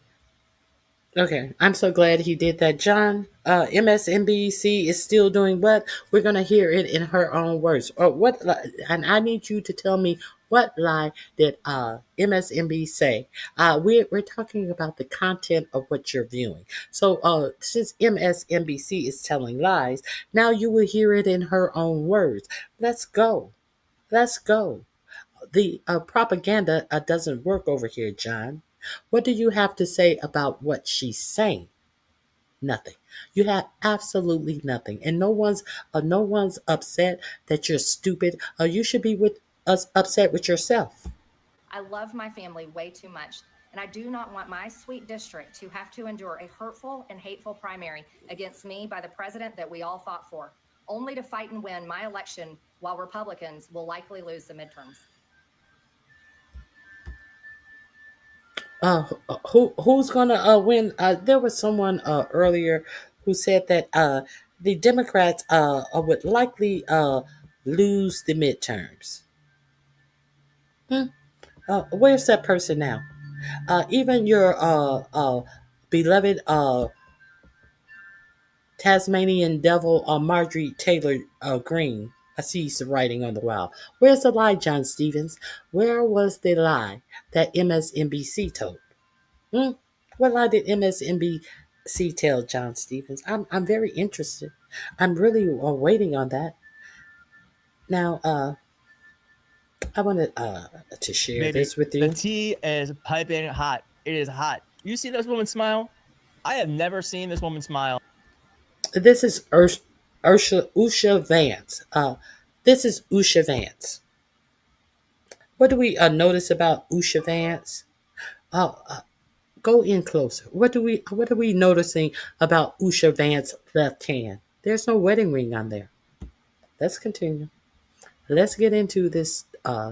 This video will also be in my link. If you are not familiar with Keith Edwards, this is going to be link number 7 in my description box. Go over there and visit Keith Edwards, a very good commentator. Let's hear what's going on. Interesting. Usha Vance minus a wedding ring yesterday at Camp Lejeune. She is there with soldiers. Melania Trump. Let's get into it. Like this, since she has been thrust into the vice presidency through JD Vance, and I think I know why. Divorce rumors have started circulating yet again. JD Vance is getting hit on both sides because not only is Usha Vance doing something that is questioning JD Vance's marriage, but JD Vance also, I don't know what this picture is. Can you let me know what you think this? Look at that. What could that possibly be? This picture has gone extremely viral, and again, not going to change our lives, but it just is such an example that the most inept, unsophisticated, joyless people are the ones who are making decisions about our lives. Now, people are saying that this could potentially be JD Vance lactating. I don't think that's what it is. I actually think, you're going to hear it here first, I think, now, JD Vance does not swim without a shirt on. This is from TMZ. I mean, it could be that he's lactating. Also could be he's got some big-ass nipples. This to me, we need a house oversight investigation immediately. Onto more serious things. Hakeem Jeffries has been asked about JD Vance, and he actually gave some insight into this meeting that he had that went super viral where Donald Trump looks like Jabba the Hutt. He's just not looking well. And apparently they threw out these hats to try to shake Hakeem Jeffries and Chuck Schumer. And Hakeem Jeffries actually has some insight on what Trump told JD Vance as JD Vance is actually gunning towards becoming a presidential candidate. And here's what Hakeem Jeffries said. Vance said this week that during shutdown negotiations inside the White House, Trump threw a MAGA hat at you and then made a photographer snap a picture of you. And he points at Jeffries as he's holding the Trump 2028 hat. And he's like, he says to the photographer, make sure Hakeem gets that. I'm sure he's going to want to use it in his campaign advertisements. The implication being you were spooked and caught off guard, and that's how Trump does business. Is that how that moment went down? Yeah, of course not. JD Vance is lying. Now, I don't know if he's just lying or he's just confused. What actually happened is... He's lying. He's lying. He's not confused. He's a liar with big nipples. In the middle of the meeting, and it's evidence of the fact that Donald Trump is both deeply dangerous and deeply unserious at the same period of time. In the middle of the meeting, probably about halfway through, Schumer and I, we're talking about the need to decisively address the Republican healthcare crisis, beginning with extending the Affordable Care Act tax credit. Out of nowhere, in the middle of the meeting, some random person shows up in the Oval Office and it's got 2 red hats. It's not a Make America Great Again hat. It says Trump 2028. Now I'm like, something is really wrong with this guy. So then I turn to JD Vance in the middle of the meeting and say, you don't have a problem with this? And I point at the hat. And he's like, no comment. And then Donald Trump jumps in and says something to the effect of perhaps he needs some more training. And then everybody, yes. And then Sid Boo Boo, good doggy.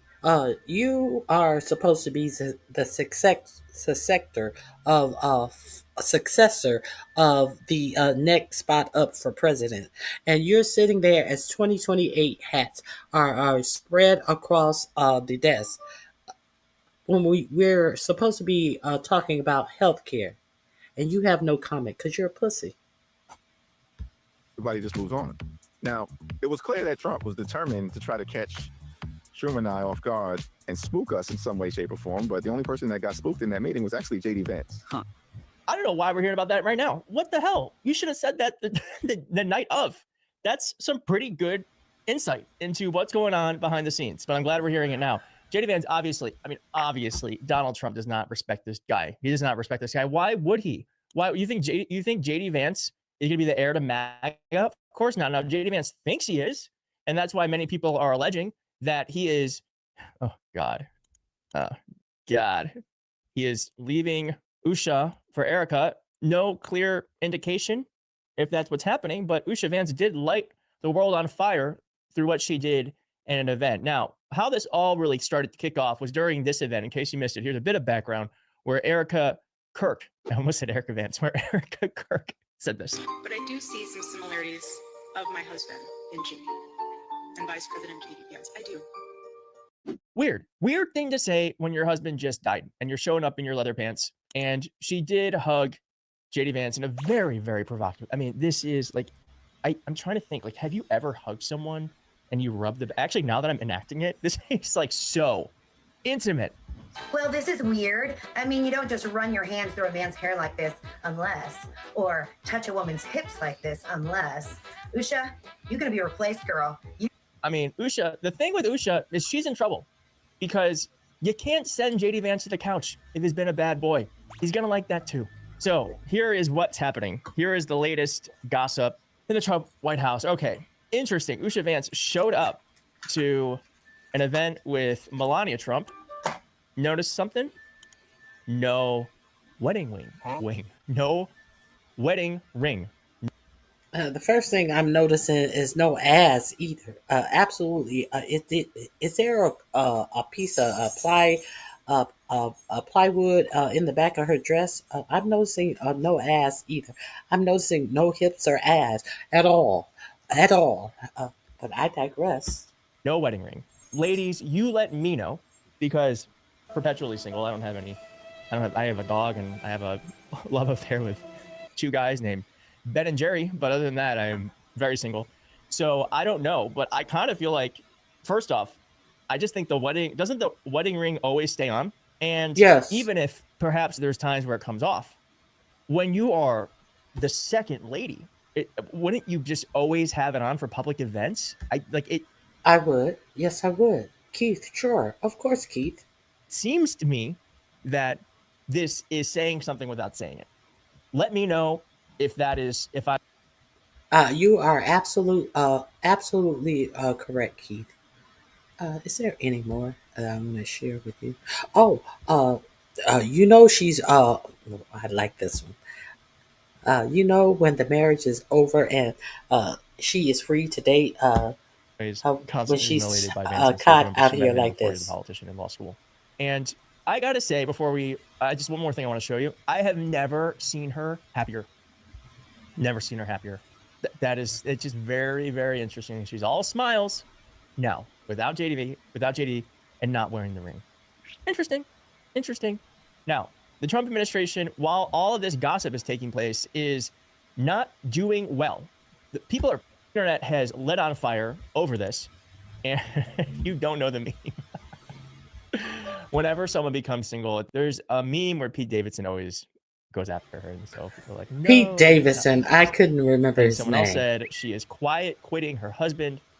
Another person said the biggest victim here is JD Vance's wife, Usha, who's being disrespected in so many ways, constantly humiliated by Vance on stage. Remember, she met him before he was a politician in law school. And I gotta say, before just one more thing I want to show you. I have never seen her. Let's get to the Let's get to the polls. What are the polls saying? Without JD and not wearing the ring. Interesting. Now, the Trump administration, while all of this gossip is taking place, is not doing well. The people are pissed off at the Trump administration. Good. Net approval rating. Well, take a look. These are all November polls. The best one of the group puts him at 14 points underwater. That's the Marquette University Law School poll, tied for the worst he's ever had in that poll. Fox, 17 points underwater. Marist, 17 points underwater. The Reuters Ipsos poll, 22 points underwater. And then taking the cake, the AP North poll, 26 points underwater. When your best poll has you still 14 points underwater. You know it's truly bad, and it's as bad as 26 points underwater. We're talking about an average well underwater with the deep blue sea, swimming with the fishes. And That guy is so annoying. Oh my God. He's so annoying. I'm sure he's a nice guy, but can he just like take it down to a couple of, like, come on, you're a numbers guy, okay? You're a numbers guy. All right, regardless, this is it's interesting that people are waking up now. I don't know why they couldn't have just, like, we've been through this before. Do people just not have that? Do they just not have do people just? They just don't have brains. They absolutely don't have brains. This is in my description box as well. Let me see. What else did I? The Coast Guard surrenders after overwhelming backlash. Let's get into this. Coast Guard. They said swastikas, actually not that bad. We're going to say non-racist. Take it out of the hate speech category. A few days later, actually, guys, they are bad. We're going to put it back in that category. It's hate speech. Pretty clear. Put it up for mass. In the 1920s, since obviously we need a history lesson, in the 1920s, the German Nazi Party adopted the swastika as its symbol. After World War II, the symbol became permanently linked to, well, Nazism, anti-Semitic doctrine, and hate generally against any non-Aryan group. Due to the association with Holocaust and white supremacy, killings. Germany, Austria, Poland, Brazil, and France, they have banned public display of the swastika. They will lock you up. They will put you in jail if you play with them. Yesterday was reported. But 45, 47, I don't know anything about it. I don't know anything about it. And you see the reversal about something that they said was not true. They came out and tried to tell you that this was not true. We're not doing this. But that happened. What happened? That the U.S. Coast Guard would no longer be identifying the swastika as a hate symbol. And then, after extreme backlash, they've since backtracked on that decision. Why are we even doing this? What is this about? Who's checking for this? MAGA didn't even. So, I want to know, will the Coast Guard, will they be taking the funding away from the Coast Guard? You know, when 4547 was asked about it, he said that we are giving so much money. We bought new boats for the Coast Guard. Are they going to take funds away from the Coast Guard now, like they have from colleges and universities and all this anti-Semitic push? Is that what this administration going to do to its own Coast Guard? Let's continue. I made a mistake earlier. I said that they were under the Defense Department. They are the Coast Guard is actually under the Department of Homeland Security. You know, the Department of Homeland Security, who is employing all of these ICE agents from the Proud Boys, from the Oath Keepers, from the 3%ers. So does this not line up with the employment that they choose fit to work for ICE? Does this not line up is what I'm asking you. Would you be surprised if this was a mission from people who work under the Department of Homeland Security? If you're surprised, I don't know why you would be surprised. Let's continue. Vote for this. The U.S. Coast Guard would no longer be identifying the swastika as a hate symbol under new guidelines set to take effect next Monday, according to the Washington Post. But an administration official is already called it fake news. The Post reviewed documents laying out the new guidelines, which take effect on December 15th, and the swastika Nazi-era symbol will not be classified as potentially divisive. The Confederate flag and nooses are also reported seeing their classifications downgraded from the previous ban of hate symbols. Confederate flags are not, however, allowed to be displayed under the new policy. There's more. According to the Post, a, quote, potentially divisive symbol being displayed should be investigated by a superior, and then that superior is to consult with the legal office. The new guidelines also reportedly require incidents to be reported in 45 days. There were no deadlines previously. Tricia McLaughlin, the Assistant Secretary for Public Affairs at the Department of Homeland Security, later called the Post report a ludicrous lie ludicrous lie. Okay. But the Coast Guard official anonymously spoke to the Post and expressed major concern about the new policy change. Quote, "We don't deserve the trust of the nation if..." Trisha McLaughlin. Let's not forget the story that I did about her the other day. Trisha McLaughlin has always come out and made ludicrous lies about ICE and the things that ICE has been doing. Now, there was the case about the New Jersey a mayor being arrested. I forget what city he's from.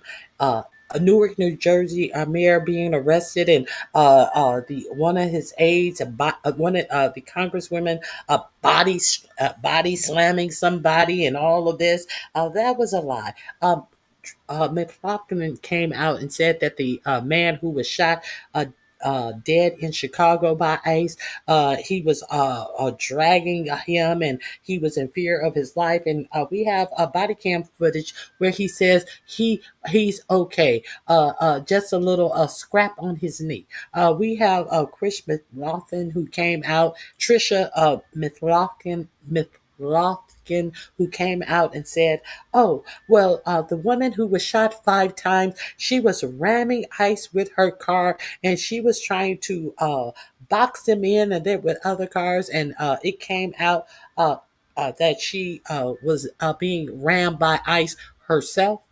You know that Trish McLaughlin, the woman who has had all charges dismissed against her that ICE put on her, the woman that they said was brandishing a gun, and that's why ICE and trying to box ICE in with other cars, and she was brandishing a gun, and they just shot at her and kept going like a regular street urchins, like a regular gang. They shot her up 5 times, kept going.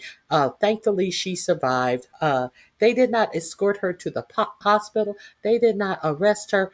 They kept going. This same Trish McLaughlin, who husband created a LLC in Delaware and was awarded contracts. It's right at $3 million at this point. And but what did she have to say then? Well, me and my husband, we don't talk about work with each other. Oh, really, bitch? This same person at the Department of Justice. Are you surprised that they have swastikas when they just sit up and lie on you, the people who they are out here shooting in the street? But I guess non-black people don't see that. They believe everything this administration tells them because it's not happening to them, and they know that it most likely is not going to happen to them. But this is the Department of Homeland Security spokesperson saying it's an absolute ludicrous lie and unequivocally false when it is actually the fact. Let's continue. We're major concerned about the new policy change. Quote, "We don't deserve the trust of the nation if we're unclear about the divisiveness of swastikas." End quote. The official said. The official also took issue with the supposed 45-day deadlines, arguing the deadline could be potentially problematic. Why? Because service members are deployed. That's why. Real simple. Quote, "If you are at sea and your shipmate has a swastika in their rack, and you are a black person, a Jew, and you are going to be stuck at sea with them for the next 60 days, are you going to feel safe reporting that up your chain of command?" The official said. But see, that's the whole reason why the 45 days is like. All right. After extreme backlash, the Coast Guard reclassified the swastika and nooses as, once again, symbols of hate. The U.S. Coast Guard on Thursday issued a memo that reclassifies swastikas and nooses as, quote, hate symbols in a rapid about face after facing intense scrutiny for a previous policy change, which downplayed their display as merely potentially divisive. The news memo expressly prohibits the display of nooses, swastikas, or, quote, any symbols or flags co-opted or adopted by hate-based groups as representations of supremacy racial or religious intolerance, anti-Semitism, or any other improper bias. It was released hours after the Washington Post reported that the Coast Guard had approved a policy that downgraded the way the symbols, which are some of the most recognizable emblems of racism and anti-Semitism, had previously been classified. The newest policy released yesterday says, quote, divisive or hate symbols and flags are prohibited. It lists swastikas, nooses, and other emblems that may have been adopted or co-opted by hate groups. They created a problem out of absolutely nothing. They solved the problem that was created out of absolutely nothing. And we are still left with the real problem of actual racism that they have not, will not, and have proclaimed won't address. All right, Senator, thoughts. This link is in my description box.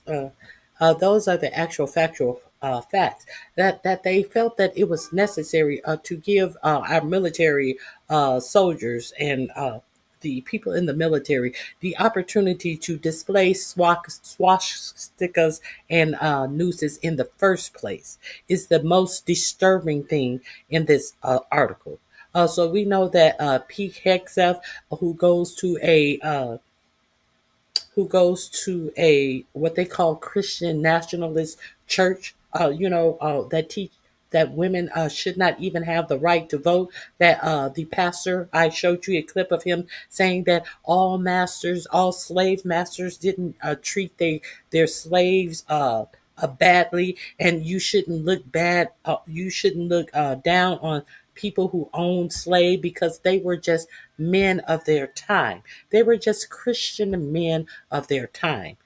This is how these people are perverting actual Christianity. So it should not surprise you at one bit that this administration under Hegseth is under the Department of Homeland Security. I apologize. They're under the Department of Homeland Security. These liars would find it okay to display swastikas and nooses and try to say that it is not hate speech. Now, I don't know exactly what this is. I did drop it in my description box as well. This is number 10 in the description box. Let's view this together. There seems to be some breaking news. Breaking Ghislaine Maxwell emails leak. Trump, let me see, what's the whole title?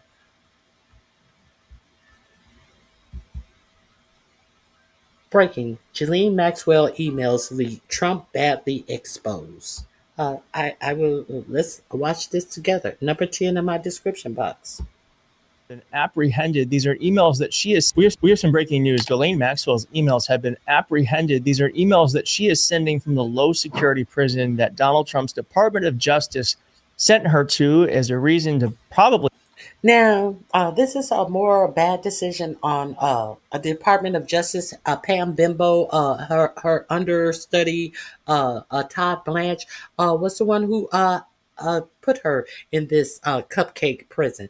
And now she has access to emails. So now you're telling me that a bitch who's not even supposed to be in this minimum security prison, if she is in this prison, she's not supposed to have access to emails. And now the dumb bitch has been out here writing emails that have been found and discovered. Let's see what this bitch has been writing about. Keep her silent about the things that she knows about Donald.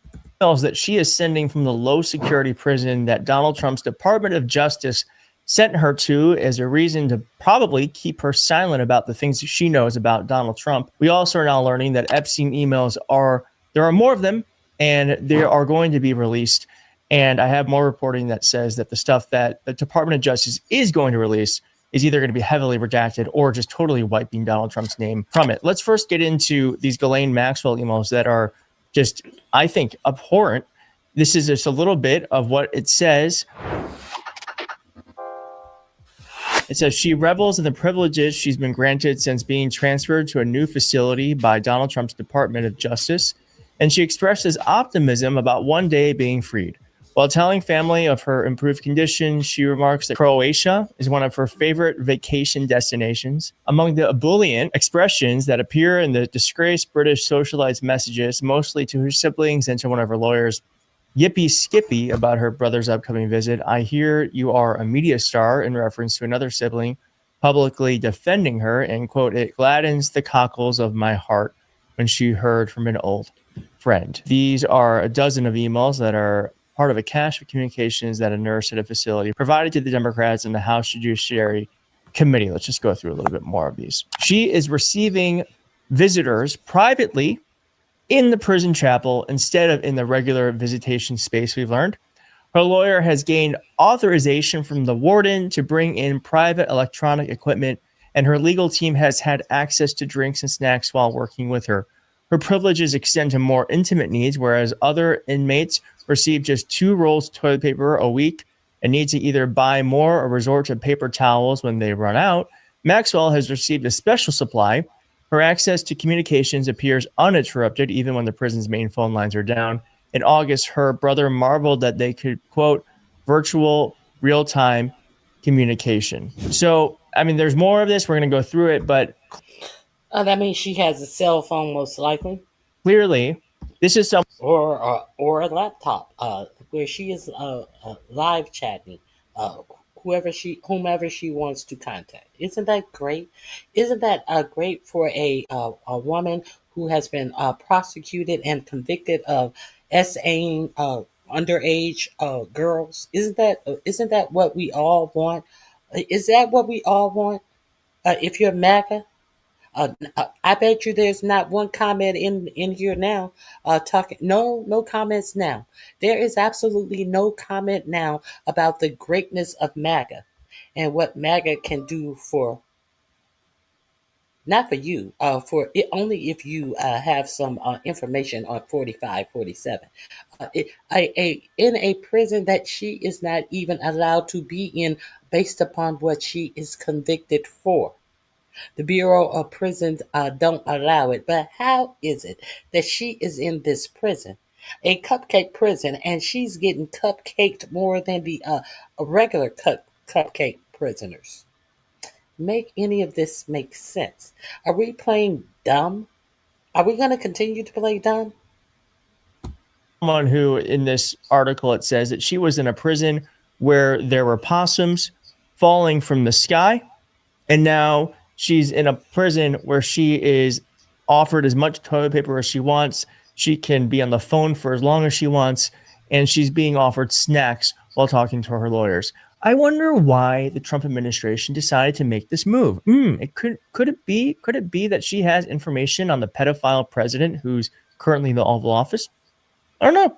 Let's keep going. Among other things, the inmates' email suggests Hall provided Maxwell with secretarial services. This is one of the wardens. When a problem with mail arose in September, as Maxwell worked to find a way out of jail, the warden came up with what the inmate called, quote, a creative solution. Her attorney could scan documents and email them directly to the warden, quote, and she will scan back my changes. The following month, Maxwell was typing away late one Sunday. She was wading through attachments and she was, quote, struggling to keep it all together.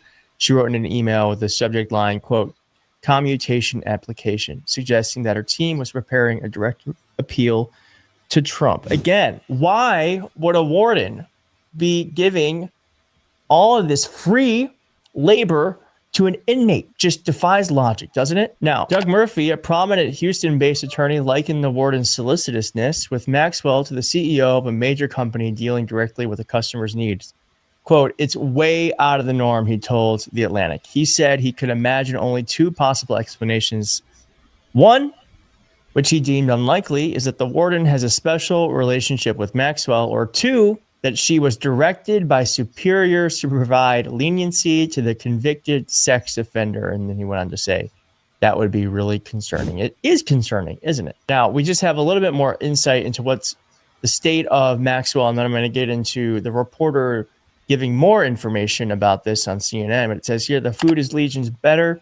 The place is clean. The staff responsive and polite. And she says it's safer too. You're not allowed to steal, beat people up, and attack them with homemade weapons. She felt she was finally on the right side of, quote, Alice in Wonderland's looking glass, She wrote to her brother, "I am much happier." I just do not understand. It's just crazy. First off, this is such a separate thing, but prison systems should just be more humane. Like, that shouldn't be the case. I just don't think that should be the case for anyone. I know prison's supposed to be a punishment, but it should still be like living conditions. That's a whole separate thing. But secondly, I just don't understand why someone he gave a little bit more insight about these emails. And as you said, I was somewhat surprised that the tone of these emails, I was expecting some type of sadness, if not for the victims, maybe for her own situation. This is someone who's had quite a fall from grace. But she's really quite cheerful in these messages. She's optimistic. She's really grateful and reveling in her much improved conditions in this prison.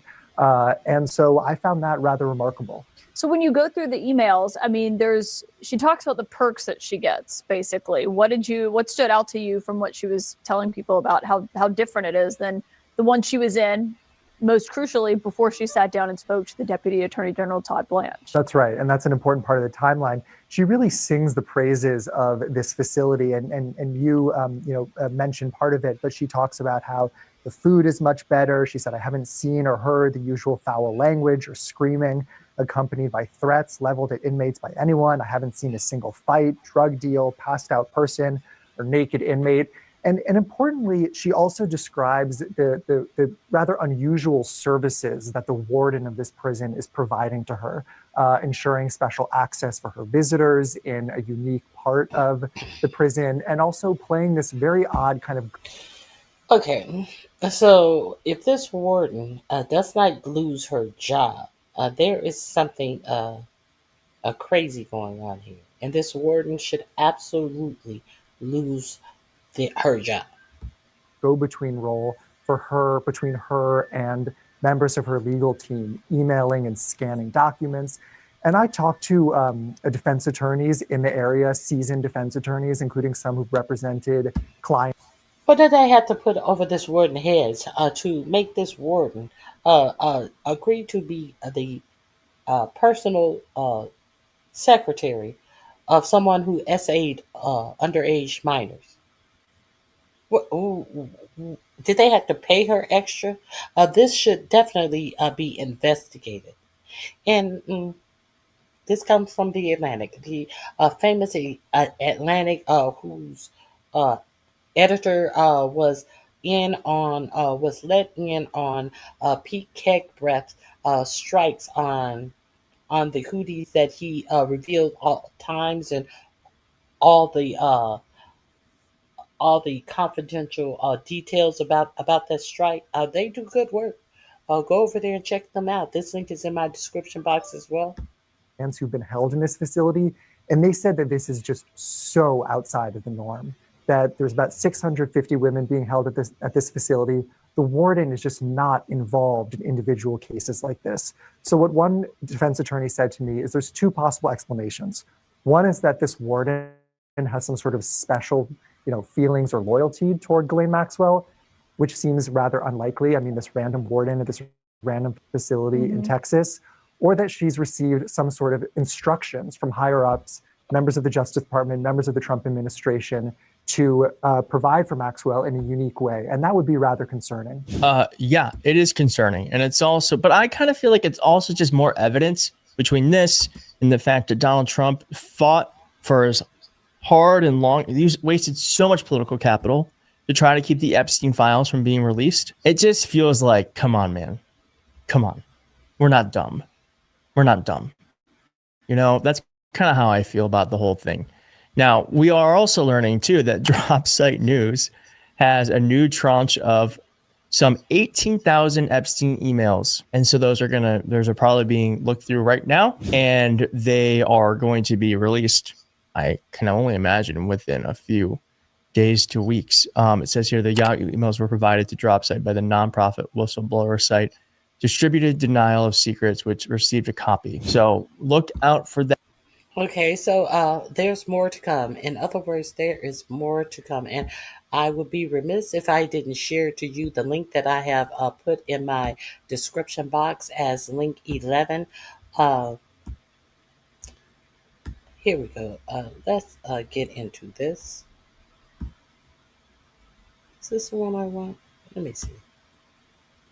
Yes, this is the one I want. Let's get into this little tidbit of information, shall we?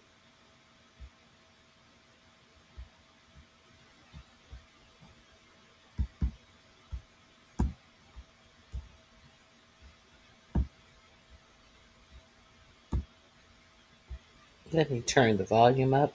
Link 11 in my description box. This is New Mexico Congresswoman Melanie Stansbury claims the Epstein files include mention of lawsuit accusing 45, 47, and Jeffrey Epstein's of a, you see it there, of a 13-year-old girl.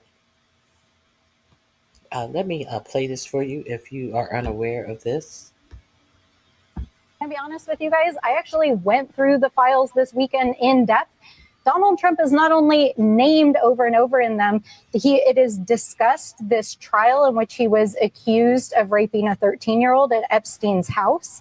There is extensive discussions about a subpoena of Donald Trump in one of Jeffrey Epstein's cases in which he was accused for rape and sexual abuse. He was subpoenaed and gave a deposition in that case. There is extensive discussion between Donald Trump, Ghislaine Maxwell, and Mr. Wolf about not only Trump coming to his house, but Epstein says in these emails that he has photographs of Trump with girls. I'm going to be honest with you guys. I actually went through the files this weekend in depth. Donald Trump is not only named over and over in them, it is discussed. Okay, we heard that. Let's move forward. There is a court filing April 28, 2016. Lawsuit against Jeffrey Epstein. These are the emails. Donald Trump had specifically asked about me because I remind him of his daughter. And she said, well, she's 13 as well. So he knew the first time that he saw me. But he comes over mad because I was crying. And he said that I should be thankful that someone like Donald Trump took my virginity. He basically didn't say took my virginity. He said, I should be glad that someone like Donald Trump popped my cherry and not some pimply little 14-year-old. And I just was like, what if I said, what if I get pregnant? Not even talking to him. I didn't want to talk to him. I was talking to Tiffany. And he said, well, you'll get an abortion then, bitch. And then just walked away. Still talking about Jeffrey Epstein? This guy's been talked about for years. Donald Trump had specifically asked about me because I remind him of his daughter. And she said, well, she's 13 as well. So he knew the first time that he started to basically have sex with me, and I was screaming. I'd never had before. It was my first time. That's Katie Johnson, a pseudonym for the woman who claimed in 2016 that Trump her when she was just 13 years old at Epstein's Manhattan residence in 1994. When she was set to speak to reporters about one of her lawsuits against the men, she abruptly backed out, citing multiple threats. She has decided that she's too afraid. Then she dropped the case entirely. Now the horrifying details of the anonymous woman's claims are resurfacing after Trump's refusal to release the Epstein files despite spending years promising he would. It's caused suspicion even from MAGA. In lawsuits, Johnson alleged she was recruited under false pretenses to Epstein's parties and forced to be. That's when she says Trump forcibly her as she pleaded for him to stop. She even claimed that he threatened to kill her and her family if she ever told anyone what he and Epstein had done to her. It's important to note that none of Johnson's allegations have been proven in court, and her identity has remained anonymous, making her claims hard to prove. But they're worth investigating, given the numerous credible essay accusations against Trump, his public comments about young women and girls, and his close relationship basically with Epstein from the late 80s through the early 2000s. The two did have a falling out in 2004, but it wasn't about Epstein's illegal conduct. It was over a Palm Beach mansion bidding war. If anything has become clear in the years following Epstein's death, it's that the powerful can get away with almost anything in the US. The criminal justice system doesn't protect victims. It protects those with power time and time again. Not a single person involved with Epstein is currently in prison for their crimes against children, except for Ghislaine Maxwell. This isn't left versus right, it's up versus down, and we know what side Trump is on. And since this has come back up, look at how Ghislaine Maxwell time in prison.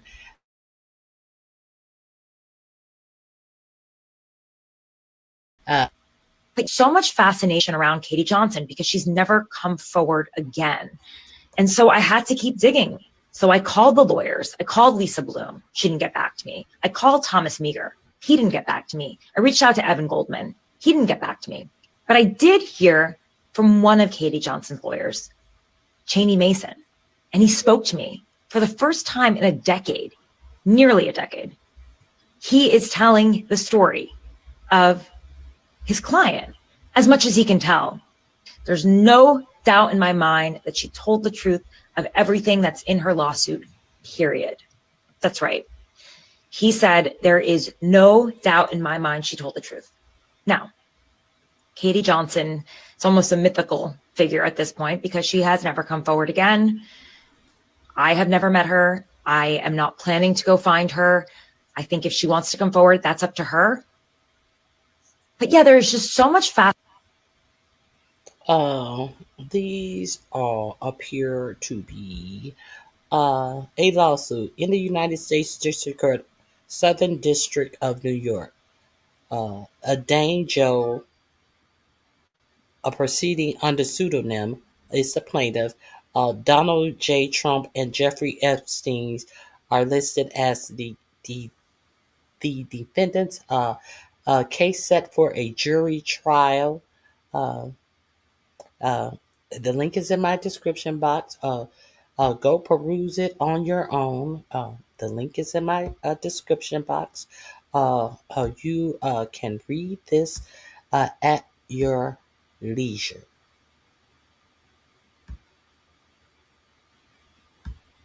Here we go. Here we go. Okay. Okay. I give you the information and you can go find it and think of it whatever you will. The link is in my description box. Let me move forward. A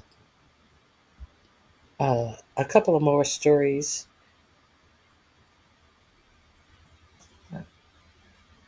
I told you about the mortgage fraud. Let me see. I told you about the Coast Guard.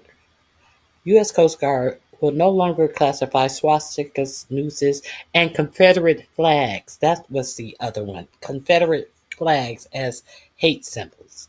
Okay, I've told you about that. Why are they doing this? Isn't it obvious? I told you, I let you hear what Senator Slotkin had to say. I'm just going through some things I've had held. If you are not aware, the U.S. World War II cemetery in the Netherlands is removing all displays about Black troop. Why are they doing this? Why is it probably the same reason that they are firing Black four-star generals? That's probably why they are doing this. Let me share this with you. An African American World War II cemetery in the Netherlands removed displays focused on Black American soldiers, sparking an outrage and compelling Dutch politicians to appeal to U.S. officials this week to restore the information. We know that has already been done in our Pentagon, where they totally took all of the people who had fought for this country, from Eggers to Jackie Robinson and many other notable American soldiers, and they totally wiped clean their pages where it just showed a 404 era, and allegedly they were to put these back. I don't know if they have as of yet, but we know that that is the mission of Pete Hegseth, the man who goes to the white supremacist, a Christian nationalist church, who says that slavery wasn't all that bad. Okay, the two displays were added to the Netherlands and American Cemetery's Visitor Center in September 2024 after some historians and relatives of service members criticized the site for not mentioning the unique experiences of Black troops. One plaque featured the story of George H. Pruitt, a Black soldier in the 43rd Signal Construction Battalion who died trying to save a comrade. The other highlighted how Black American service members were fighting on two fronts, for freedom overseas and for civil rights at home. The display's removal, American and Dutch critics of the move say, signifies an erasure of Black American contributions in the war and their work to liberate the Netherlands from the Nazis. It also represents an overstep into 45-47's administration's campaign to curb what it deems diversity, equity, and inclusion efforts, the critics said. Okay, so I dropped this link in my. Did I drop this link? Let me be sure I dropped this link in my description box. I'm going to drop this link in my description box, so you can have this information. This will be link number 12 in my description box. If you want to go over there and check it out for yourself. Now, I take personal offense to this as my grandfather, who also fought in the war. My grandfather actually fought in World War One. My grandfather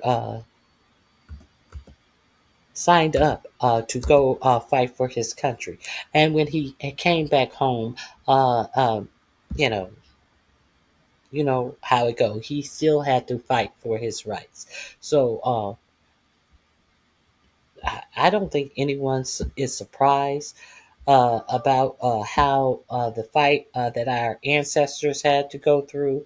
But you should be surprised at what is going on now in this administration to absolutely pretend as if Black people and the Black experience was not embedded and interwoven into America and everything, every success that America has had since we have been bought over here in chains, including our work that we were not paid for, that absolutely enriched America. Okay. Uh, Now, I definitely want. I talked about this last week. I am going to put this is number 13 in my description box. I find that this, if you are not aware of this, I think I just want to remind you of when 45-47 sat down with the prince, with the crown prince of Saudi Arabia, and tried to act like oh, nothing strange is going on here. I am not the only one who found that strange.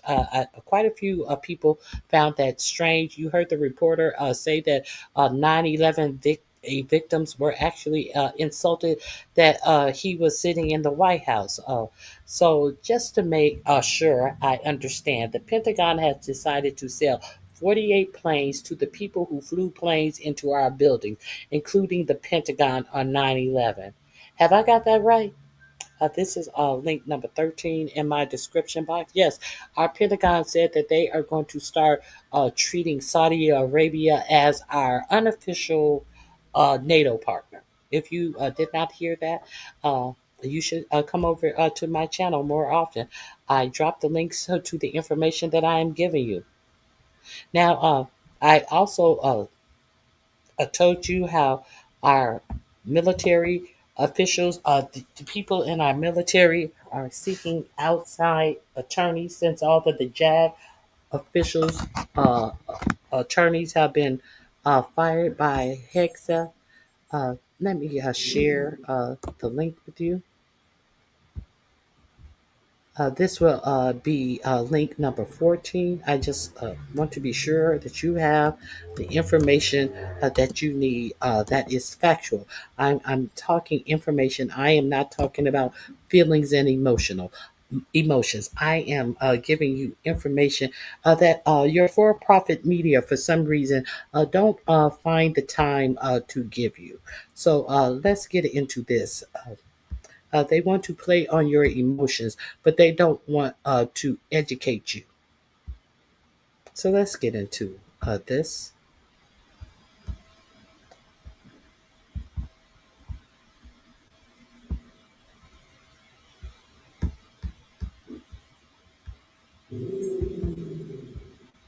Excuse my dog, he hears something outside. Past many months, calls to nonpartisan outside legal counsel by military service members have increased, with service members increasingly asking outside legal counsel over whether or not they can follow certain orders handed down by the President of the United States and the Secretary of Defense, especially as they relate to what's happening near Venezuela and what's happening with the National Guard deployment on American soil. We've known these calls to be increasing. That's according to a PBS investigation, and it comes as Donald Trump is now calling on Democratic lawmakers to potentially be tried and executed for telling service members that they don't have to follow illegal orders, that they should remember their oath and reject illegal orders. That was the PSA issued by Democratic lawmakers. That is what caused Donald Trump to call for their execution, amplify calls for their execution today. Folks, it all is kind of coming together in a way. You have service members saying that they're calling outside legal counsel, seeing whether they have to follow certain orders. Democratic lawmakers saying you don't have to follow legal orders. And why would a president be calling for the execution of someone saying don't follow legal orders if he's not going to give illegal orders? Spread the word, follow for more.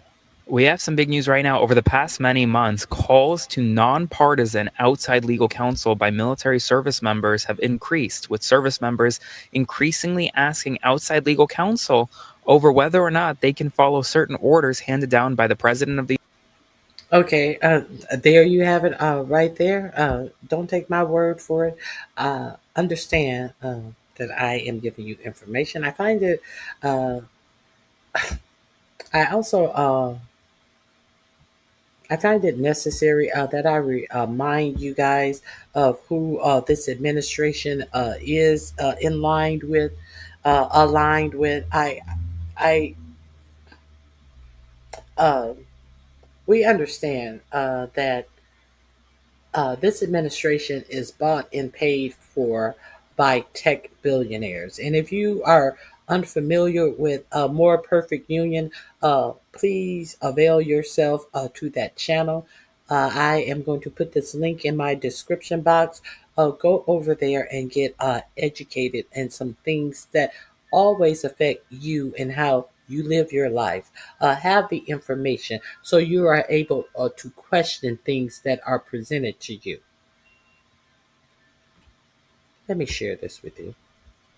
I've shared this on my channel many times before, but if you're new here, please go over and check this out. Let me put up the volume.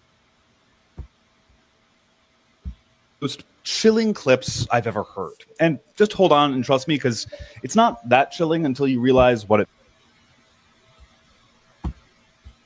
Let me start it over so you can get it from the beginning.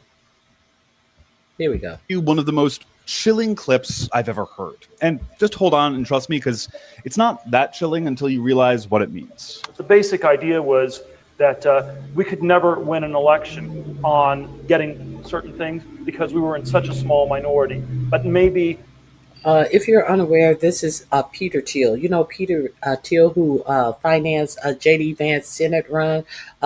Peter Thiel, who gave J.D. Vance all of his jobs. Peter Thiel, who says who is working on AI, who is the owner of Palantir. You know Palantir, the systems that goes around that was going around in Palestine, finding people who were hiding from the army and unaliving them. that has defense contracts with many nations, including the United States. And this is what they did with their drones in Palestine. You know, this Palantir, who is big buddies with J.D. Vance, who in an interview couldn't say when he was talking about AI and the Antichrist, and he couldn't answer the question easily if humanity should still exist. This Peter Thiel, if you are unaware, this is way before Palantir. This was years ago. What Peter Thiel thought about democracy and voting and being able to present a agenda to the people and have the people vote on it. He felt that he was tired of having people to vote on things. He just wanted to do whatever he wanted to do unilaterally. You know, the same Peter Thiel who is setting up these places where people are living with their own laws in, I forget what country that was. He wants to set up all of these places where the mega rich can go and live and have and build whatever they want and not have to worry about these peddly little laws that the rest of us have to live under. This is Peter Thiel. Let's get into the early Peter Thiel and what he has manifested and what our government is buying from Peter Thiel. You could actually unilaterally change the world without having to constantly convince people and beg people and plead with people who are never going to agree with you through a technological means. And this is where I think technology is this incredible alternative to politics. That's tech billionaire and Republican megadonor Peter Thiel speaking at a Libertopia, a libertarian conference in 2010. He's basically saying that his political ideology is so unappealing that it'll never win elections. And that's one thing he's right about, because he's railed against women having the right to vote, complained so much about diversity, and written some really disgusting stuff about sexual assault and consent. But he knows that he can use technology as a unilateral alternative to politics, and that should really freak you out. Thiel is one of the co-founders and biggest investors in Palantir, a CIA-funded technology company that has contracts across the government for their data software. Here's their CFO speaking a few years ago. We continue to advance our mission of becoming the U.S. government's central operating system as we extend our footprint across defense, healthcare, and civilian agencies. And while both President Obama and Biden did sign Palantir contracts, President Trump is taking it way further. There are new contracts with ICE, something literally called Immigration OS, and the IRS. So 15 years ago, Peter Thiel, like the supervillain in a movie explaining his plan to the hero, admitted that he can use technology to get his ideas across when they're unpopular, completely subverting democracy. And today, one of his technology companies is gaining more and more power within the government, building the very systems our government relies on. And oh yeah, this is the CEO. The central risk to Palantir and America and the world is a regressive way of thinking that is corrupting and corroding our institutions, that calls itself progressive, but actually, and is called woke, but is actually a form of a thin pagan religion. If you're a progressive, if you have progressive values, meaning you just, I don't know, care. So if you don't agree with robots and technology taking over everything, you are regressive and a pagan religion. You're a form of woke. What woke and religion have to do with anything? Using all the buzzwords to make you feel like, oh, I don't want to be woke. What do you want to sleep? Do you want to sleep? You want to be asleep, or you want to be woke, or do you want to see what is so bad about being awake? What is so bad about being woke? They want you to be zombies. They just want you to be ignorant zombies. Let's continue. About other people, the CEO of the company building America's technological back end thinks of you as the central risk. He thinks of you as the enemy. Are these the people you want running the systems you rely on, or worse, the systems that surveil you? I want to play for you one of the... Okay, there we have it. Is there anything else? I think there is one thing else. I would be remiss if I didn't alert you to this. A lot of people think that people are crazy. A lot of you are crazy yourselves. This is link 16 in my description box. Remind yourself about this. The next time you want to put down other people, I need some of you. Not all of you. Some of us are aware of this. I need some of you to hold a mirror up to your own faces. Let me share this with you.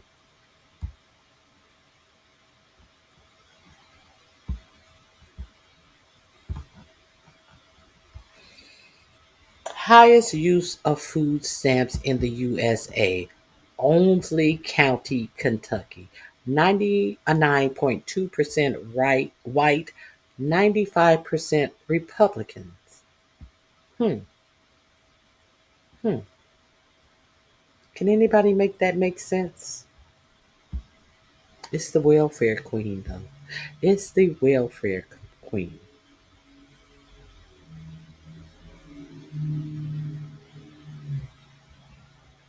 Let me see what else.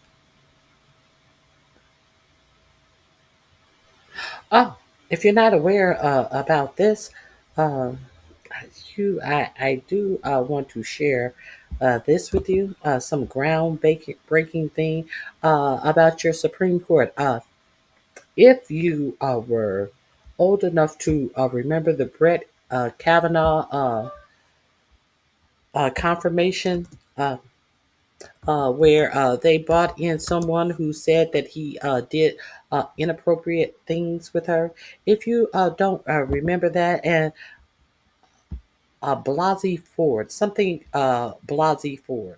Why do I know somebody's name is Blasey Ford? I can't remember her first name. If you don't remember this, let me help you with this. She was bought in. She said that he. I think she said he actually SA'd her, and Brett Kavanaugh under 4547 was nominated, and he made it to the United States Supreme Court. The newly uncovered Epstein email shows something simple and explosive. Brett Kavanaugh was pushed as reliable because he could help overturn Chevron, the ruling that gives federal agencies real power uh, to enforce protection. This wasn't random. This was coordinated. Who was it coordinated by?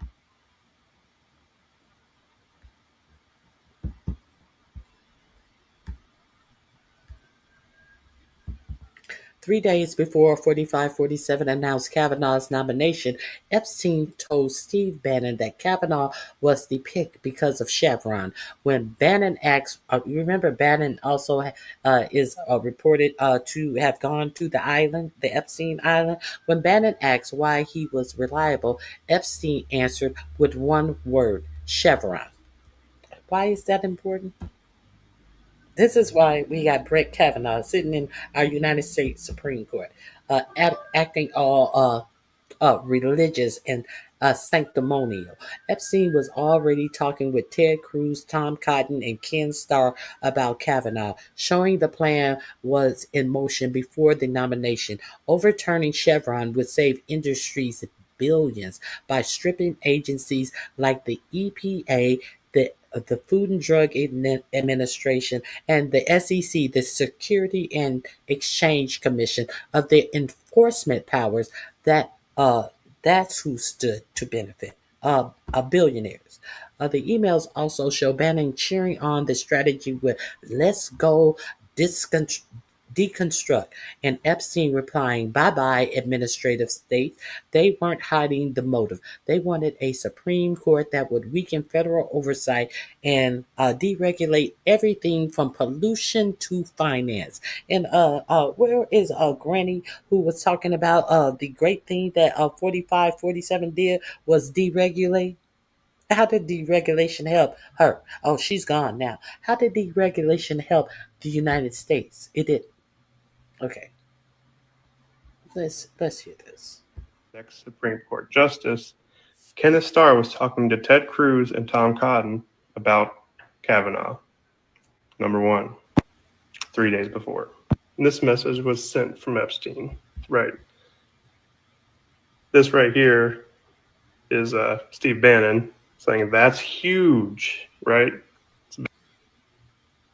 Bannon messages back Epstein on July 9th saying, Ken says this guy is brilliant, correct? Epstein says, reliable. He is reliable. Why would he need someone reliable? Epstein responds, Chevron, which was overturned in 2024. This is 2018. Chevron. Kavanaugh is reliable. There was already in the works before he was 3 days before Brett Kavanaugh was nominated by Donald Trump to be the next. Okay, but there you have it. I just wanted to give you that information.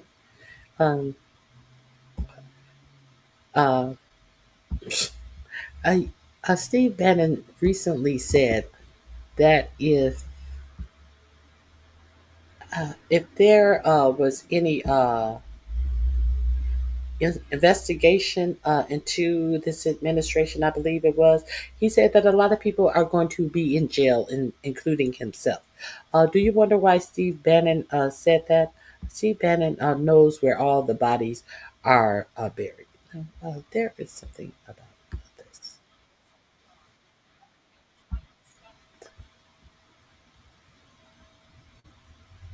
This was the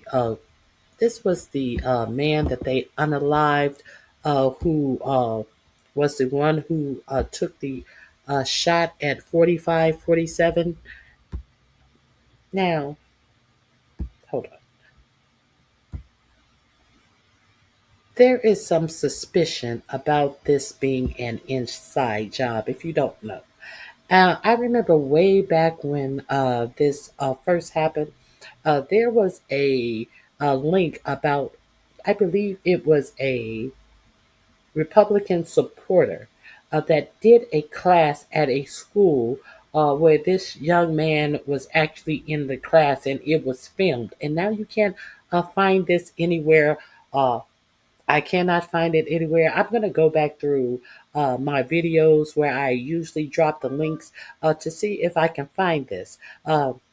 A Republican donor did a commercial at a school in Pennsylvania where this person was actually in attendance. I can't remember what he was teaching, but I want to share you this. This link will be in the description box. New information. Let me share this with you.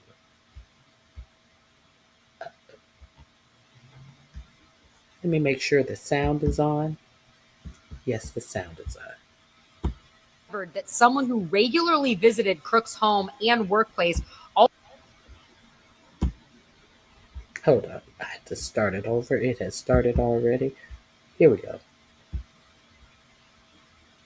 Wondering now more than ever if the assassination attempt on Donald Trump was an inside job. Investigators have discovered that someone who regularly visited Crook's home and workplace also visited a building in Washington, D.C., located in Gallery Place near an FBI office on June 26, 2023. A second device linked to Crooks visited Plymouth, Massachusetts. Additionally, a device connected to Crooks's workplace visited to Butler, Pennsylvania on July 4th and July 8th, but ceased all activity on July 12th. And now we have this video, which was taken from one of the windows the Secret Service had access to, overlooking the entire roof. As you can see, they had complete coverage, and it makes you wonder how on earth they allowed crooks access to the roof, let alone crawl up it and make several attempts on Donald Trump's life. As always, I want to hear what you think about all of this down below.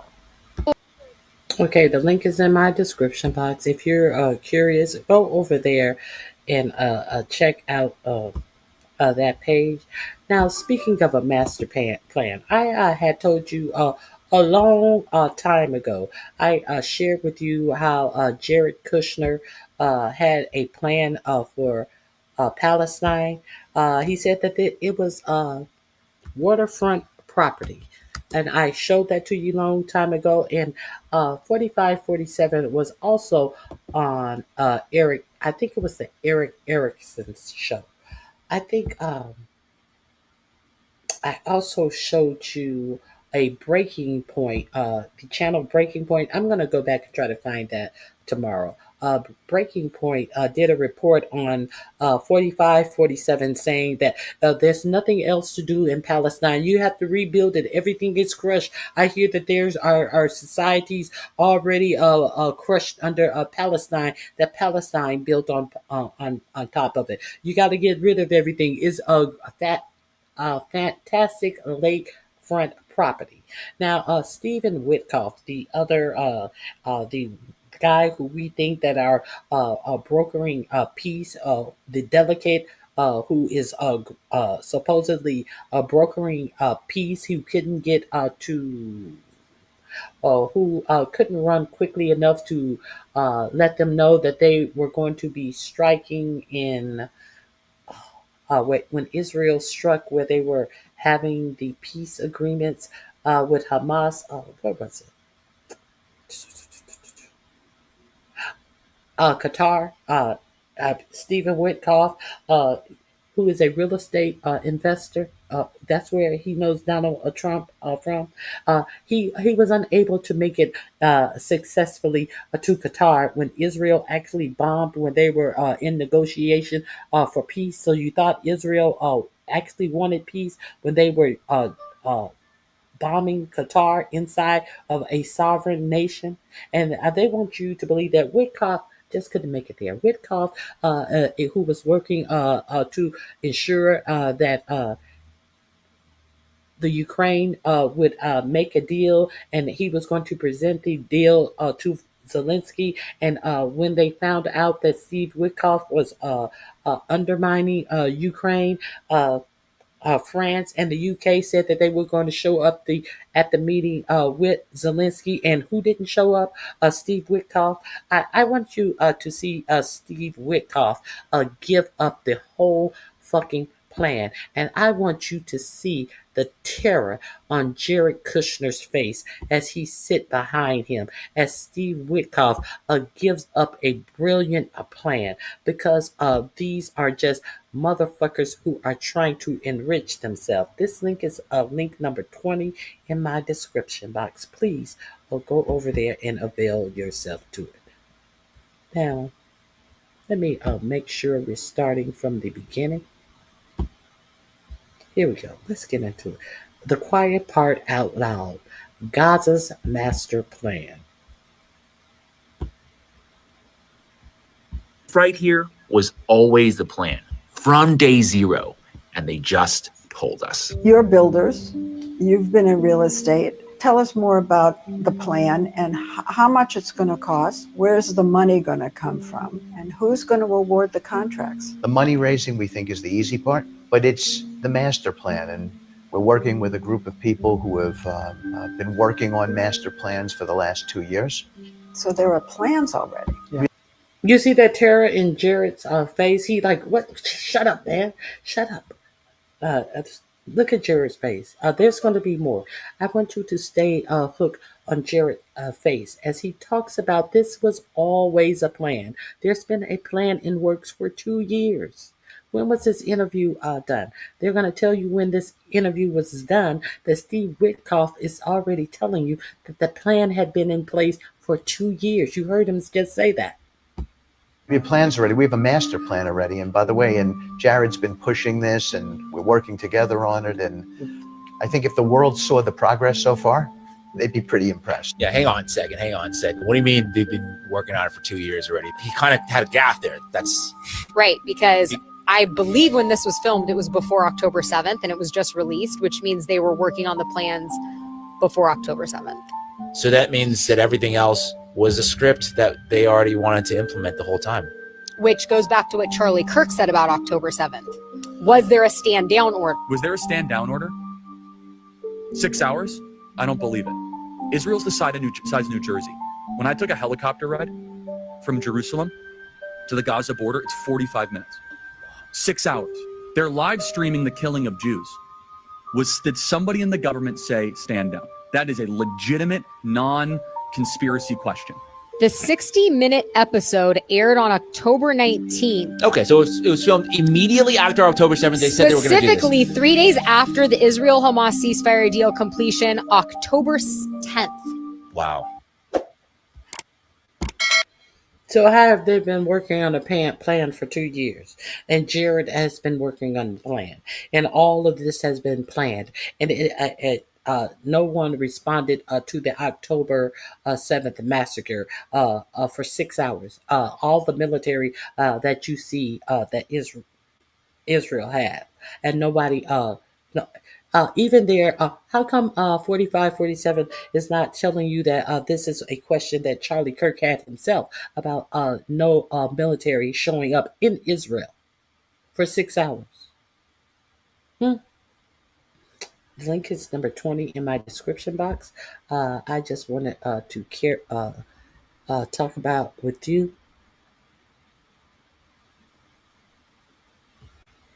Okay. Let me see.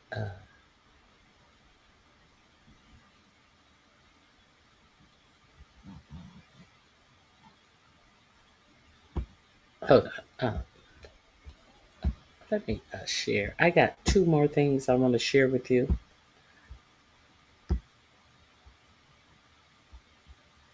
This will be number 21 that I'm sharing with you in my description box. Link number 21. They're numbered. Here we go.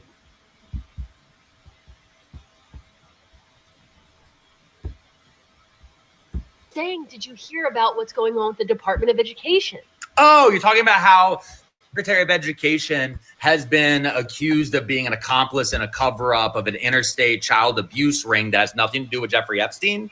What? Oh, yeah, no, there's a second child abuse ring accusation that's been floating out here against this White House and this current cabinet, but it has absolutely nothing to do with an island. It has everything to do with the Secretary of Education, her husband, and the company that she ran, where they used kids, many of them unhoused, as child labor. And those kids were then abused very terribly by men who worked very closely with her and her husband, many of which were actually inside her inner circle. And then as this information came out, she and her husband, using their company's wealth, would then try to pressure these kids and local media to make sure none of this was ever covered. Because also it was the 80s and the 90s, so everyone was like, oh, that's kind of crazy. And there's tapes about this and all this other different stuff. In fact, there was even a documentary that was released on Netflix about it last year because it's called the Ring Boy Scandal. Wait, Matt Gaetz is not the head of the... So if you're not familiar with the Ring Boy Scandal on Netflix, go avail yourself to some information. Department of Education. No. Matt Gaetz is not the Secretary of Education. No, yeah. But he has been accused of doing something very similar, about taking an unhoused teenager across state lines and then paying them. Remember, Matt Gaetz was the one who he initially, 4547, wanted to put over the Defense Department. Do you notice a nasty stew that always is surrounding this administration? Do you notice this nasty stew? And then abusing them? Mm-hmm. That's a completely different person. They wanted him to be the Attorney General originally. Okay. But he didn't get the job. I apologize. I said the Department of the Defense. They wanted him to be the Attorney General. Excuse me.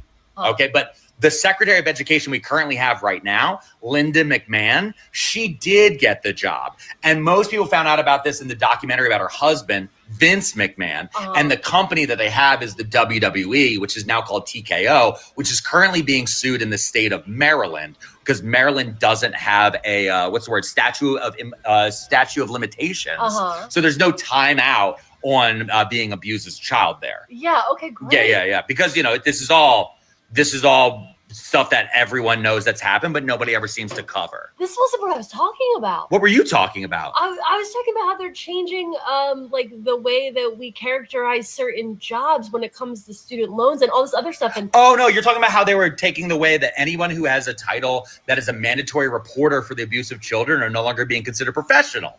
That's what you're talking about. Yeah. Yeah, I'm sure that has nothing to do with anything. And also it's weird again that this has absolutely nothing to do with Jeffrey Epstein. It's just a totally separate child abuse scandal that happens to deal directly with the person who's in charge of America's children. Hey, what? I was saying, did you hear about what? So you hear about all of the mandated reporters. Look who they got into the Department of Education to change who will be considered a mandated reporter for your child.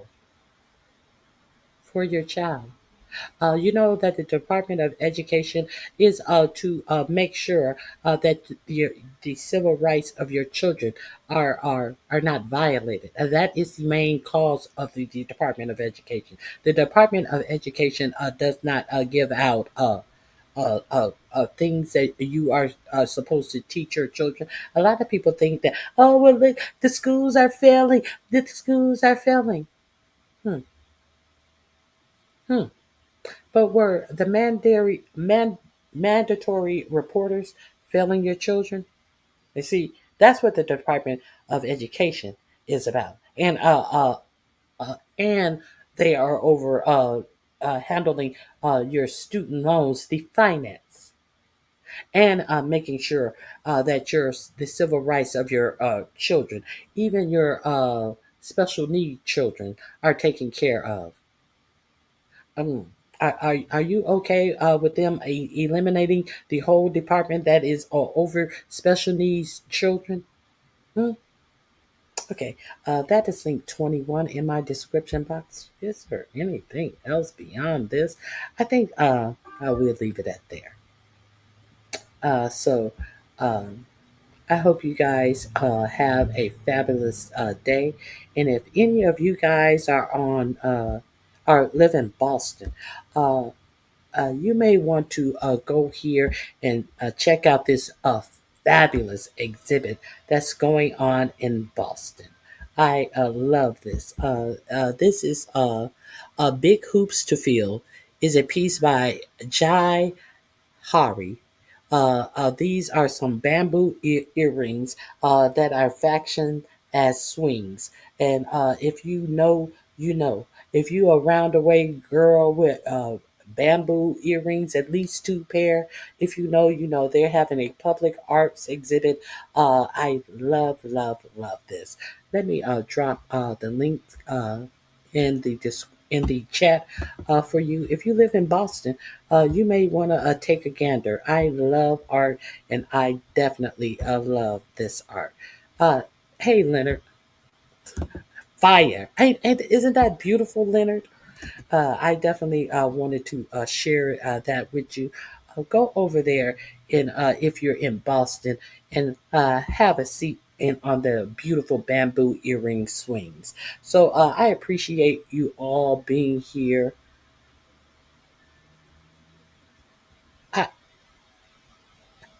Digital ID is your future. Y'all are doing nothing to stop that. I actually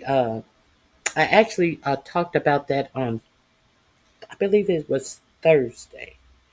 I think I talked about. Did I talk about the digital ID? I think I talked about the digital ID on Thursday. Yes, no, I didn't. I saw a video about it this week. We're going to talk about the digital ID, how they are going to try to make you conform to having your ID put on some type of device. You know, they are. That's why they are not regulating AI. Because they want to ensure that they get all of your information. I did, however, alert you how Google is going through all of your information. If you have a Google email account, they are going through all of your emails. And to opt out, you have to do certain steps in your settings to opt out. Wonder what the weight limit on those are. Aren't those beautiful, very Jerry? I'm sure certain people will not be able to get on those. How if you had the little clasp was open too wide and your earring would keep coming open and you had to squeeze it together. No, no, no, no, no, no. Certain hefts will not be able to sit on that swing. I'm pretty sure they're used to it. I'm pretty sure they couldn't sit on those vinyl swings we had back in the day, and the vinyl would probably crack. You remember you used to go to the park, even sometimes on those wooden swings. You would go to the park and the swing was cracked in the middle. If it was a wooden swing or if it was one of those vinyl swings, swinging is not for everyone. Swinging is it's kind of like swinging in your marital life. Swings aren't for everyone.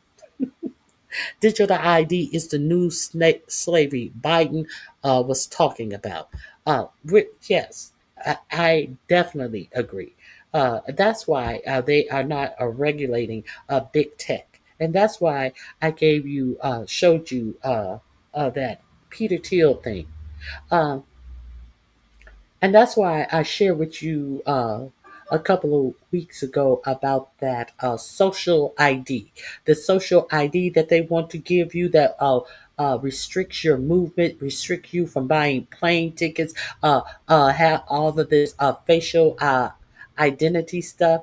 Now, this is why I'm telling you about this stuff because people are acting like this is a joke, but this is some deadly serious stuff that this administration and this deregulation that they want you to believe is a good thing, but they can't tell you how any of this regulation has improved your life because it hasn't. It has only improved the life of the rich to be able to do things that used to be against the law. You notice how they have more restrictive laws on you and less restrictive laws on millionaires and billionaires?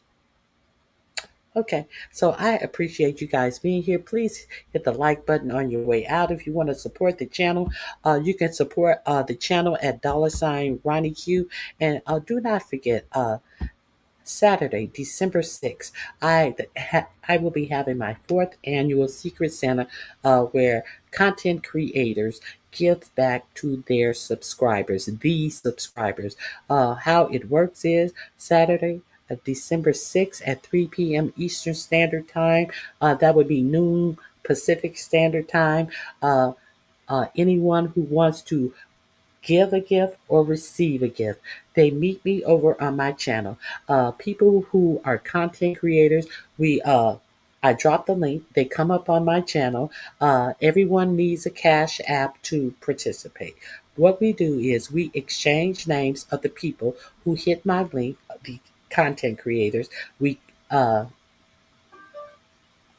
we come on the link, we see who's on the link, 3, 4, 5, 6, 7, however many people. We do a secret Santa amongst ourselves. We give between 30 and dollars. We pull names, whoever names we pull, we cash app them between $30 and $60. We cash app the content creators. We cash app each other between $30 and $60. I'm trying to say this in a simple English because we have slow bitches who don't understand simple English. I guess people been on drugs too long. People are pretending they're off of drugs when they're actually high. When they do things and they try to blame it on you. You know what I'm saying? Okay, so we exchange gifts between $30 and $50 with each other. That's the Secret Santa part of the gift of the meetup. However, the whole cause of this is to give back to you, the subscriber, who gives to us all year long. So I give my gift to Carrie. Carrie gives her gift to Leonard. And when we receive our gifts, we say thank you, but we don't keep our gifts. We then turn around and we cash app people who are actually in the chat, who are actually dropping their cash app so we can give our gift back to the subscriber. See, we don't get anything out of this. We don't have any pots. We get nothing out of this. This is for content creators who choose to give back to the subscriber. And you must be here to win. The content creator cannot get a gift and say, well, I'm going to go back to my channel and give it away on my channel next week. No, you have to give it to someone who is actually there here on December 6th at 3 o'clock p.m. Eastern Standard Time. Okay? There's no way to steal from this competition. See? I'm not trying to take. I'm trying to give to people who give to us content creators all year long. Okay? So I thank you guys for being here. Please hit the like button. Please double tap if you're watching on vertical. Please share. Please subscribe. I appreciate all of your support.